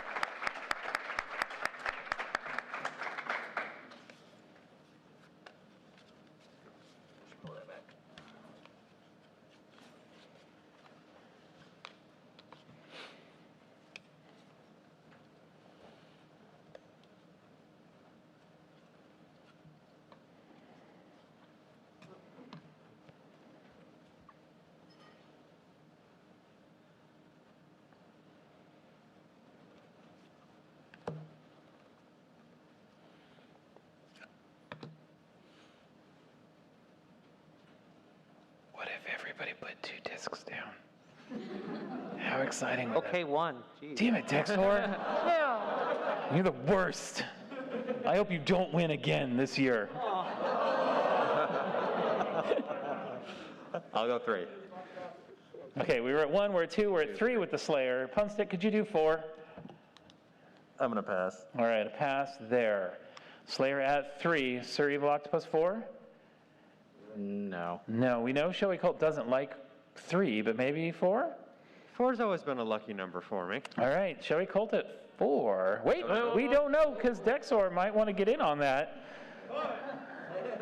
Dexor has to go 5. No, pass. All right, a pass. Oh, well, what do we think? I'll take 5. Okay, 5 there. I was thinking about 5, not 6. Okay, the Slayer is out at 6. Punstick is out. Octopus is out. Showy Colt, we're back around to you for 7. Nope. Odd numbers, not your favorite. All right. Nobium Narwhal, we're going for a 5. 2, 3. Sorry. Felt safe. 60% of the way there. 80% of the way there. 1 more flower. That's a good call. All right. The Slayer 1 point, Nobium Narwhal 1 point. So far, only Punstick down a disc.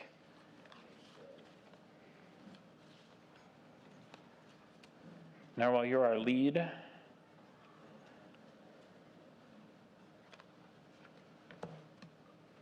Decks are always jumping order, messing people up. I know. It's the pre-round. Somebody out there is mad about it, though. Sorry. Someone on Twitch is typing in all caps Yeah, right now. if we could see Twitch chat every time you do it. We need to put Twitch chat on that screen next time. 1. Why did I even give you guys 4 discs? This is stupid. I'm going to take 3 of them from each of you. All right. I'll take 2. Slayer at 2. Punstick, 3? I'll be bold with 3. Oh, Punstick at 3. Octopus, 4. I'm out. All right. I do like 4. You do like 4. You can only get points if you flip cards. You might lose cards. I'll pass. Oh, did Colt pass? No. Colt's deciding. Colt, you're at 4. We like 4. Passed at 5. Got it. I got confused on my own self. Pass there for 5. Slayer's out for 5. Punstick 5? I'm not that brave. Not that brave. All right. Showy Colt, 1. We're shooting for 4. Blue. Blue. Oh, blue says no.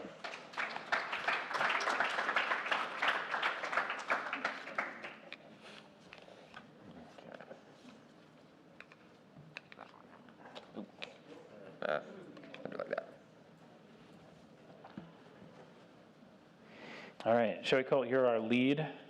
If you do it fast, you could beat Dexter going out of order and make everyone happy. I really thought you were going to wait and make everyone else put theirs down. Now, like, Mom, just go ahead. The Slayer jumping ship, just to keep it alive. Keep it fresh. All right. Put down another one. Jesus, one. No! God! Big numbers are better. 1 there, 2 here. Slayer 3. No, Slayer says no for 3. Pwnstick 3? I'll take 3. Pwnstick says 3. Sir Evil Octopus, 4. Half the number of legs you have. He's an octopus. They've got 8 legs. 4. 4. He took your number, Showy Colt. You could go for 5. I don't like 5. I know. It's an odd number. You don't like it. He's out. Dexor, we're back around to you. 5. What'd you play? Magic.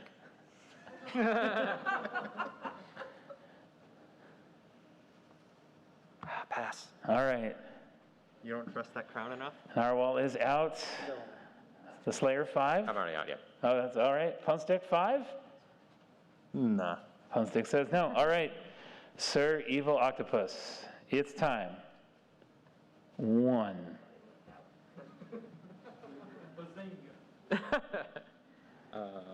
We'll do red. 2. Halfway there. 2 yellows. Take number 3, my boy. 3. Second yellow.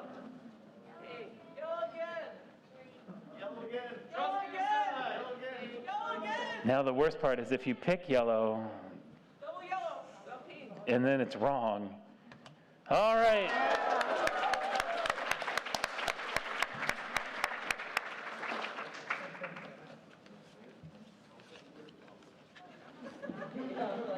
All right, Sir Evilock, you are our starting point. 1, 1, 1. There's 1. There's 1. Nothing bad will happen if everybody puts 2 down. There's 2. We can do it. I believe in all of you. I believe, and we're a part way there. Don't do it. Okay, yes. Come on, all the way around the table. We've almost got it. We're so close. We all saw what that was. Other than them. Well, that's true. We saw what that was. We did it. There's 2 on every stack. What if we went to 3? You could go to 3. Flair for the dramatic doesn't always help. 3. 3. All right. I gotta go 4. 4, we know. You like that number.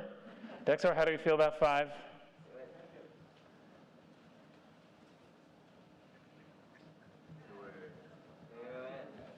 You can do it. Pass. Pass. We're on 5? We're going on 5. I'll take 5. All right, 5. Slayer, 6. There's a total of 8 right now. No, pass. All right. 6 over here. Pwnstick. I'll do 6. All right, Pwnstick at 6. Ock, we're back to you for 7. Yeah, let's do 7. All right, 7. Hey, Showy Colt, we're at 8. That's 2 4s. That's twice as good. It may be 2 4s, but do I trust them? No. You don't have to trust all of them. What's the worst that could happen? I lose a second card. That's what. All right, is that a pass? Yes. All right, I believe, Narwhal, we're around to you for 8. Pass. Slayer passed already. Pwnstick, 8? I'm not crazy. All right. Do you want to up yourself to 8? Just, octopus, 8 legs, why not? You could go 7 if you want. I already lost a disc. All right. It's like losing an arm. That's true. So You've lost one arm. we'll leave 7. it This is 7. the full octopus now. Still at 3. All right.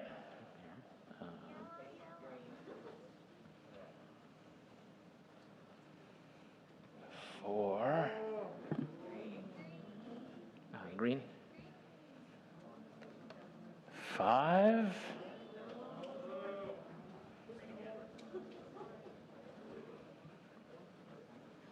6. One more and this whole nightmare could be over. I know.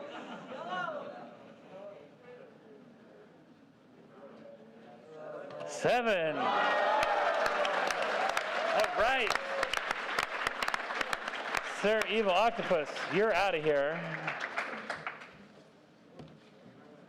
Congratulations. Thank you. Okay, in just established order now here, shall we call it you're first?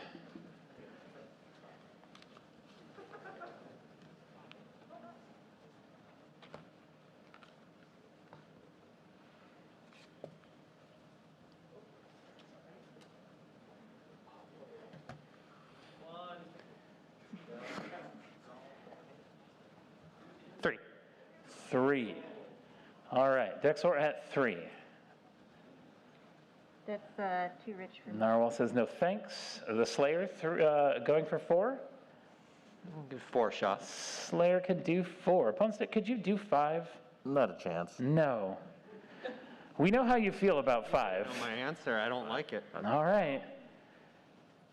Dexor, 5? Do it. That guy said do it. He's a pro. He's a ringer. Hey, I have one. I say do it.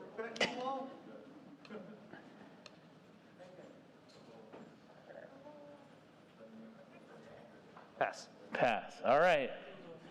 4 it is for the Slayer. There's 1. Dexter will see you. There's 2.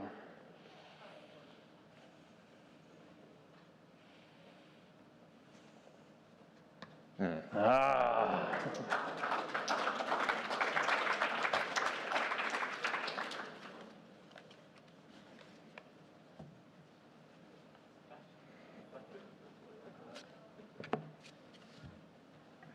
All right, the Slayer, you are starting us off. Okay.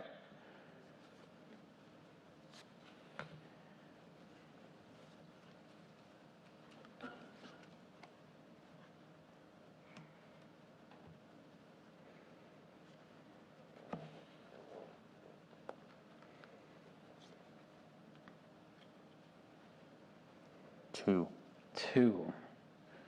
Punstick for 2. Showy Colt, 3? Why not? All right. It's an odd number. Don't go yet, though. I realize. If I don't look at you, it doesn't say time. Yeah. I'm sorry. Pass. I apologize for who's next. I know I'm a horrible, horrible host.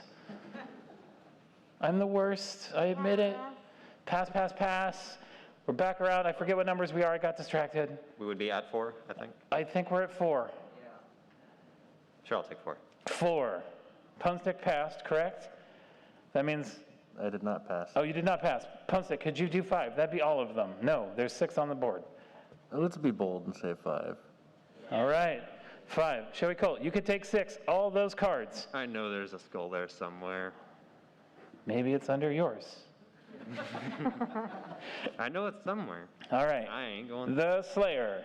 Do you want to move to all 6? Okay. 6. Pwn stick. All right. That's you. That's 1. Blue top is 2. Dexor is a skull.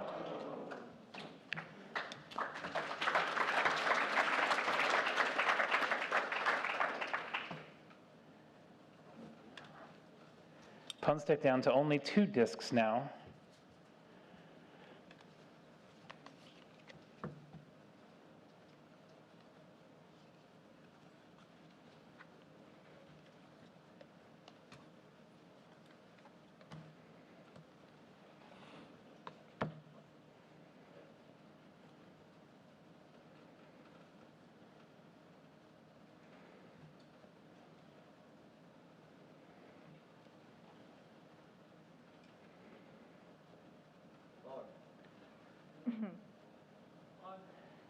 Just add a disc. It's 3. fine. 3. All right.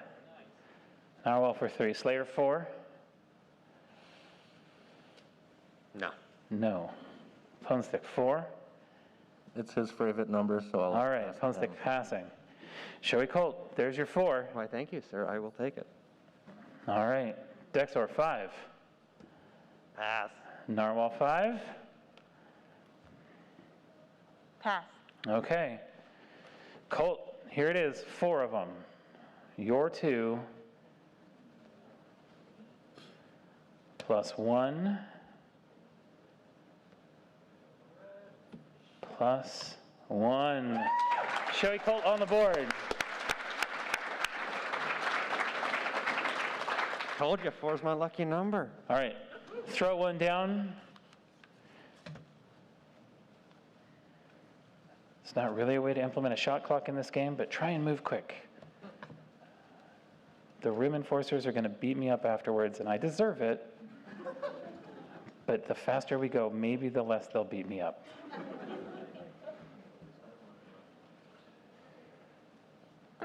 Three. The Slayer, 4. You better not take my number. I'll take 4. All right, Slayer at 4. Pumstick, 5. I mean, it's getting close, so why not? Let's go 5. All right, Pumstick takes 5. 6. No. No. All right, no there. Dexor, 6. Remember, you have 2. It's kind of hard to tell because yours are slightly stacked, but...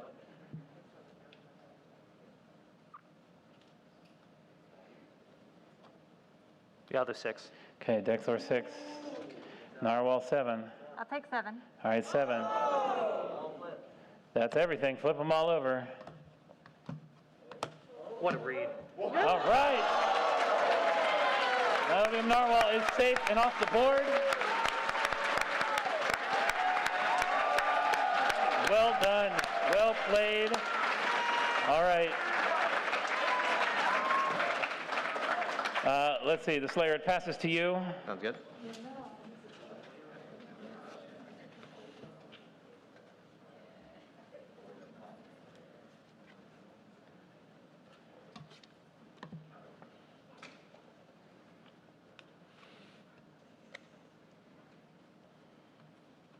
One. 1. 2. 2 to Colt.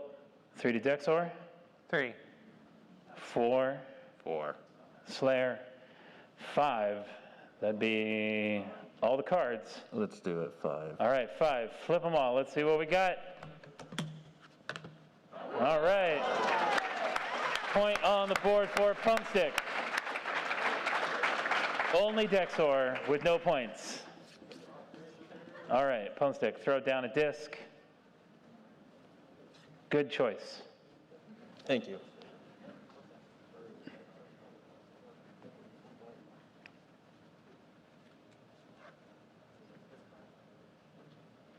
It's your turn to place. No. You're trying to get Travis in trouble, aren't you?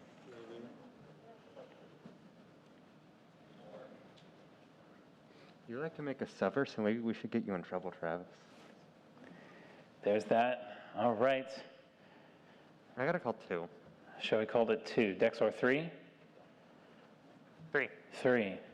Slayer, 4? I could take 4. Slayer's at 4. Pumpstick, 5. That's all of them again. I'm not feeling that brave this time. All right. Colt, 5? Go big or go home? Go big or go home. All right. Flip them all. Oh! Okay.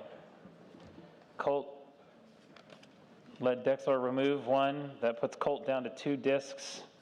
Pumpstick down to 2 discs. 3 discs for the Slayer.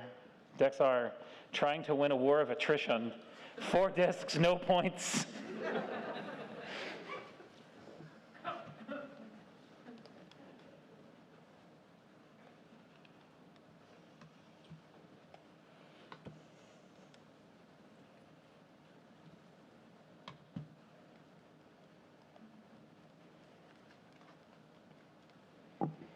This is how attrition is won. You force them to make the calls now. I'll take 3. Oh. 3. I'll risk 4. 4 for Pone. Shall I call 5? Sure. All right. Dexor, 6. You could do the full flip. I want to do it. No. I want to do it. 6? We'll take 6. Slayer at 6. All right. Flip them all.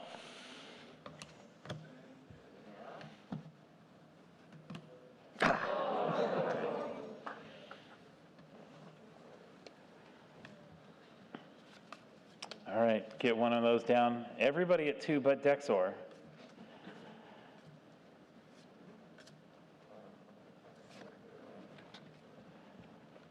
All right, the Slayer, get one down. Everybody load your first disc.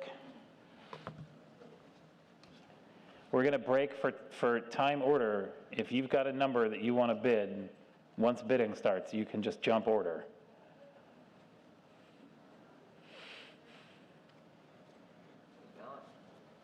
Two. 2. 4. That's all of them.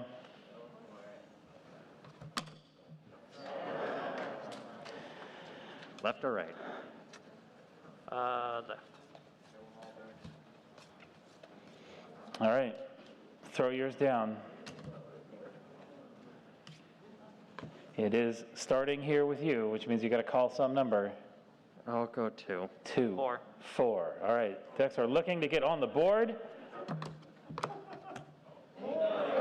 Dexter on the board. All right. This war of attrition working in Dexor's favor.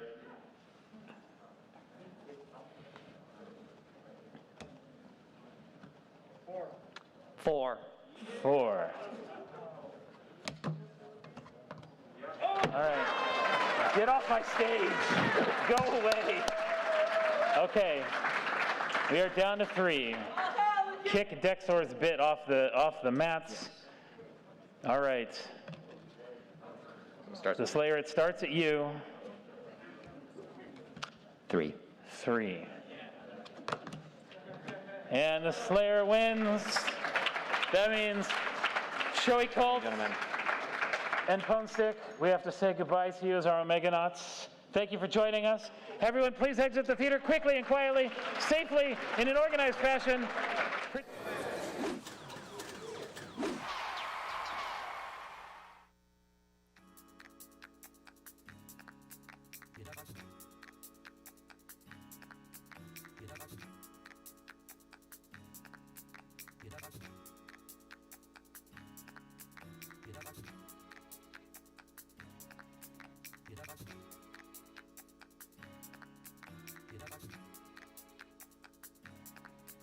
Get up.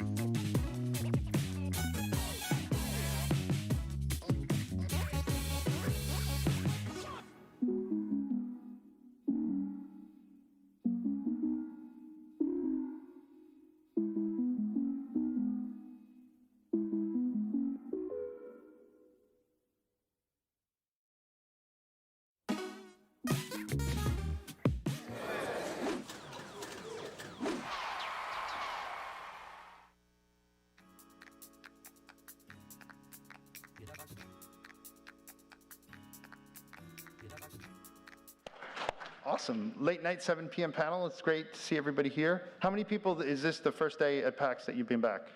Or how many people were here yesterday? How many people came today for the first day? How awesome does it feel to be at a GameCon again? Right? How awesome does it feel to be at a GameCon? Awesome. Feels great. Yeah. Yeah, it's been shocking. I just said to the guys, it's the first time I've been moderating in a year and a half from PAX East 2019. The day that we all realized GDC was canceled, and that was the end of going anywhere. So it was kind of fun. I'm super humbled. My name is Garrett Fuller. I work for Reed Pop, and I'm super humbled to host the PAX 10 Indie Showcase. I took time to look at all these games today on the show floor. I encourage you, if you have not, to take time to look at all these games on the show floor. And I think being indie and being at PAX is really what drives the heartbeat of the game industry. And I'm super excited to these guys to talk about their games. I'm excited for everybody in the audience to kind of feel what it's like to be in that space and move forward. Moving the industry forward is very important. Years ago, my quick story is at the Indie Mega booth, I can remember being upstairs with a bunch of AAA executives who were all walking around the show floor, and they said, "Where should we go?" And one of my friends from World of Tanks was like, "You got to go to the Indie Showcase. That's the show. Go down there and walk around and see those games and see the developers." And sure enough, they all did. And so, this movement has always turned the heads of the game industry and got people looking at new ideas, bringing them to the forefront and moving games forward. So that's my indie pitch. Awesome. So I'm going to do introductions. And I'll let the guys talk a little bit about each of their projects, and then we'll go into some questions I have for them, and then we'll open up the floor to questions from you guys about all their products. So, Republic of Jungle is on the end. Wave, guys, so everybody knows. That is Khazra and Moen, right? I got it right. And I'll let you guys talk a little bit about your game and a little bit about your studio, and introduce yourselves. Hi, everyone. My name is Khazra. I'm one of the co-founders of Gerdu Games, where we're working on Republic of Jungle. Republic of Jungle is our first game. We quit our full-time jobs like a year and a half ago at the beginning of the pandemic, like it was in April, I think. And it wasn't a scary decision to make back then, right at the start of the pandemic, but we made it, and we are in a good position right now. I think we're going to launch Republic of Jungle in 6 months. And our game is a party game. It's a 5 to 10 player party game. It's played in the same similar setting as Jackbox Party Packs. So you have one player run the game, everyone else joins with their phones, and it's a social deduction game. Do you want to? Sure, yeah. I'm Moeen, the other half of Gerdu Games. I also quit my job, and I'm happy to be on the other side of this table. I've been on that side many times. It's exciting to be here. Yeah, Republic of Jungle is a game that came out of our game nights. We really built it for our friends.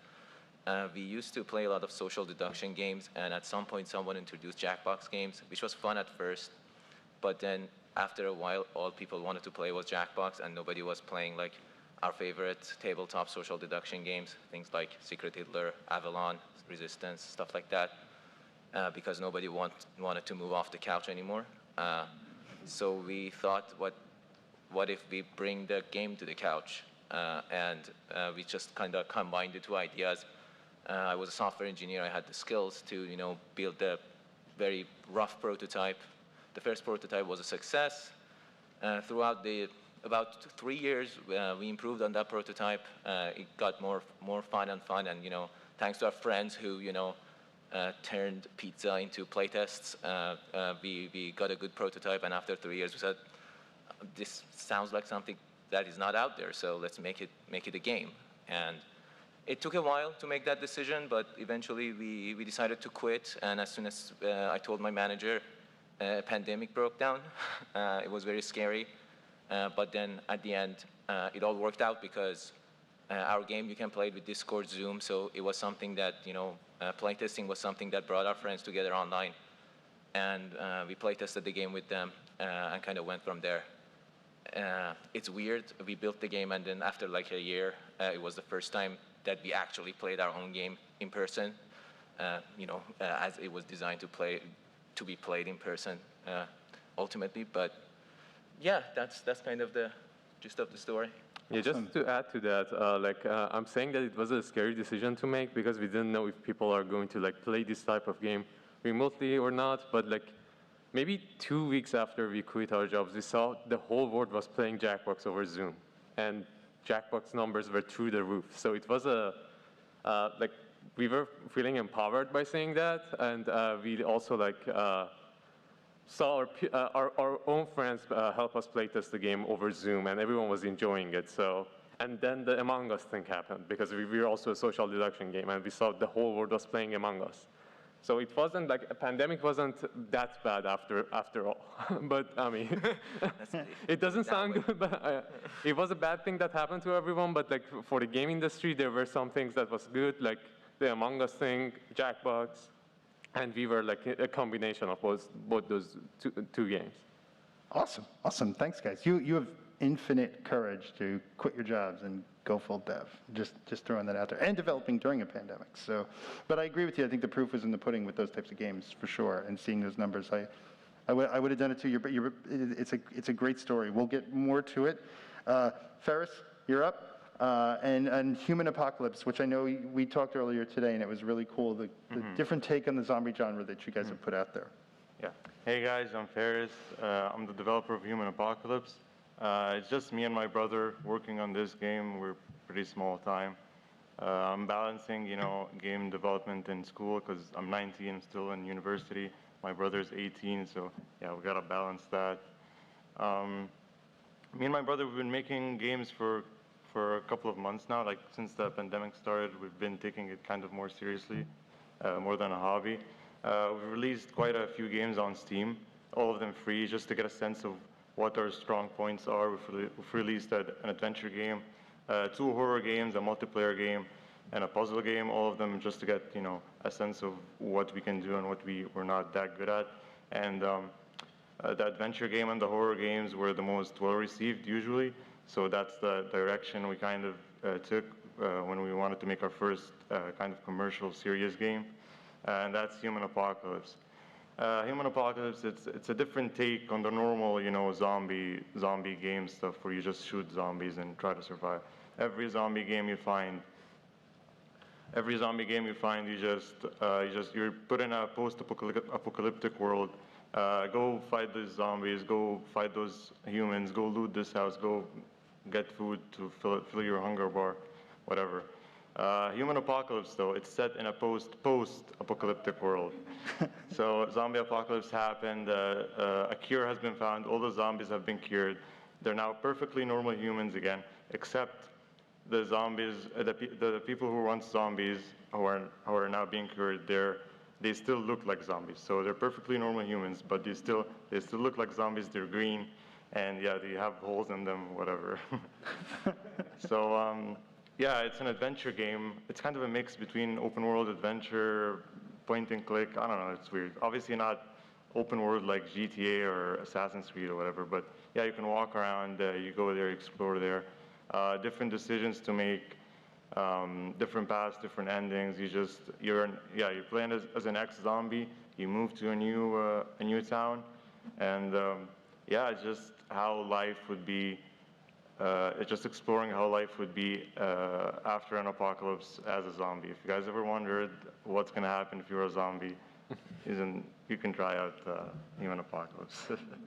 It's a big social statement, right? It's like, yeah, okay, now I look like this. Well, let's go, right? Matt, you're working on This Means Warp, and tell us a little about your title and everything. Yeah, so my name is Matt, and This Means Warp is, for anybody who hasn't seen it yet or come around the booth, first off, shame, come on by, check it out. Second of all, it's a spaceship online or offline co-op roguelike. So think FTL kind of merges with Overcooked. The game's got, everything's procedurally generated, so kind of an infinite ad infinitum play loop, and it's permadeath. So you die, that's it, you restart and get better at it. And I find there's like roguelikes and roguelites, and it's very difficult to get a genre down. So the basic way to understand it is it's one of those games where your skill gets better, but not necessarily like there's no carryover. So you don't have to lose 10 times to get powered up enough.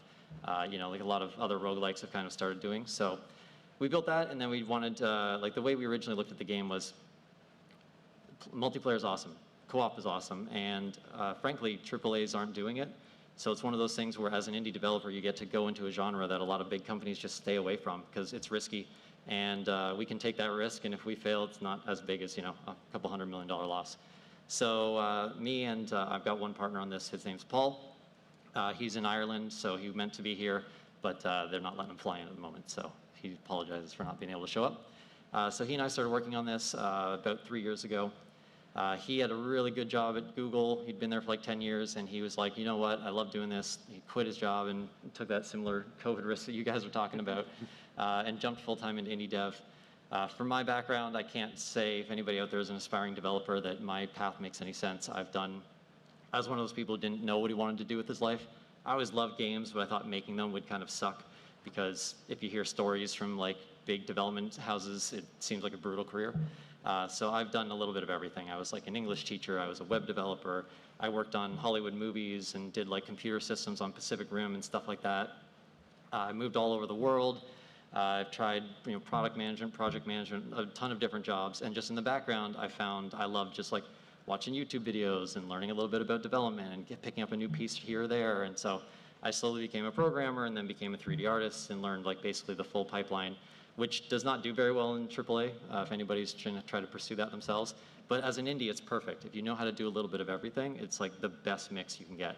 So yeah, we got together when I was living in Ireland, and we just sat down for a pint and kind of said, hey, wouldn't it be great if you could play games like Faster Than Light with friends? Wouldn't it be great if you took some of the concepts that you have with these couch co-op games and expanded on them and made them really kind of last a lot longer? So we've got, you know, all the fun of a roguelike, but you can bring everybody in on it. So there's a couple other games out there who've tried something similar, but frankly, nothing's really super close to what we're doing. So again, if you haven't given it a shot, definitely recommend swinging on by and trying it out. And, you know, buy 200-300 copies each. That's so. Awesome, awesome. Thanks so much, Matt. Yeah, we'll get into some more of the mechanics and how you got to building out the game in a minute. Ross, you're up. Summoner's Fate. Go ahead.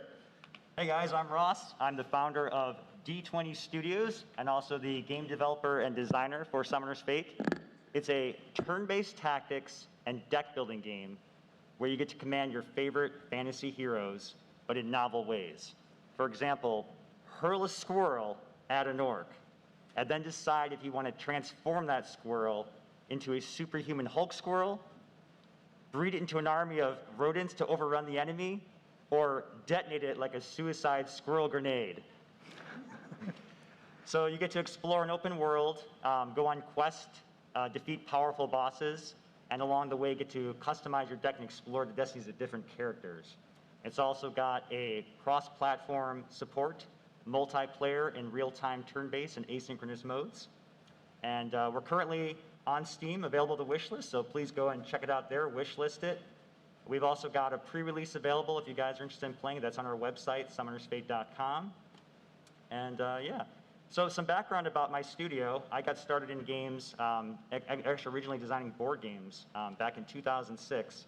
And I was doing this as a moonlight activity, purely as a hobby at first, because I have a lot of passion for tabletop games because of the unique experiences of how they bring people together to be creative and to win games, you know, use your creativity to win, essentially, is the essence of why I like those kind of games. So Magic the Gathering, Dungeons and Dragons, Hero Quest, Warhammer Tabletop, we were huge fans of those games. But what I found as becoming an adult, working a full-time job, it got harder and harder to get together with friends to do that. And so I kind of took it upon myself to find creative solutions to mash them up, and how do we laser focus this to get the awesome goodness of that experience, but in a really short period of time that we can still play and meet together. And so a buddy of mine challenged me and said, hey, you know, this is a pretty cool concept you got here, but you're a programmer, why not take and make a digital version of that? And so that's what I did. And in 2009, I formed my company and launched Hero Mages, our first game. And it became a pretty good indie success. We got featured on the Apple App Store.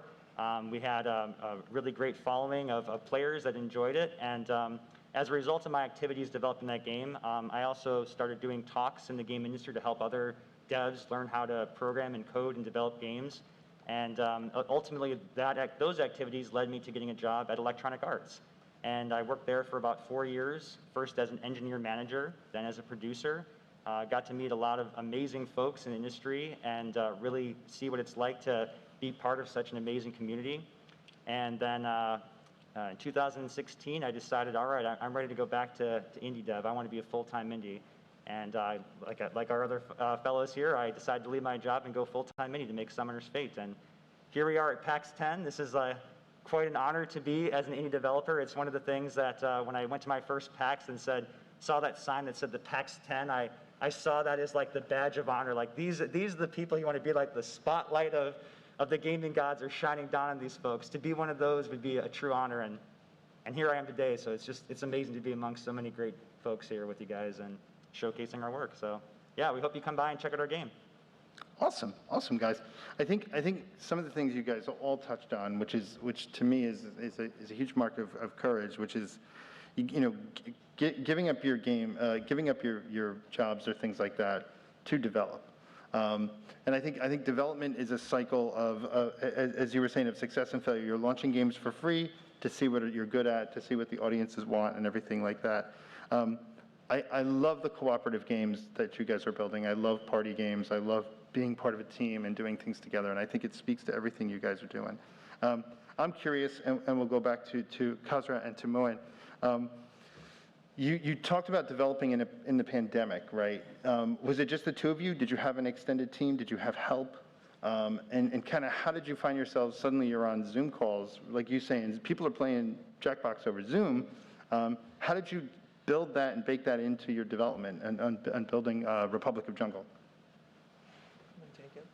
Sure. So about your first question, we had a third person on the team. He was our artist. Mm-hmm. And at the beginning, it was only the three of us. As the process went forward, we added an audio designer and also someone to manage our community. And what was the second question, sir? How did you guys meet and talk online and Zoom? Did you feel like the development cycle changed at all, or were you still moving through it? Yeah, we usually use Discord in the team to talk to each other and have meetings. But for playtesting games, we use both Discord and Zoom. Mm-hmm. Yeah, and as Moeen was saying, playtesting our game was one of the things that brought our friends together during at least during the beginning days of the pandemic. And yeah, Zoom and Discord were the main tools that we were using. Yeah, one thing I would add is that actually before the pandemic kind of forced us to use remote communication to play the game. Obviously, a social deduction game, it really is about communication, and still I was baffled when after a year and a few months we played the game that we had built in person, and I realized that, oh my God, in person it's a completely new level of gameplay, because remote communication is very limited. You can't have like people kind of talk here and then some people are talking there, and like the kind of the subtextual communication is not there, and it's different. But what it did for us was that the early iterations, a party game is really hard to make in that sense that it needs a lot of play tests. Yeah. And I mean, gaming in general is a medium where getting that feedback, like see what you did, is really hard. It's not like you paint and look at it as like, oh, not good, I'm gonna change this. It's, you have to put it in front of people, they have to play it. And then for a party game, that's even harder. You have to bring people together. And our playtest loops were so slow because we were trying people to get together, bring pizza, have them play a game, and then if we were lucky, we would get like two, three game nights, in a month maybe. And then people want to play finished games, really. They're not going to play your prototype for that long, and they're going to get tired of it. But then moving to remote communication, and the fact that people were locked down kind of helped. But we get a lot more playtests, and a lot of the game design issues or questions that we had, we were able to answer quicker, and then kind of get on a version that we said, okay, this is fun. So that was something that kind of turned out to be a plus in terms of the number of playtests that we got in a short span of time, but also it made the game a little bit geared towards that medium, and we were worried how it's going to look like when we go back and play more in person. But happily, it only helped it because once it worked in that medium well, in person, it was just adding to the experience. And I personally was surprised when we, came back and played in person. So all in all, it helped the game, I would say. Awesome. That's awesome. I love that you said you bribed your friends with pizza, and so that is going to become the new currency in the next game that all of us are going to create. It's true though. I think a lot of times, and if you're an indie dev, if you're a solo dev, which has really become one of the new terms out of this PAX that I respect, even if you are an executive managing a massive team making a game, never underestimate the power of feedback, and be strong enough to put your game out in front of people, because while it could all be in your head, you've got to put it in front of people and experience it as a player. And watching, I'm sure watching your friends do that, and bringing them over and seeing the game go from playing it online to playing it in person, and the interactions that come out of it, it's invaluable. And so even if it is a prototype, if there's any devs in the audience, for sure, don't be afraid to put it out there. Ask friends, talk to people, go cross-culture and talk to people somewhere else that you might have friends with to see how they would look at the game and things like that. So it's very valuable. So awesome. First, Human Apocalypse is not so much a party game. Right? Yeah, it's a single-player game. Yeah, it takes a more individual journey. So tell us about your development cycle on that one and how you you said it's you and your brother, so were you locked down together to build it? Exactly. We had that helps, right? But tell us about that, taking people on that journey, because I think the angle of the story you have is really strong. Yeah, so I've had this idea of like taking the zombie story to the next level for as long as I can remember. Like since I was a kid, I've loved zombie movies, zombie games, everything. But they're all the same. It's all something. A virus starts in the beginning of the movie, then some stuff in the middle, survivors or whatever, and then in the end, it always ends with like 4 survivors at some rooftop, and a helicopter comes and saves them. That's every single movie, every single zombie movie. And then, okay, so the helicopter saved them, and they're good, but what about the rest? What happened to the virus? What's next, And yeah, that question was never answered for me. And then, obviously, with the pandemic going on, and even after a year and a half, we're all here wearing masks, you just can't help but ask, when is this going to change? What's going to happen after? And that's exactly, that kind of kicked back that zombie idea back into gear for me. I came back to it, and back then when I had this idea, I wasn't as advanced in game development and stuff. But when I got this idea again, I had already released a few free games. One of them hit the front page of Steam.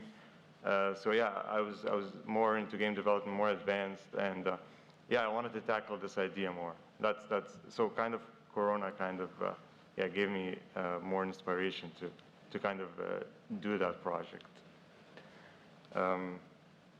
Yeah.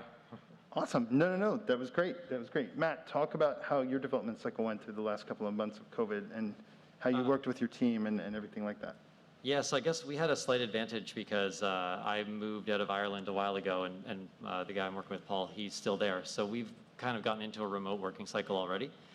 So what we generally do is we do meetings. We have like a very strict schedule of every single Sunday. So anything else comes up in life, you try to push it out of the way and make sure you're going to make that meeting and just be incredibly consistent. And then we sit down and basically just like argue for 6 hours every week. It's great. I look forward to it constantly. And yeah, we just go over everything. Like I'm a fairly meticulous person when it comes to like making sure that every little bit of the game feels great. So we try to like set a couple of topics every week, and then we just start working and grinding through those to make sure that like we've gotten to the bottom of how the design should function, how everything should work together. Our game got very complex very quickly, which for anybody building games, you'll recognize that pitfall kind of hits you no matter what you try to do. So we have systems on systems on systems that affect other systems, and you can get a new weapon, and then you can put an upgrade into that weapon, and then that upgrade can change how things function, and then that kind of like makes another modification to another part of the game, and the enemies actually pull from the same weapons as the players a lot of the time, so when we change it here, it breaks something over here, or it gets too powerful or too weak, and so we just have to kind of keep going back and forth over that. So yeah, we get on our calls every week, and we kind of pick a few systems and say, okay, upgrades, how should those work? And so then we end up designing the upgrade system 6 times because the first 5 iterations are pretty good, but like you were saying earlier, player feedback is amazing. And one of the best parts about being an indie dev is you can just do rapid iteration. So like we have literally gone and had, I mean, even today, we did a new build this morning from playtesting that we got information from everybody at PAX yesterday. So we changed some things, the demo, probably nobody noticed, but we made some modifications to the demo to try to make it more engaging, more fun. We saw a few areas where people would get stuck, a couple things in the UI that need to get changed. So every time we run into that stuff, we just try to fire out a new build, try to get another one out in front of people's eyes really quickly. And that's just like something that we constantly do. And because we've already gotten used to being far apart from each other, this is just our general format and status quo of working together. And you know, like you guys were saying, Discord is amazing. Like it's such a great tool for communicating with people. We've got an active Discord for This Means Warp. Everyone's welcome to come be my friend on there if you'd like. And we've got people on there that just constantly just shovel feedback at us and tell us what they think we should do, and a lot of their ideas have made it into the game already. So we just try to listen to everybody and then just argue with each other frequently enough that we come out with the best product we can. That's awesome. Yeah, somehow Discord knew the pandemic was coming. I'm convinced. Yeah, of that. that's why they hired. Brought us all together in a really cool way, right? Ross, I'm curious on your side. You were at EA for a while, and then you went back to full indie. And so imagine, put your big publisher hat on for a minute, and imagine working in this pandemic at EA. But then now you're here, you're working on Summoner's Fate, and you know, how has that changed for you working through the remote cycles and everything like that and building the game out?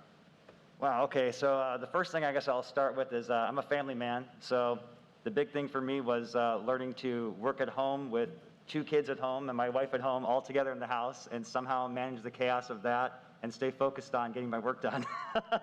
Yes. That's the big one right there.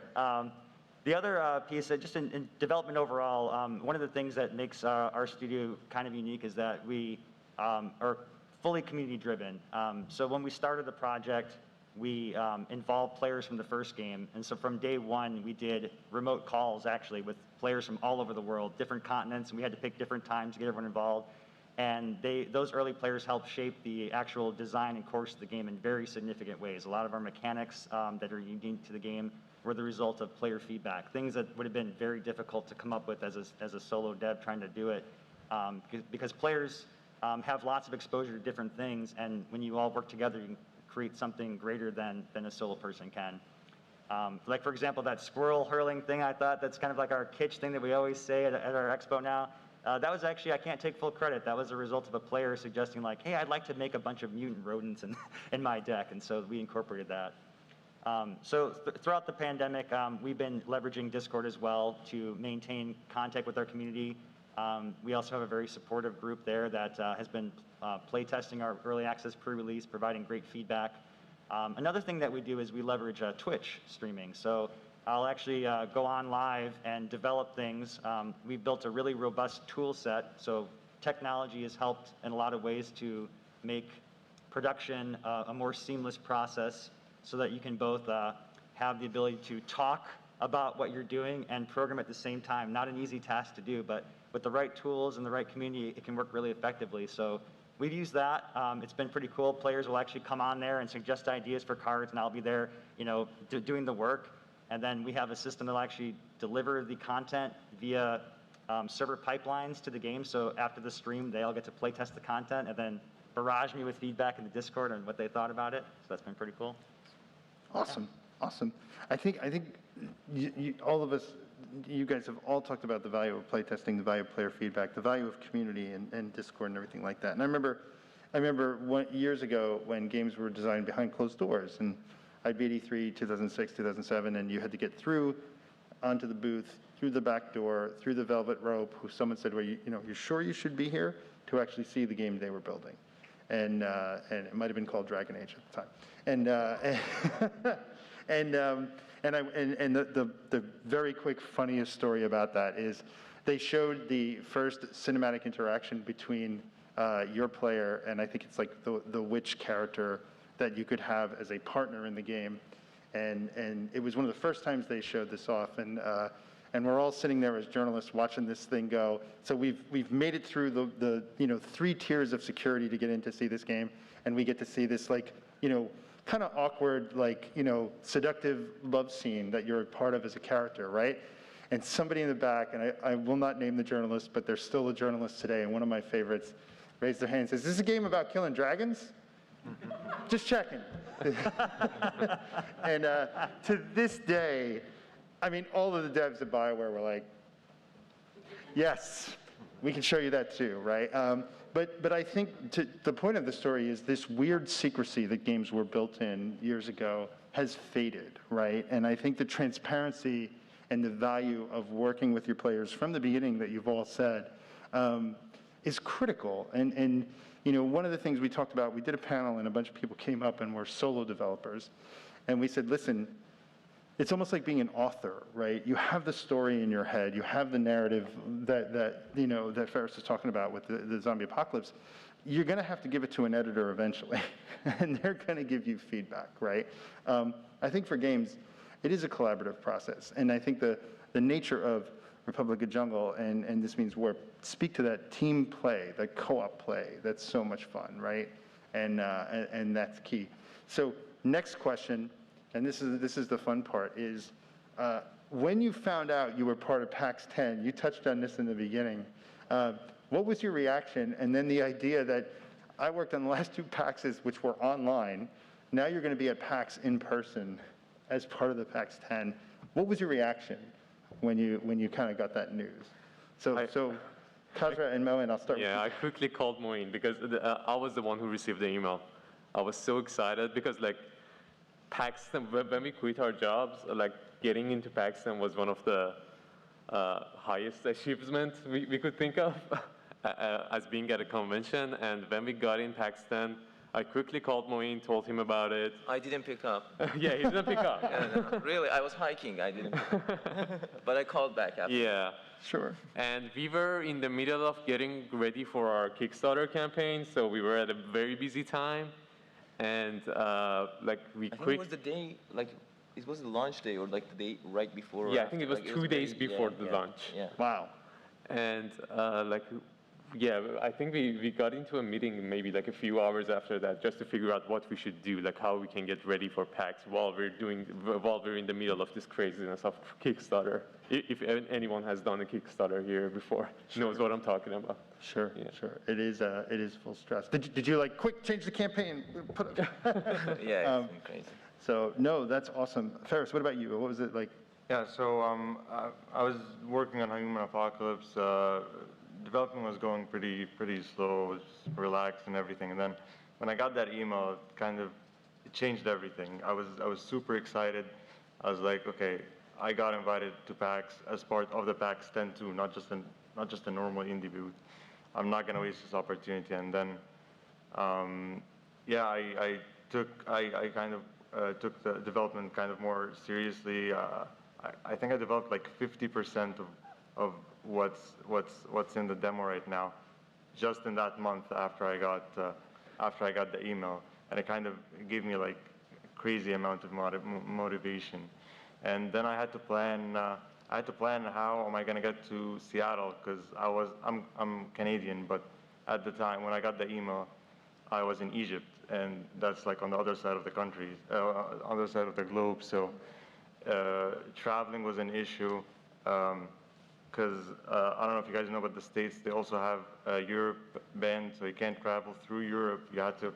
I had to transit somewhere like on the other side of the globe, and then I had a 14-hour flight to come here like 3 days ago. And yeah, it was just I had a lot of stuff to figure out, but yeah, I'm here. I'm at PAX. I'm presenting my game at PAX as part of the PAX 10. Crazy times.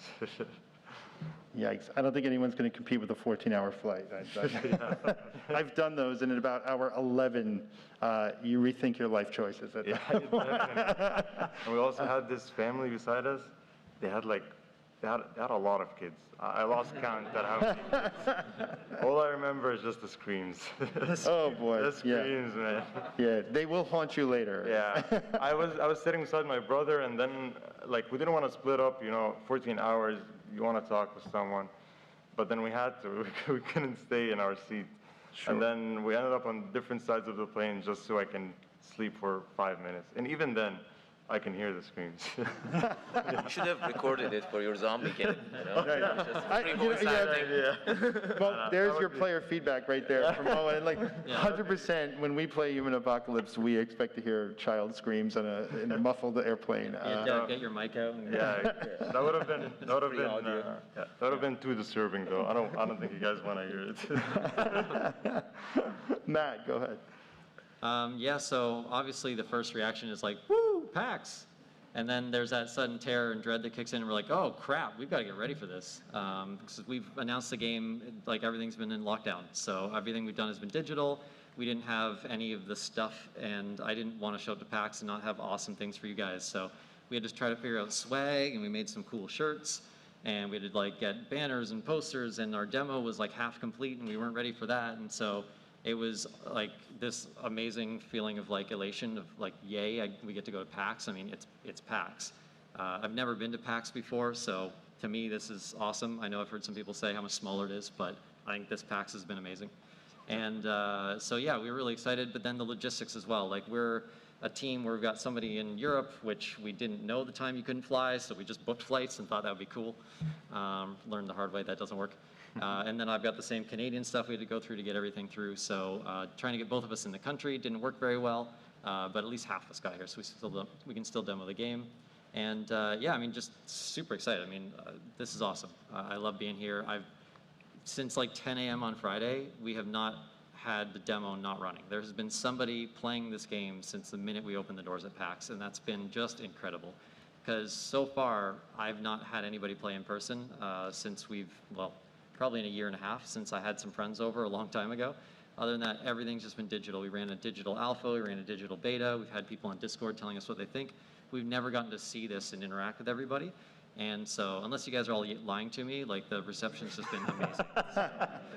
Yeah, it's been awesome. Like I'm so happy to be here. Yeah, I think you touched on something, Matt, real quick, that's super important, which is watching someone play your game in person. I think that is a key point that has been missing for the past year and a half in this industry, right? Is all these tests, announcements, everything that goes on, seeing the line, seeing people stand by your booth, watching their faces. I don't think you could capture that ever in a digital space. And I think that's so important to talk about. Ross, go ahead. Oh, I remember it vividly. I was working with my wife, and we were doing our marketing plans. We've been trying to get like our Steam page like hyped up and everything. So we've been spending our weekends, building up content, getting everything ready. So we're working side by side, desks next to each other. So she's sitting right here on my left, and I got an email and go, oh, what's this? PAX info. I opened the email, and I just screamed, yes! And she just jumped and fell out of her chair. And was just so stoked. Like, what just happened? I'm like, we got into the PAX 10. We're going to Seattle. It's going to be awesome. So yeah, it was a very, very epic moment. I'll never forget that. Yeah, and then it was just get everything ready to go there. It was fun. Like I normally have my buddy Peter here. He's our artist animator that comes with me to these shows, but he wasn't able to make it this year, so I was a little intimidated because 4-day show, running the booth by yourself, very intense. But fortunately, the amazing thing about it is just all the love and support I've gotten from people here. First off, my buddy Chris, who let me stay with them so I could come out here and be able to do this. And then we've had some of our Utah indie devs that came out to PAX and saw us at our booth and said, "You're out here by yourself? Oh my God, let me get you guys lunch." And they've come by, brought us snacks, brought us water, taken care of us. And I'm just like, I can't believe like the support and the love from people. It's incredible.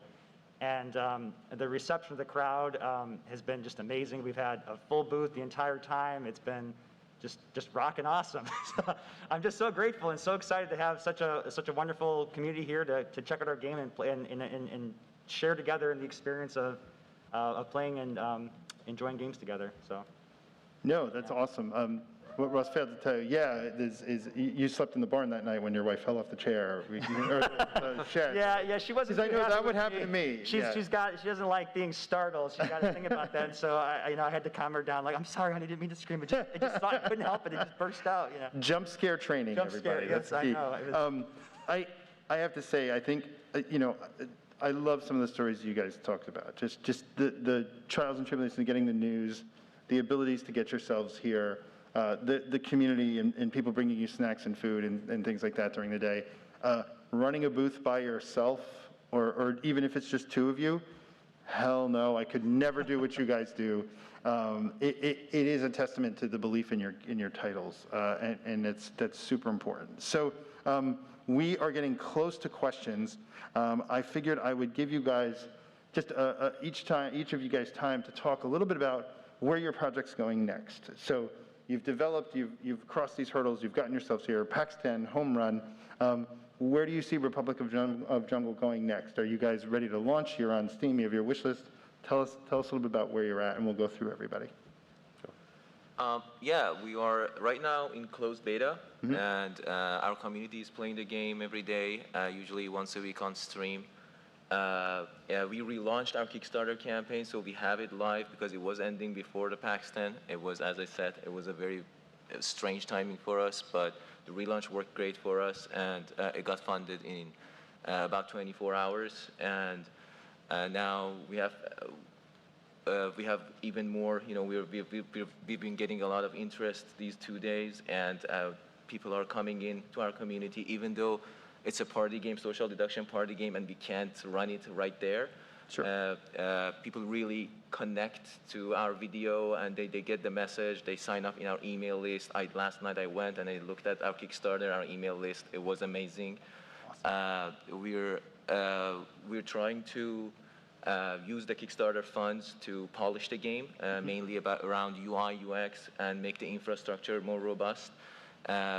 We are aiming to release the game on Steam and also on web by spring 22. And as soon as PAX is done and Kickstarter is concluded, we are at 100% capacity doing production, just doing the final touches. It's a really community-driven game. The community is kind of shaping the game, and we always want to there's been many instances that we come back to this point that we want to make, first 100 people and then 1,000 people and then 2,000 people just love our game because it's a party game. It depends on people coming together. We were 10 people at first, and then now we are a few hundred and 1,000, and it's just going like that. And every time we try to get our attention away from community to go chase something shiny, the game showed us, no, you're doing it wrong. Come back to the community. So awesome. Community building is a big part of our game, and it's just how it works. Like it's not like I'm gonna say we don't even have a choice in that. Sure. And yeah, I'm really excited to see what we build. We have a new artist on board. Everybody's been commenting on our There is an animation sequence in our Kickstarter video. Please go see that. I tell this to everyone. Our artist has done that end-to-end all by himself. I'm still blown away by what he's capable of. Yeah, really excited. Do you want to add anything? No. Did you mention we were aiming for spring 22 to launch the game on Steam first, and next we're going to start porting to consoles and also some alternative platforms like smart TVs and Zoom apps. That's the plan, but the initial launch is going to be on Steam for PC. Awesome. And please, if you're, another plug, if you're hanging out and having party games, please try our game. We have a free demo available on our Kickstarter page that you can just play, and after that, we will give a closed beta access to all of our backers, so you can keep playing, provide feedback through this final stage until launch. And please, if you like the game, back us on Kickstarter. It helps a lot. Thanks. Awesome, awesome, guys. Ferris, go ahead. So for Human Apocalypse, I was planning to finish it up by maybe late this year, maybe around, yeah, I'm not sure, somewhere around the end of this year. But then PAX happened and more stuff happened, and the game's kind of getting more and more attention. And I think I'm planning to expand it a bit more. So I'm planning to finish it up and release it by around maybe March of 2022. And yeah, I still have like in the next few months, I'm not finished the actual game. I just have the story down. I need to finish the script. So, and when I'm done the script, I need to get the translators from the Discord community. Yeah, I forgot to mention, we also have a Discord. It has around 2,000 members. As all of them said, community is great. Like without the Discord community, I wouldn't be able to translate the games, because I'm translating Human Apocalypse, and I translated my 2 previous games to 14 different languages, just using the people in the community who love played the previous 3 games, and they're also helping me with this one. So yeah, I'm going to be doing that, translating, and then after I'm done that, we're probably going to go over to voice acting. The whole script needs to be voice acted as well, and yeah, the game itself as well. So yeah, that's the plan. I'm aiming for March 2022. Awesome, awesome. It's super ambitious and great that your community is going to help you with translation. That is, it's big. It's pretty awesome. Like, yeah. The community plays a massive role, even in a single player game like Human Apocalypse. Beta testing, everything. Awesome, awesome. Matt, go ahead. Yeah, so we're going to be doing, the first step, I guess, is going to be on October 1st. We're going to launch the demo to the public. So the game that you guys are going to play here is going to be available to everybody on Steam. And that's going to also include a challenge mode to give somebody who wants to just really push the limits and kind of show us up and show how much better at our game you are than we are. So we're going to release that on October 1st. We're going to probably finish up development just at the end of the year, and then we're planning to launch in Q1 2022, so probably January, February. And beyond that, we've got a roadmap plan for same thing. We're going to be porting to multiple consoles. We're going to be aiming for the Switch first. And past that, we've got a development plan. I don't know about everybody else on the panel, but we've got a list of things we want to add to the game that's like a mile long. So we've got a long-term support plan. We want to do like enemy boarding. We want to do potentially PvP, multiple ship layouts. Like we've just got so many more things we want to add in to just continue to flesh out that content. So we'll continue to support the game for quite a while after launch. And yeah, really just start it next year is the main goal there. And demo in October. So if anyone wants to play again, that's your chance. Awesome, awesome. Thanks, Matt. Yep. Ross, go ahead. Cool, awesome. All right, well, our plans are, right now, we've first off, we got our demo as well on Steam now, so if you want to check out the demo there as well, you can get that for free there. Our plans are to get the content fleshed out, finish honing the AI, addressing all the player feedback we received so far in the pre-release, and we're planning a launch in early 2022, which seems to be a popular date amongst all of us here. It's like the magic number. 222. It's on, yes. Let's do this. Exactly, yeah. We built the game engine to be very robust and plan to serve, like, everything's all in this game for us. So it's meant to be something you can play for the next decade and beyond as a hobby. And so we've got tool sets and plans to continue adding content to it, to build DLC, to continue driving it with the community. So yeah, all kinds of exciting stuff coming from us soon. Yep. that's it. Awesome, awesome. Thanks, guys. Does anyone have any questions? We have about 5 minutes left, 3 minutes left. Go. Very, very quick to the mic. Go ahead. Hi.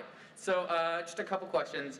Ferris, so you mentioned, of course, this is a post-apocalypse game dealing with zombies, and I just know that a lot of times with dealing with zombies, they have a lot of cultural implications as well, and I'm wondering if you incorporated that into your narrative at all.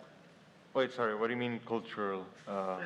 There was oftentimes slaves used zombies as an allegory for how their slave owners were treating them in the past.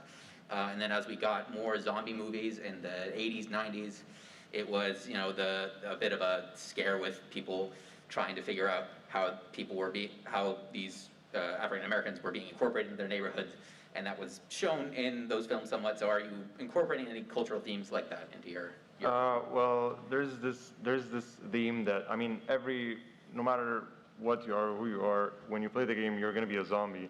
And obviously, in the game world, when a change like this happens, if there was ever a zombie apocalypse to happen, and the zombies were to go back to normal, and they look different and everything's like that, not everyone's going to be happy with that change. And obviously, those ex-zombies, are going to experience some type of discrimination, and there's also going to be people who support those new ex-zombies. So yeah, that's the theme here. It's kind of more zombies and humans. Okay, thank you. And then for Matt, you mentioned how you went through a lot of different things being an English teacher, traveling around the world. Do you think you'd go back to yourself when you were 18, 19 and say, hey, you should go into game development? Or do you think getting all of those skills, all those experiences from around the world was a huge part in what your career has become? Yeah, that's a good question. I mean, I don't know if I'd even tell myself today to stick to one thing. Like, I just love the experiences that I've had. And I mean, I've gotten to go and do so many things on different professional levels that have led to part of like being in indie especially is that you have to have that wide skill set. So, you know, like I've written contracts and jobs, and that's a part of being an indie. You're running a company, right? It's not just development into a game. Learning how to actually like open up customer feedback, how to engage with people, how to structure something, how to manage and run a project. Like those are all skills that you kind of pull together from all these other areas. So frankly, yeah, I would recommend to anybody, like if you want to try things out, like the biggest thing I think I've learned in my life is to just not be afraid. I've sold everything I've owned and moved to another country and gone job hunting once I've gotten there on multiple occasions, and it's always worked out. Not that I guarantee it'll work out for everybody, but it's pretty good odds. If you're really driven, like you can find success in what you're trying to do.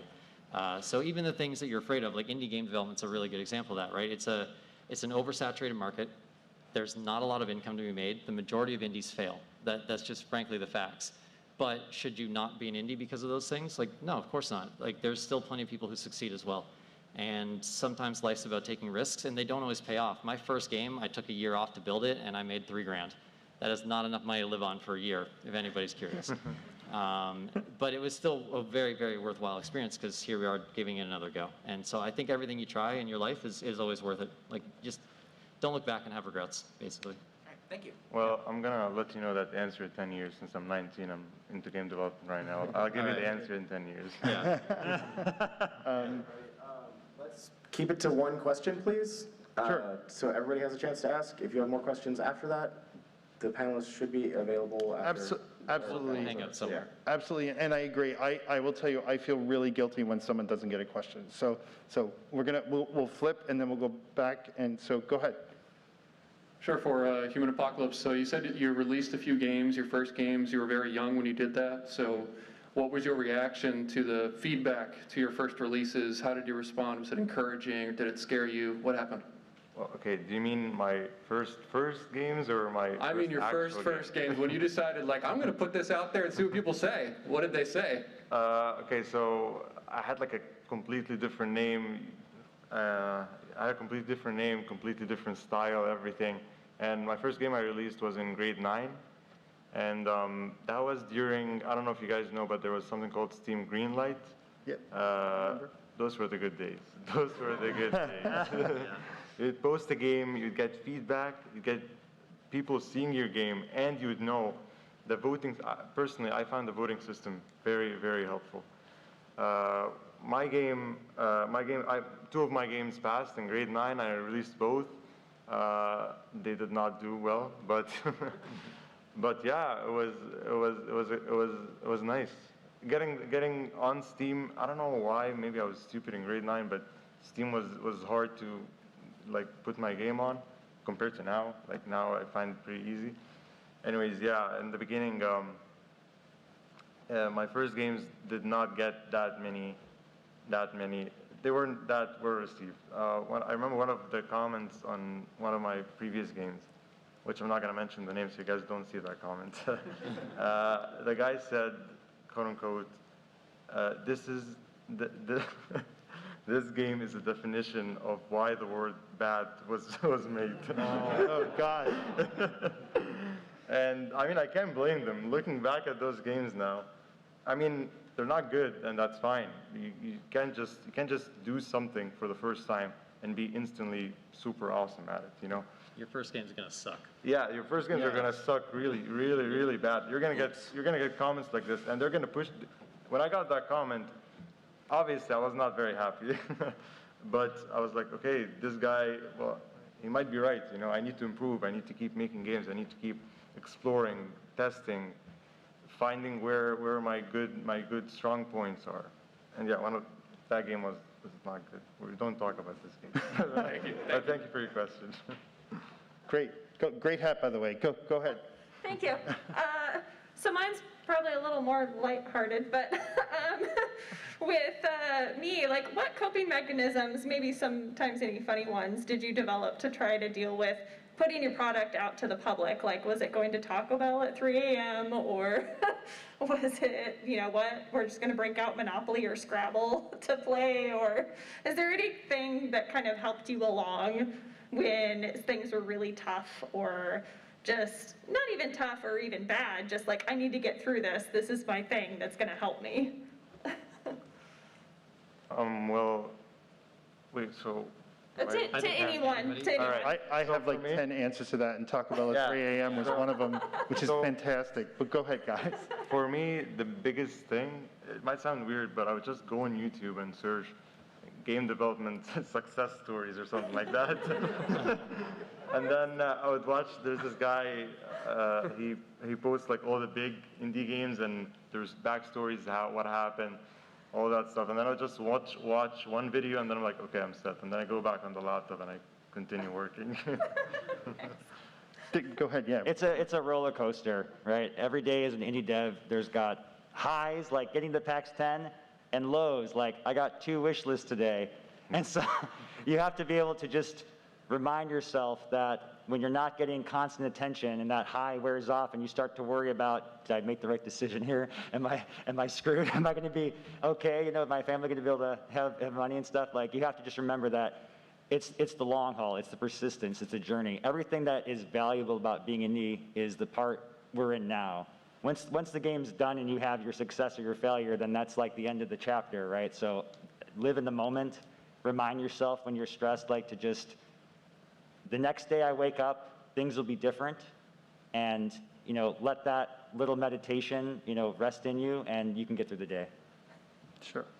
Cool. I will say this, and this is something I think that's really important, is I talk a lot. I've been in the game industry for 16 years, and I started as a journalist and moved into strategy and moved into publishing. And everything I've seen is this industry is incredibly supportive. We've talked about it here. We've talked about it among each other, and PAX is the true example of that. And not being out of my house or my neighborhood or away from my family for 18 months, coming here very much reminds me what we do and why we do it. And yes, I have had those mornings where, you know, on a strategy side or a publishing side, a contract didn't come through, or somebody got mad in a meeting, and you're on Zoom, and the meeting ends, and now you're sitting there in the room going, what the hell am I doing?